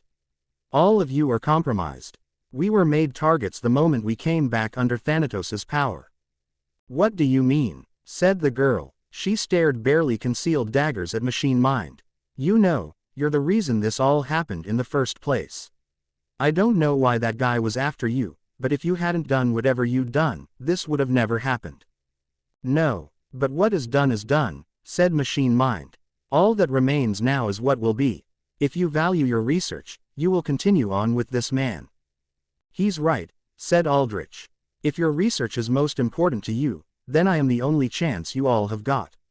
And make no mistake, though I am generous enough to give you a second chance, I will not hesitate to take it away if my hand is forced.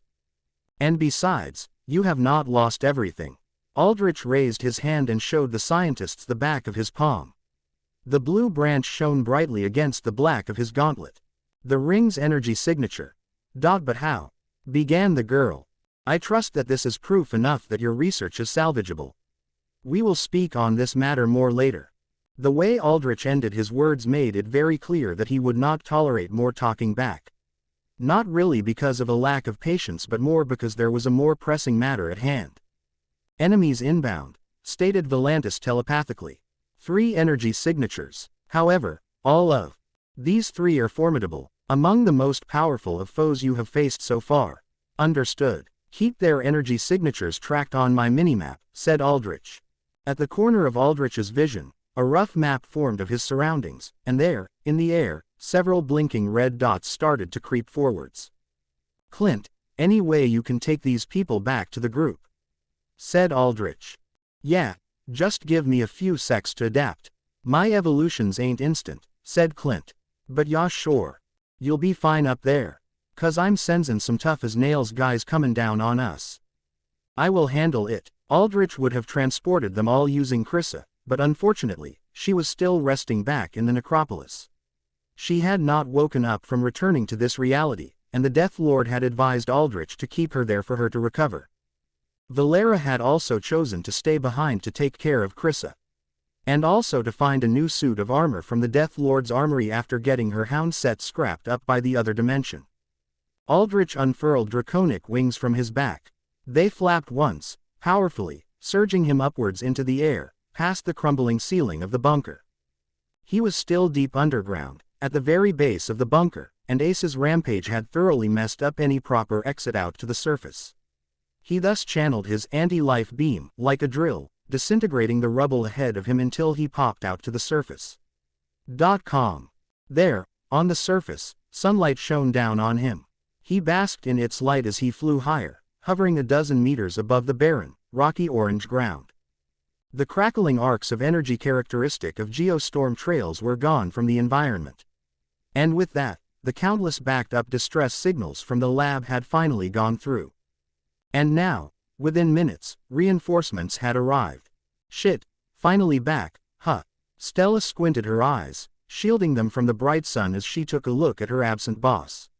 Been gone like an hour or something, but it feels like a million years. Apologies for the inconvenience, said Aldrich. Something came up. I'll explain in detail later. He looked at the rest of the group, checking if they were all right. Tox, Alexis, and Ace were fine with the 2 girls standing beside Ace in the midst of comforting him. The newbies, Falco and Alan, were fine, if just a bit battle-worn. Especially visible on Alan were burn marks on the dermal plating of his arm and chest from explosives, both from enemies and from the internal combustion of his own weaponry. Diamondback stared up at Aldrich with crossed arms, as serious as ever. Beside him was Chris, who stared through Aldrich with his goggles whirring and zooming in. My daughter, where the hell is she? Roared a tall, lavender-eyed man. His unruly, lengthy amethyst hair made him look as wild as a man could be, like a mountaintop caveman. Your daughter, said Aldrich. That's right, you corpse-loving muck, said the man. She was part of the labs. Where is she? Aldrich sensed that this man had a formidable energy level as well, but his power was being contained by a pair of null cuffs. This screaming lunatic here is Shuden Doji. 5th sword, said Stella. I see. Aldrich nodded. He had gotten here in a bit of a rush, so he was not entirely abreast of the situation. He did know, however, that it was entirely unexpected that a sword would be here. If he knew a sword was here, he would have sent a stronger force out here. But he could deduce that it made sense for a sword to be here if his daughter was here. It was obvious who his daughter was too. The lab girl from before. Aside from the purple eyes, their attitudes matched too. She's fine and currently under Clint's protection, said Aldrich. The 5th swords. Expression softened. But make sure to keep this in mind. She's alive because I resurrected her. I hope I don't have to explain the implications of what that means. The fifth sword looked stunned, then grimaced. He did not say anything back because he already knew. Aldrich had full control over whether his daughter lived or not. Your absence. Can you explain it? Said Diamondback. Well, doesn't look like we're gonna be getting time for a nice coffee chit-chat anytime soon. Stella's eyes flashed bright orange as she spied the skies. Aldrich looked back where he saw the 3 energy signatures Volantis pointed out from before. Shit, said Chris, focusing fully on his goggles now. Those are the first, second, and third swords. Chapter 426 The Monk. Aldrich looked up. Hidden under the sun's shining form were 3 individuals. The 3 swords. Adjusting vision to compensate for blinding, stated Volantis, and Aldrich's red-tinted helm's sight darkened, filtering out the sunlight to make the 3 swords clearer than just blurry sun-speckled dots. One was a huge brute of a man, bigger even than Shuden Doji. His size was enough to make it hard to tell if he was a mutant or not, right at the cusp between having an alter power made to make you big or just having alter cell-blessed height genetics. He showed off his building Liffet NG physique with a tight-fitting white tank top and black military trousers, though both were probably alterweb clothes specifically fitted to his powers and durability. There was a bit of a wild mountain lion style about him with a mane of ragged black hair that reached down to his mid-back in a clumpy, untamed curtain. He looked human aside from his eyes, which were just 2 shining white points, eerie in their lack of pupil-formed expression. Another was a woman who radiated an aura of ice both literally and stylistically. Her skin was porcelain pale, covered in a white houri slightly tinged with frosty blue. The loose-fitting, robe-like fabric swayed like they were being carried by a gentle breeze, though there was no breeze to talk about in this arid desert biome. Her hair was snow-white and side-swept, falling below her shoulders like a curtain of fallen winter. Her pupils flashed a crystalline blue in the shape of snowflakes. She wielded a naginata made of what looked like pure ice, beautiful in its artistry like a sculpture. A sculpturesque beauty that embodied her, too. Between them was a much more unassuming figure. A short man with a back slightly hunched by age. It was hard to tell his build as he was garbed in what looked like a Buddhist monk's robes, though instead of the traditional orange and red it was black and white. No matter what, though, he could not have been a physical specimen like the bulked-up shirtless sword next to him. A necklace of wooden beads lay wreathed around his neck, granting him an air of ancient wisdom accentuated by the fact that he kept his face hidden under a red mask depicting an expressive, angry demon with a long, red nose, a tengu. 2 black cybernetic wings jutted out from his shoulders, letting him hover with what was probably anti-gravity technology. Aldrich could identify each of them. Everyone in the underworld worth their weight knew. The old man was Monk, the first sword. The giant was Otakemaru, second sword. And finally, the woman was Yuki, the third sword. Together, they formed the triple core of the 7 swords. Legends whose names were whispered in fear and awe. Mercenaries that not even the average S-ranker would want to mess around with. They're alone, noted Aldrich. He scrutinized them further and understood. I see. There's small spatial distortions behind them. They warped in here, and judging by the looks of it, they've decided all they needed was themselves. Why are they here? Stella shoved her elbow against Shuden Doji's chest. She barely reached up to his collarbone, so he looked down at her with a dismissive stare. Why not? We swords have honor. We never leave any of us behind. Of course they would. Come for me, said Shuden Doji. Are you here for a fight? Aldrich said, his voice projecting outwards in powerful peals. He did not have his army of undead with him, but he did have his bell. In there were still 500 souls he could materialize as temporary undead. The 3 swords hovered down, stopping when they were level with Aldrich. So you are the Shinigami, said Monk, looking Aldrich up and down. His voice was filtered through his mask with a mechanical rasp, but it was still easy to tell it belonged to an old man. From what Aldrich knew with his limited research, Monk was also one of the very few alters that had been active all the way from the altering. A man over 120 years old who had survived through multiple world-changing catastrophes. Answer my question. Aldrich did not look at either Yuki or Otakemaru. He kept his eye fixed on Monk. Monk was the leader, and, despite having a lower total energy level than the second and third swords due to his age, he still radiated the most dangerous aura. You have destroyed the laboratory. There was much research in there of great worth. The Trident has put a multi-million credit bounty on one of my most trusted partners. I took that as a casus belli severe enough to warrant a response. That is reasonable. Monk nodded stiffly. And we care little of these labs. They are the Italian Prong's property. What we care for is him. Monk pointed at Shuden Doji. His hand unfurled from his lengthy sleeve, showing that it was entirely cybernetic, all metal and wiring. My prisoner. Aldrich emphasized the word, my. Your prisoner, repeated Monk, calm, unperturbed. Like Z-22 and Emrys, Monk was one of few individuals that Aldrich could read little to nothing about from their mannerisms. Monk's face was covered, but his body language and voice were also controlled to give away nothing, honed to a stillness reminiscent of a great mountain that withstood eons of pressure from winds and waves. Ace and Stella flew up, standing behind Aldrich on either side of him. Ace faced Otakemaru, Stella faced Yuki. Yuki narrowed her eyes at Stella before tilting her head away, as if to say that Stella was not worth her time. Otakemaru looked at Ace with his dead white eyes, breathing deep with a bestial rumble that sounded like a powerful engine. There did not seem to be much thought in the man. He looked and felt more like a leashed beast than a thinking man. It is our principle to never leave a sword behind, said Monk, breaking the tense silence. Whether that principle will lead to violence is a decision that is yours to make, Shinigami. Shinigami. Was that what the people in Japan were calling Aldrich? A reaper of souls. It was fitting, at least. But does your sword want to leave? Said Aldrich. He projected his voice downwards, toward Shuden Doji. Your swords have come for you. Honorably. But are you willing to leave something of yours behind for your freedom? I will stay, said Shuden Doji with zero hesitation. With that, Aldrich knew that Shuden Doji's daughter meant the world to him. She could be used as leverage. No, you will not, said Monk. You will come with us.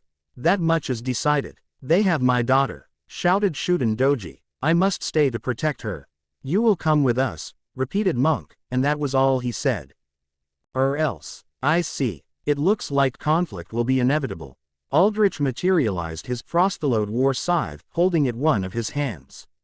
Yuki raised a brow at his scythe in interest. Not inevitable. Never inevitable. Monk motioned to Shuden Doji. We will take him. That act does not have to include violence. You're asking us to just give him up for free, said Stella. One of your best damn soldiers. I am asking you to consider your options carefully. What will we get in return? Said Aldrich. My goodwill, said Monk. And is that worth anything? More than you believe. Chapter 427 Split. More than I think. Aldrich rolled Monk's cryptic words over in his head. At face value, they offered nothing. Promise never backed gratitude. It was the character of the man behind the gratitude that backed it. The only issue here was that he knew very little about Monk's character. It was the level of secrecy that the Seven Swords operated on. They, unlike most mercenary groups, basically only did jobs for the Trident, limiting the amount of information available on their exploits. On top of that, they personally took very few jobs, moving only when they needed to. And when they moved, they made sure there were no survivors. Their operations were tight, clean, efficient, deadly. At least it looked like they operated on some form of honor with how Shuden Doji was absolutely confident that the rest of the swords would never give up on him. You, a deep voice echoed across the barren, sun-scorched plains.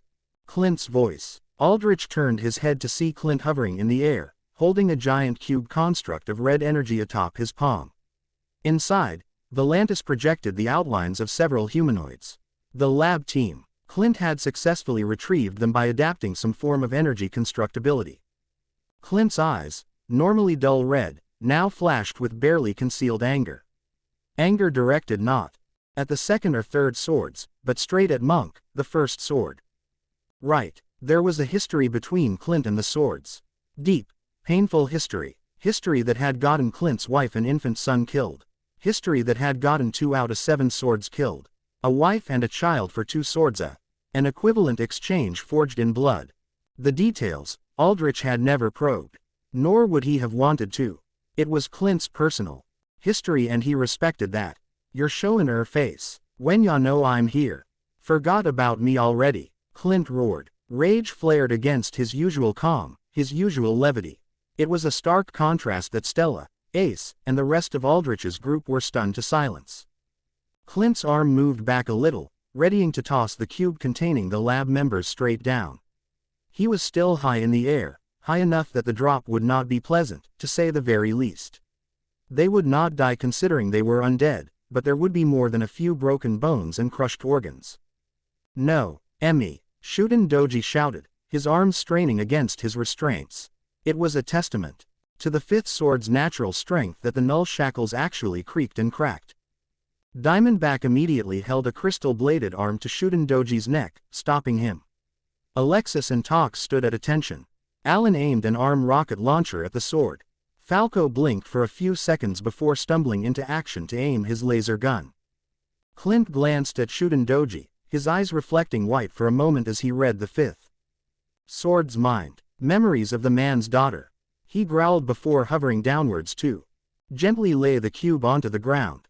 You have learned respect, I see, Monk said, watching Clint's display of kindness. That lit a fuse in Clint.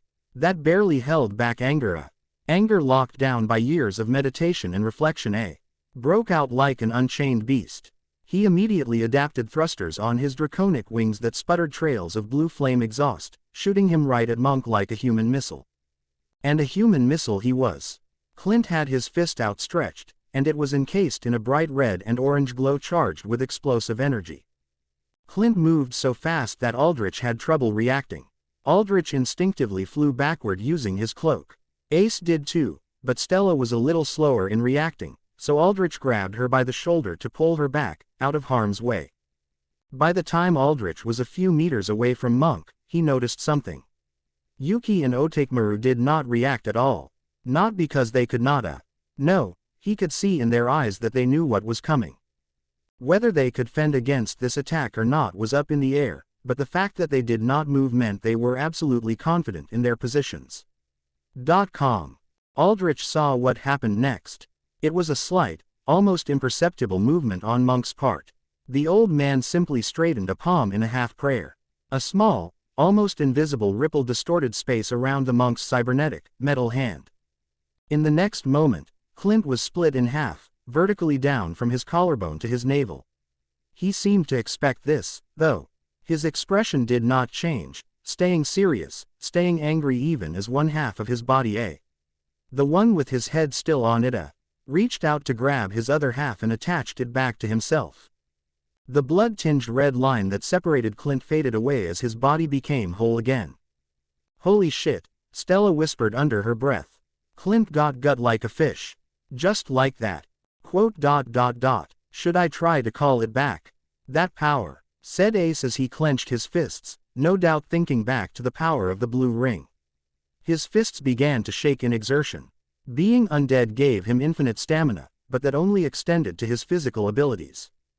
Just like how being undead did not stop Aldrich from running out of mana, it also did not stop undead alters from running out of energy to fuel their abilities. Hold. Aldrich raised a hand when he saw that Clint had stopped, evidently taking getting split in half as a good enough deterrent to stay put for a bit. Monk and the other two swords did not make a move either, indicating that they did not want to engage in any wanton aggression. You seek vengeance, Clint, said Monk. The hell do ya think? Clint replied with venom. Tough, skin-colored plates began to cover him like armor, but the way he had been cut down, instantly, with no resistance, made it very clear that hard skin alone would not do the trick against Monk's power. I understand. Monk's accepting answer made Clint raise his head for a questioning moment. You slew two of my swords, my children. I took too close to you. But the score, as you hear say it, is not settled. 2 for 2, no winner. Now, after many years, you seek to win. To hold a point over me in this game. To that end, you have allied yourself with the Shinigami. You seek to attack Blackwater where you will force us to its defense. Clint glared at Monk. So what? Monk nodded slowly. Tell me, Clint, would you be satisfied killing me? Would that let you win? Clint also nodded slowly. Yeah, I would be. As I thought. Monk put his hands together in a praying motion. For a tense moment, Aldrich prepared to defend himself, suspecting an attack. But it was just a motion, a solemn gesture. Then hear me, Thanatos, Clint. Release my child, and I will ensure that none of my others will be at Blackwater. And you, said Aldrich. Monk held his prayer-touched hands out to Clint. He bowed his head. Honor dictates that the swords defend those who draw us. Honor dictates that I and that man see this game of swapped lives end between us. So, I alone shall be there. Chapter 428 Sheathed. Aldrich assessed the situation. There were two ways to approach this. First was direct conflict. Take out 3 swords here and now. No, 4 counting Shuden Doji. The second was to accept the first sword's offer. The first choice was tempting in its own right. It would heavily cripple the swords if, of course, Aldrich and his current group managed to beat them. That alone was a massive if. He had too little information on the battle capabilities of the 3 swords, and they were the strongest out of the 7. The first sword's display of power was a deterrent enough. He had instantly sliced Clint in half with little to no effort. Clint, a man so tough that he was called the Unbreakable. That was offensive power that Aldrich had never encountered before. The attack was lightning fast, too, extremely difficult to react to even for Aldrich. Had Volantis not been amplifying Aldrich's reaction time, even he would have not been able to deal with it. Granted, slicing attacks were not that effective against undead, but it was impossible to tell whether the first hand had more powers or not. Eliminating the swords here also meant more trouble later on. It would weaken them, but it would not destroy them given the swords' reputations for being die-hard fighters with a battle-forged code of honor. It was very likely the remaining swords would fight harder than ever before, and all of them were capable threats, even the remaining 4th, 6th, and 7th swords. Technically speaking, if Aldrich wanted the path of least resistance, then fighting 1 sword was better than 3 enraged ones, even if said sword was the first and strongest. The best way to defeat an experienced and aged altar was to run them out of energy, and that was done better in a sustained siege. The second option meant that in exchange for Shuden Doji, Aldrich would only face the first hand at Blackwater. By now, it was fairly obvious what Aldrich, or rather Thanatos, was after: the machine heart. It was a 3-way war between Aldrich, AII, and the Italian and Japanese prongs entrenched in Blackwater. Both enemy forces were extremely formidable. One was a deranged demon merged with a fragment of the greatest cyberspace entity in existence. The other was arguably the most well-resourced criminal syndicate in the world, and defenders always had the home field advantage. Weakening any of these forces was a tremendous advantage. Aldrich had no way to take AII out. The demon maintained far too much secrecy for that. But if Aldrich took the swords out of the equation, then he estimated he would easily take out a huge chunk of Blackwater defenses, especially with the cryptic warding off Solomon Solar. That just left mercenaries and Italian prong forces to deal with, and Aldrich had a plan to thin out both of them before the fight already. The decision was fairly obvious in Aldrich's mind. What mattered was if he trusted the first sword's words, and that, he had no real answer to. However, there was someone here who knew the first sword better than he did. Clint, said Aldrich. Clint perked his head up. Do you think the first sword here will keep his word? You know him better than I do. Better than all of us do. You would dare to question grandfather's honor, said Yuki. She clutched her naginata tight in her porcelain white hands. The temperature of the hot wasteland's air turned into a chilling freeze in an instant. Monk raised his hand to stop her. Stop, my child. Old shit's a cruel fucker. But he don't lie, I'll give him that, said Clint. And you, Clint, are you fine with setting your fight aside for now? Asked Aldrich. I'd love to smash his masked head in now, but I can hold off. I don't got as much a quarrel with the rest of them. Then it's done. I will allow this exchange to happen. Aldrich motioned down at Shuden Doji, sending a mental command to bring him up. Alexis did so, grabbing the large man by the shoulder and heaving him up with her flight. .com. My child, I am glad to see you are unharmed. Monk held prayered hands toward Shuden Doji. Seen better days. Shuden Doji grunted, bruises marking his body from the fight he had taken before with Clint. I give you your 5th sword, and you'll come alone, said Aldrich. That is the terms of our negotiation, said Monk. But I do have one more request. Something else. Don't be adding on any more to our fight, Monk, said Clint. Not like that. I have resolved myself and only myself to the fight. Monk pointed at Shutendoji. I merely request that my child's daughter is held to safety. That no harm fall upon her until the time of my passing. Whether that be soon, Monk glanced at Clint, or far in the future. I'll agree to that, said Aldrich. He looked to Clint to see if he was fine with this, and Clint nodded slightly. But only if you can promise that there will be no retribution from your other children afterwards. Clint had vengeance in his mind, but he was not and never had been a cruel man. Aldrich could tell there was a part of Clint that could empathize with Shutendoji's bond with his daughter. Of course. Monk nodded. Aldrich waved at Alexis, and she shoved Shutendoji forward. Before the big man could fall, Otakemaru reached out and grabbed him with one brawny hand. With this, the exchange is completed. You have your child. I'll see you and only you at Blackwater, said Aldrich. I will see you too, Shinigami. I have always wondered what it was like to see the face of death, said Monk. And, how is it? Said Aldrich. Monk let loose a single, curt laugh. Cold, was all he said. Otakemaru curled his fingers, and from them, bright white claws grew out, savage and feral. Like that of a wild beast's. He swiped at the space behind him, ripping seams in the space. Through these, the swords disappeared. Chapter 429 Blackwater Plans. 40th floor of Haven Control Tower, main meeting room. Aldrich sat at a round table in his materious human form with his soul-woven suit on. The 40th floor of Haven Control Tower was normally his office space, but in times of need, the office could undergo a priority meeting mode that sent alerts to any important personnel in the tower. It also folded his desk underneath the floor and raised up a large round table of segmented metal. Valera stood beside Aldrich with her arms crossed. She was now outfitted with a new armor set from the Death Lord's personal collection after her original Hound set had been destroyed by what Aldrich called the other dimension. Her new armor was wildly different in style. And wild was a good way to put it. Instead of the heavy-set full plate that covered her completely from head to toe, she had on a strip of black scaled leather that mostly just covered her chest, leaving her muscled stomach bare. It attached to a single shoulder strap on her right shoulder, and that formed the beginning of a series of rocky armor plating that stretched down to her fingers as if her whole arm was encased in form-fitting, craggy stone. The visage of a fiercely open-mouthed dragon with a wide, snapping turtle-like jaw and a single stalagmite-like horn fashioned from stone formed a shoulder plate atop the strap.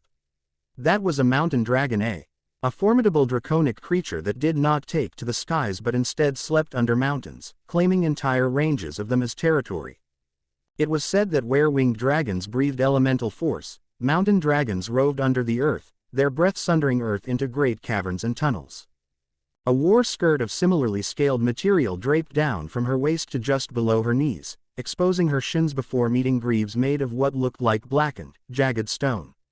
The armor set as a whole was reminiscent of gladiatorial armor, fierce in its simple hardiness. This was the Mountain Breaker set, one that dramatically improved strength and, in spite of its revealing appearance, defense as well. The perks of having magical armor: you could show off skin and still be protected at the same time. It had a powerful passive called Ancient Stoneskin that reduced the damage of sufficiently weak attacks to 0. More powerful attacks had their damage reduced by up to 50%, though the stronger an attack was, the less effective the damage resistance was. Melee attacks made on the wearer also reflected some damage and stun back as well.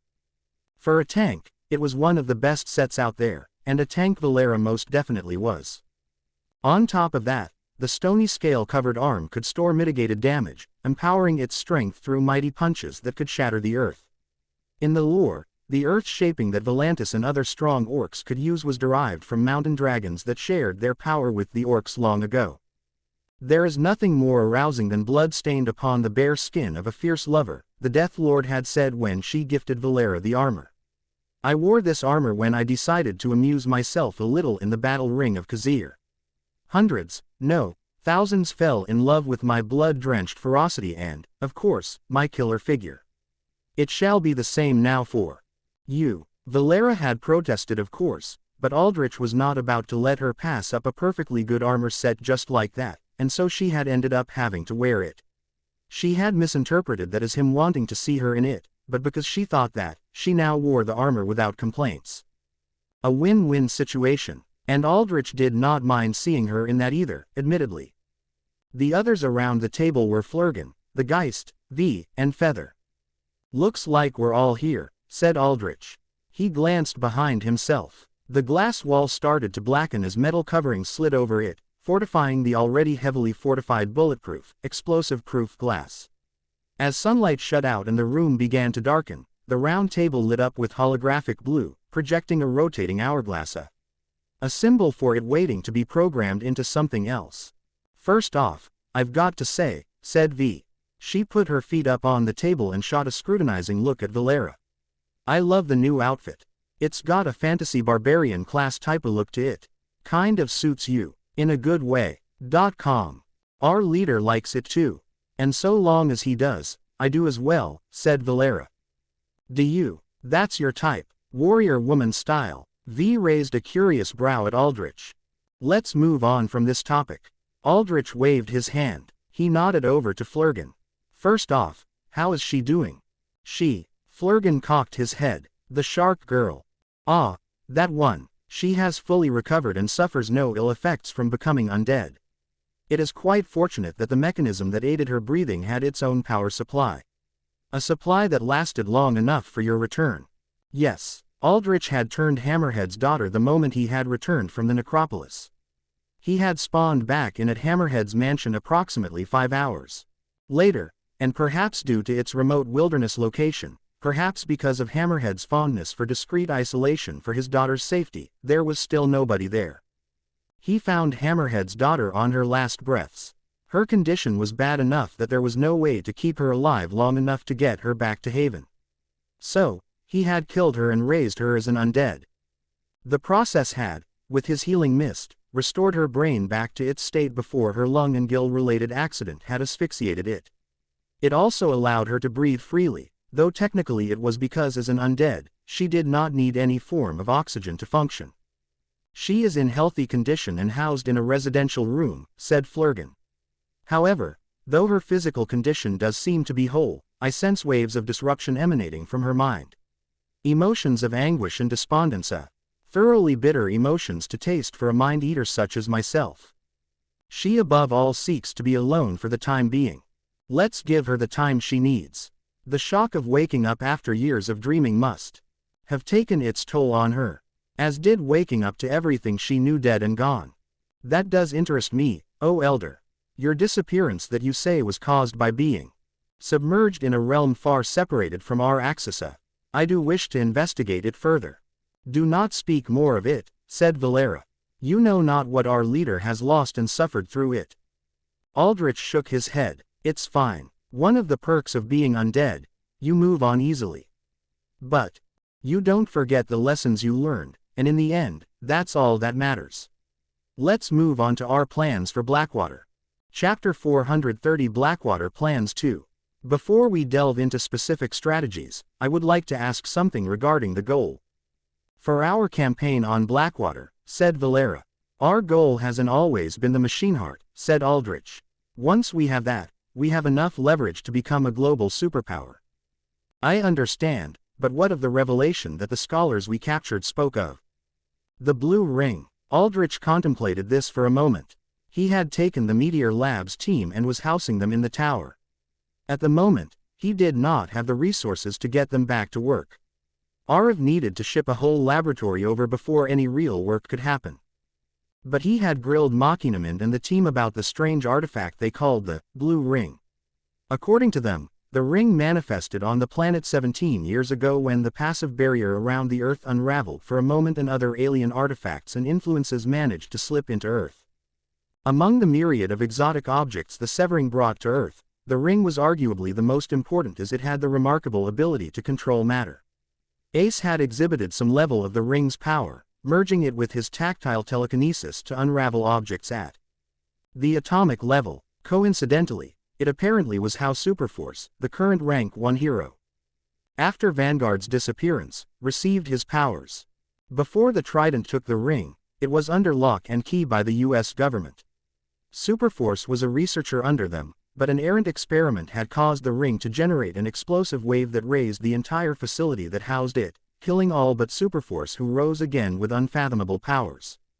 The ring was seemingly lost, but after a few years, re-emerged in the deep East Coast wastelands where the Trident was the first to grab it. The issue, however, was that the ring was fickle. If it was not stable enough, it entered a dormant state where it refused to emit any energy, as if it had an independent will. To try and attract the best of the best to reveal the ring's secrets, the Trident had branded the ring as a way to generate not only infinite energy, but give mankind control over the fundamental forces of creation. Lured by such a grand vision, many esteemed scientists flocked to the labs even though they knew it was funded by less than ethical means. Progress working on the ring, however, was painfully slow. Even after 9 years, the ring refused to share any of its secrets. That is, to everyone except Machine Mind. To Machine Mind and to him only did it whisper its powers, telling him, apparently, to create a perfect being worthy of being blessed by the Outer. Hence his cloning experiments using the illicitly taken DNA of Superforce, the only human who had ever merged with the Blue Ring's power and lived. Which meant that Ace was in reality a clone of the current top hero in the US. When Aldrich tried to press Machine Mind further about the Outer, the scientist could do little more than babble cryptic incoherencies. When Aldrich tried to forcibly invade the man's mind using his authority as his lich, he faced an odd mental block. Or rather, he hit just blank space, as if these words and memories were not Machine Mind's but someone else's, someone who Aldrich had no authority over. Machine Mind's told me all there is about what he knows is holed up in Blackwater, said Aldrich. And there's nothing related to unlocking the secrets of the ring. If there was, the Trident would have used it years ago. As it stands now, the ring's been in their study for almost a decade with near zero results. What of Ace? The boy uses the ring's power, supposedly, said Valera. He is under my current study, said Flurgan. I am utilizing alchemy and scrying in an attempt to understand the nature of the power imbued in his body. As of now, I cannot yield any results. Regardless, the ring is something we can sit on and crack open later. Especially since it's currently now within me. Aldrich raised his hand. On the back of it, a blue branch glowed. He could not actually use the ring's power. It seemed that the tree symbol on his hand was more like storage that kept the ring contained rather than something that channeled it into a useful form. But he could remove the ring and have it be under study again when he felt like it. For now, though, with no equipment available, he felt it best to keep it on his person for safety's sake. The machine heart is the only real objective we have here, finished Aldrich. He nodded to V's eyes flashed blue as she changed the table hologram again. This time, it showed a diagram of the machine heart. It was a cube-shaped piece of metal approximately the size of a basketball. Red lines crisscrossed over its surface, gleaming and dimming in a rhythmic, heartbeat-like pattern. The machine heart, ancient artifact way back from the altering. It's theorized to be the heart of the Omega mind that went full Terminator on Earth in 2030. It's the form it chose to show people whenever it interacted with them. Just a floating, ominous cube, said V. It's said to be the most data energy dense construct that has and will ever exist on this planet. Can you merge with it? Asked Aldrich. I'll be honest here. I'm not too sure, said V. She licked her lips in equal parts nervousness and excitement. But I gotta say, thinking of all that data, all that energy just coursing through me, in me, on my fingertips, man, I'd at least like to try. Aldrich raised a brow. That's not entirely reassuring. Relax, boss. The Italian prong wanted to get Mad Jack to fuse with it. If he can do it, I can do it. I'm not entirely at his level, but I'm close enough where I'm relatively confident I can do it. Even if I can't, we can just take the cube and keep it with us, right? Yes, Aldrich nodded. And about Mad Jack? Any information about his location? V shook her head. Nada. Crazy bastard's been offline for a while now. Kinda scared. Either he's cooking something insane up or he's dead. But I highly doubt he's going to be against us. Internal data from Feathers shown that the Italian prong doesn't know where Mad Jack is either. Apparently they parted on less than good terms. It's part of the reason why AII managed to wreak havoc on dozens of Italian prong operations across Europe and North America. And AII, any notice about his movements? V waved her hand, putting the holographic cube to the side and bringing up a map of the east coast of the US. She highlighted several blue dots above where Blackwater was, a few hundred miles out. AII's been moving his bots down slowly but steadily from north to south, wiping out any Trident outposts he finds in his way. By the time we start our operation on Sunday, AII will be in position outside Blackwater. What of this creature's battle capabilities? Said Valera. Have you learned anything? All his bots are like ghosts. They phase in, wreck face, then phase out, said V. The aftermath of the attacks on the Trident suggest cryo-weapons and top-notch stealth tech. Which, now I know, is partly magic-based. Ah, it will be glorious to secure samples of these mechanical specimens, said Flurgan, rubbing his lavender hands together. I have yet to break the merger between technology and magic. But with their samples, that breakthrough is one reverse engineering away. It'll be high on our priority list, said Aldrich. Concerning. Valera frowned. The frost bolts and invisibility we already know of. Surely an enemy of this caliber has more. Might we not strike now? Before these golems can set perimeter around Blackwater. Then we have to run into Solomon Solar. He stays in Blackwater 24/7 with his mistress, the headmaster of the academy. The only time he'll be gone is Sunday, and that's when we can make our attack, said Aldrich. But the cryptic we took should eliminate this foe. No. We need to apply it first, and if Solomon is on guard from an attack he knows is coming, that gets very, very difficult. I have a plan to cripple him when he goes to his mandatory meeting with the when he's all alone. And what of Fafnir? The dragon shifter that, from what I know, is quite a firesome beast. Yeah, he along with Monk and some sword capos are the strongest threats. But it's a good thing we're going to be getting rid of 2 out of those 3 threats. Valera smiled in glee. I knew you had something in store, my dear. Does this involve gratuitous amounts of violence, preferably inflicted by us? Aldrich nodded. It does. Valera's fangs gleamed. Excellent. Who are you guys thinking of whacking? Said Feather, interested, slight grin on his face. Hopefully the sword capos. Most of them are arrogant bastards. Idiot jocks, the whole bunch of them. The sword capos and Fafnir, said Aldrich. Courtesy of your assistance, Feather. Feather blinked. Huh, me, how? Aldrich nodded to Flurgan, and Flurgan sensed Aldrich's intentions, his 3 red eyes shining with anticipation. To begin with, we'll have to cut you into pieces. Chapter 431 Blackwater Plans 3. Interesting. Wait, what? Feather's eyes blinked several times. You don't mean that, do you? He looked at Aldrich's stare, a look that had no room for a joke behind it, and then at Flurgan's highly inquisitive, highly ready to cut into flesh gaze and knew that Aldrich meant everything he said. Yes, confirmed Aldrich. Flurgan's done some tests on you while you were telepathically sedated. It's given me some good insight into the full extent of your powers, and to be honest, I'm rather impressed. You can regenerate from even a drop of blood as long as some part of you remains. Wait, you've been doing what to me now while I was asleep? Feather stared at Flurgan as if he had shoved a knife in his back, and indeed, the Mind-Eater had. And much more. Necessary experimentations, said Flurgan, waving away Feather's look. You are an infinitely renewable source of alter biomass.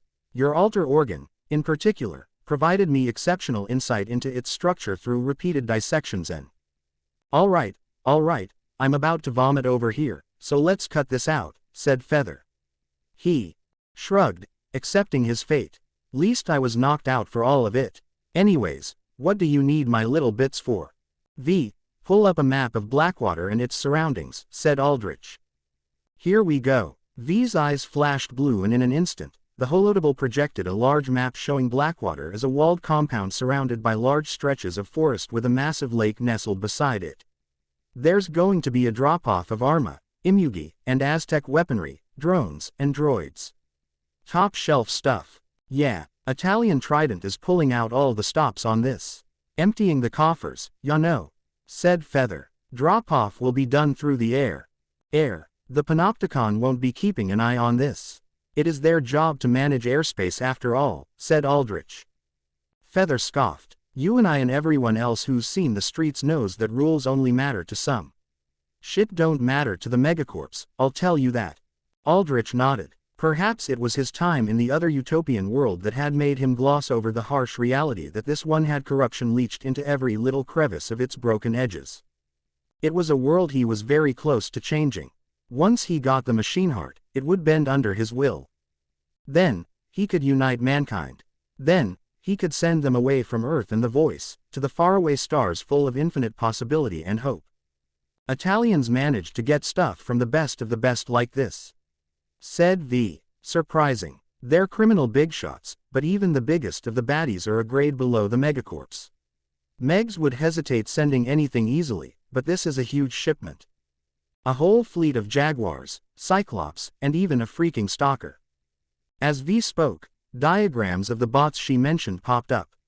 The bulky, tank-like design of the Cyclops, the four-legged feline forms of the Jaguars, and the black-visored, katana-wielding figure of the stalker all rotated around slowly. V listed off the names of battle droids, humanoid mechs handcrafted by multiple engineering alters to be avatars of war capable F standing toe-to-toe with even the toughest heroes. The Cyclops from Arma were the weakest of the bunch but the most mass-producible. These, Aldrich did not foresee issues dealing with. But the Jaguars from Aztec were a grade above that with their four-legged agility and state-of-the-art viblade claws capable of splitting matter at the atomic level. The Stalkers from Imugi were a notch above even that. They were deadly ninja robots with speed, strength, stealth, power, and a host of versatile weaponry said to even be able to take on a S-class hero. The Megacorp Fat Cats don't know about the machine heart. If they did, they'd be sending a hell of a lot more. Probably their own armies to boot, said Feather. They still think it's just a civil war gone out of control between Trident prongs, so they're only dipping their toes into the fight. Italian prongs convinced them that if the Corps back them, once they win, they'll be in massive debt to the Corps, and you know how the Corps are. Sharks, the whole lot of 'em. Smell blood and they're on your ass faster than a broke hooker. But once the Italian prong secures the machine heart, they'll turn on the megacorps, noted Aldrich. Take over their infrastructure, their tech. Feather nodded gruffly. Naturally. Still, this is quite interesting. Aldrich put a hand to his chin. I thought they'd be avoiding mechanical war power with the whole stint that AII pulled off in the Judicata. I figure it means they've found a suitable replacement for Mad Jack, said V. Happen to know anything about that, mob man? She tilted her head towards Feather. Feather scratched his scruffy beard. Well, see about that. I was supposed to be filled in on stuff like that in my next capo meeting. Which was going to be at the convoy when it stops for a refuel in the wastelands. Excellent. That brings me naturally to our plan. You'll attend that meeting, said Aldrich. You don't happen to have any of them suspecting you, do you? Nah, replied Feather. They just think I'm being extra safe holed up in a bunker somewhere. Which is precisely what I'd be doing if it wasn't for our whole, kerfuffle. Well, kerfuffles aside, said Aldrich. If nobody is suspecting you, then this should work. You're going to that meeting when it lands. Oh, are you gonna put that crystal ball in me again? Look, I have nothing against going balls deep. It's 2117 for Christ's sake, but it'd be nice to do something a little more, gentle. So many complaints. Typical of you weaker-willed humans, sighed Valera. Hey, you try having that guy's ball inside of you and tell me how it feels, said Feather, but once he saw Valera's face light up, he just said, never mind. I won't be risking my phylactery again, especially not in the presence of that much firepower, said Aldrich. Feather nodded. Phew, always knew you were the most reasonable one here. What I am going to do is strap a bomb to you.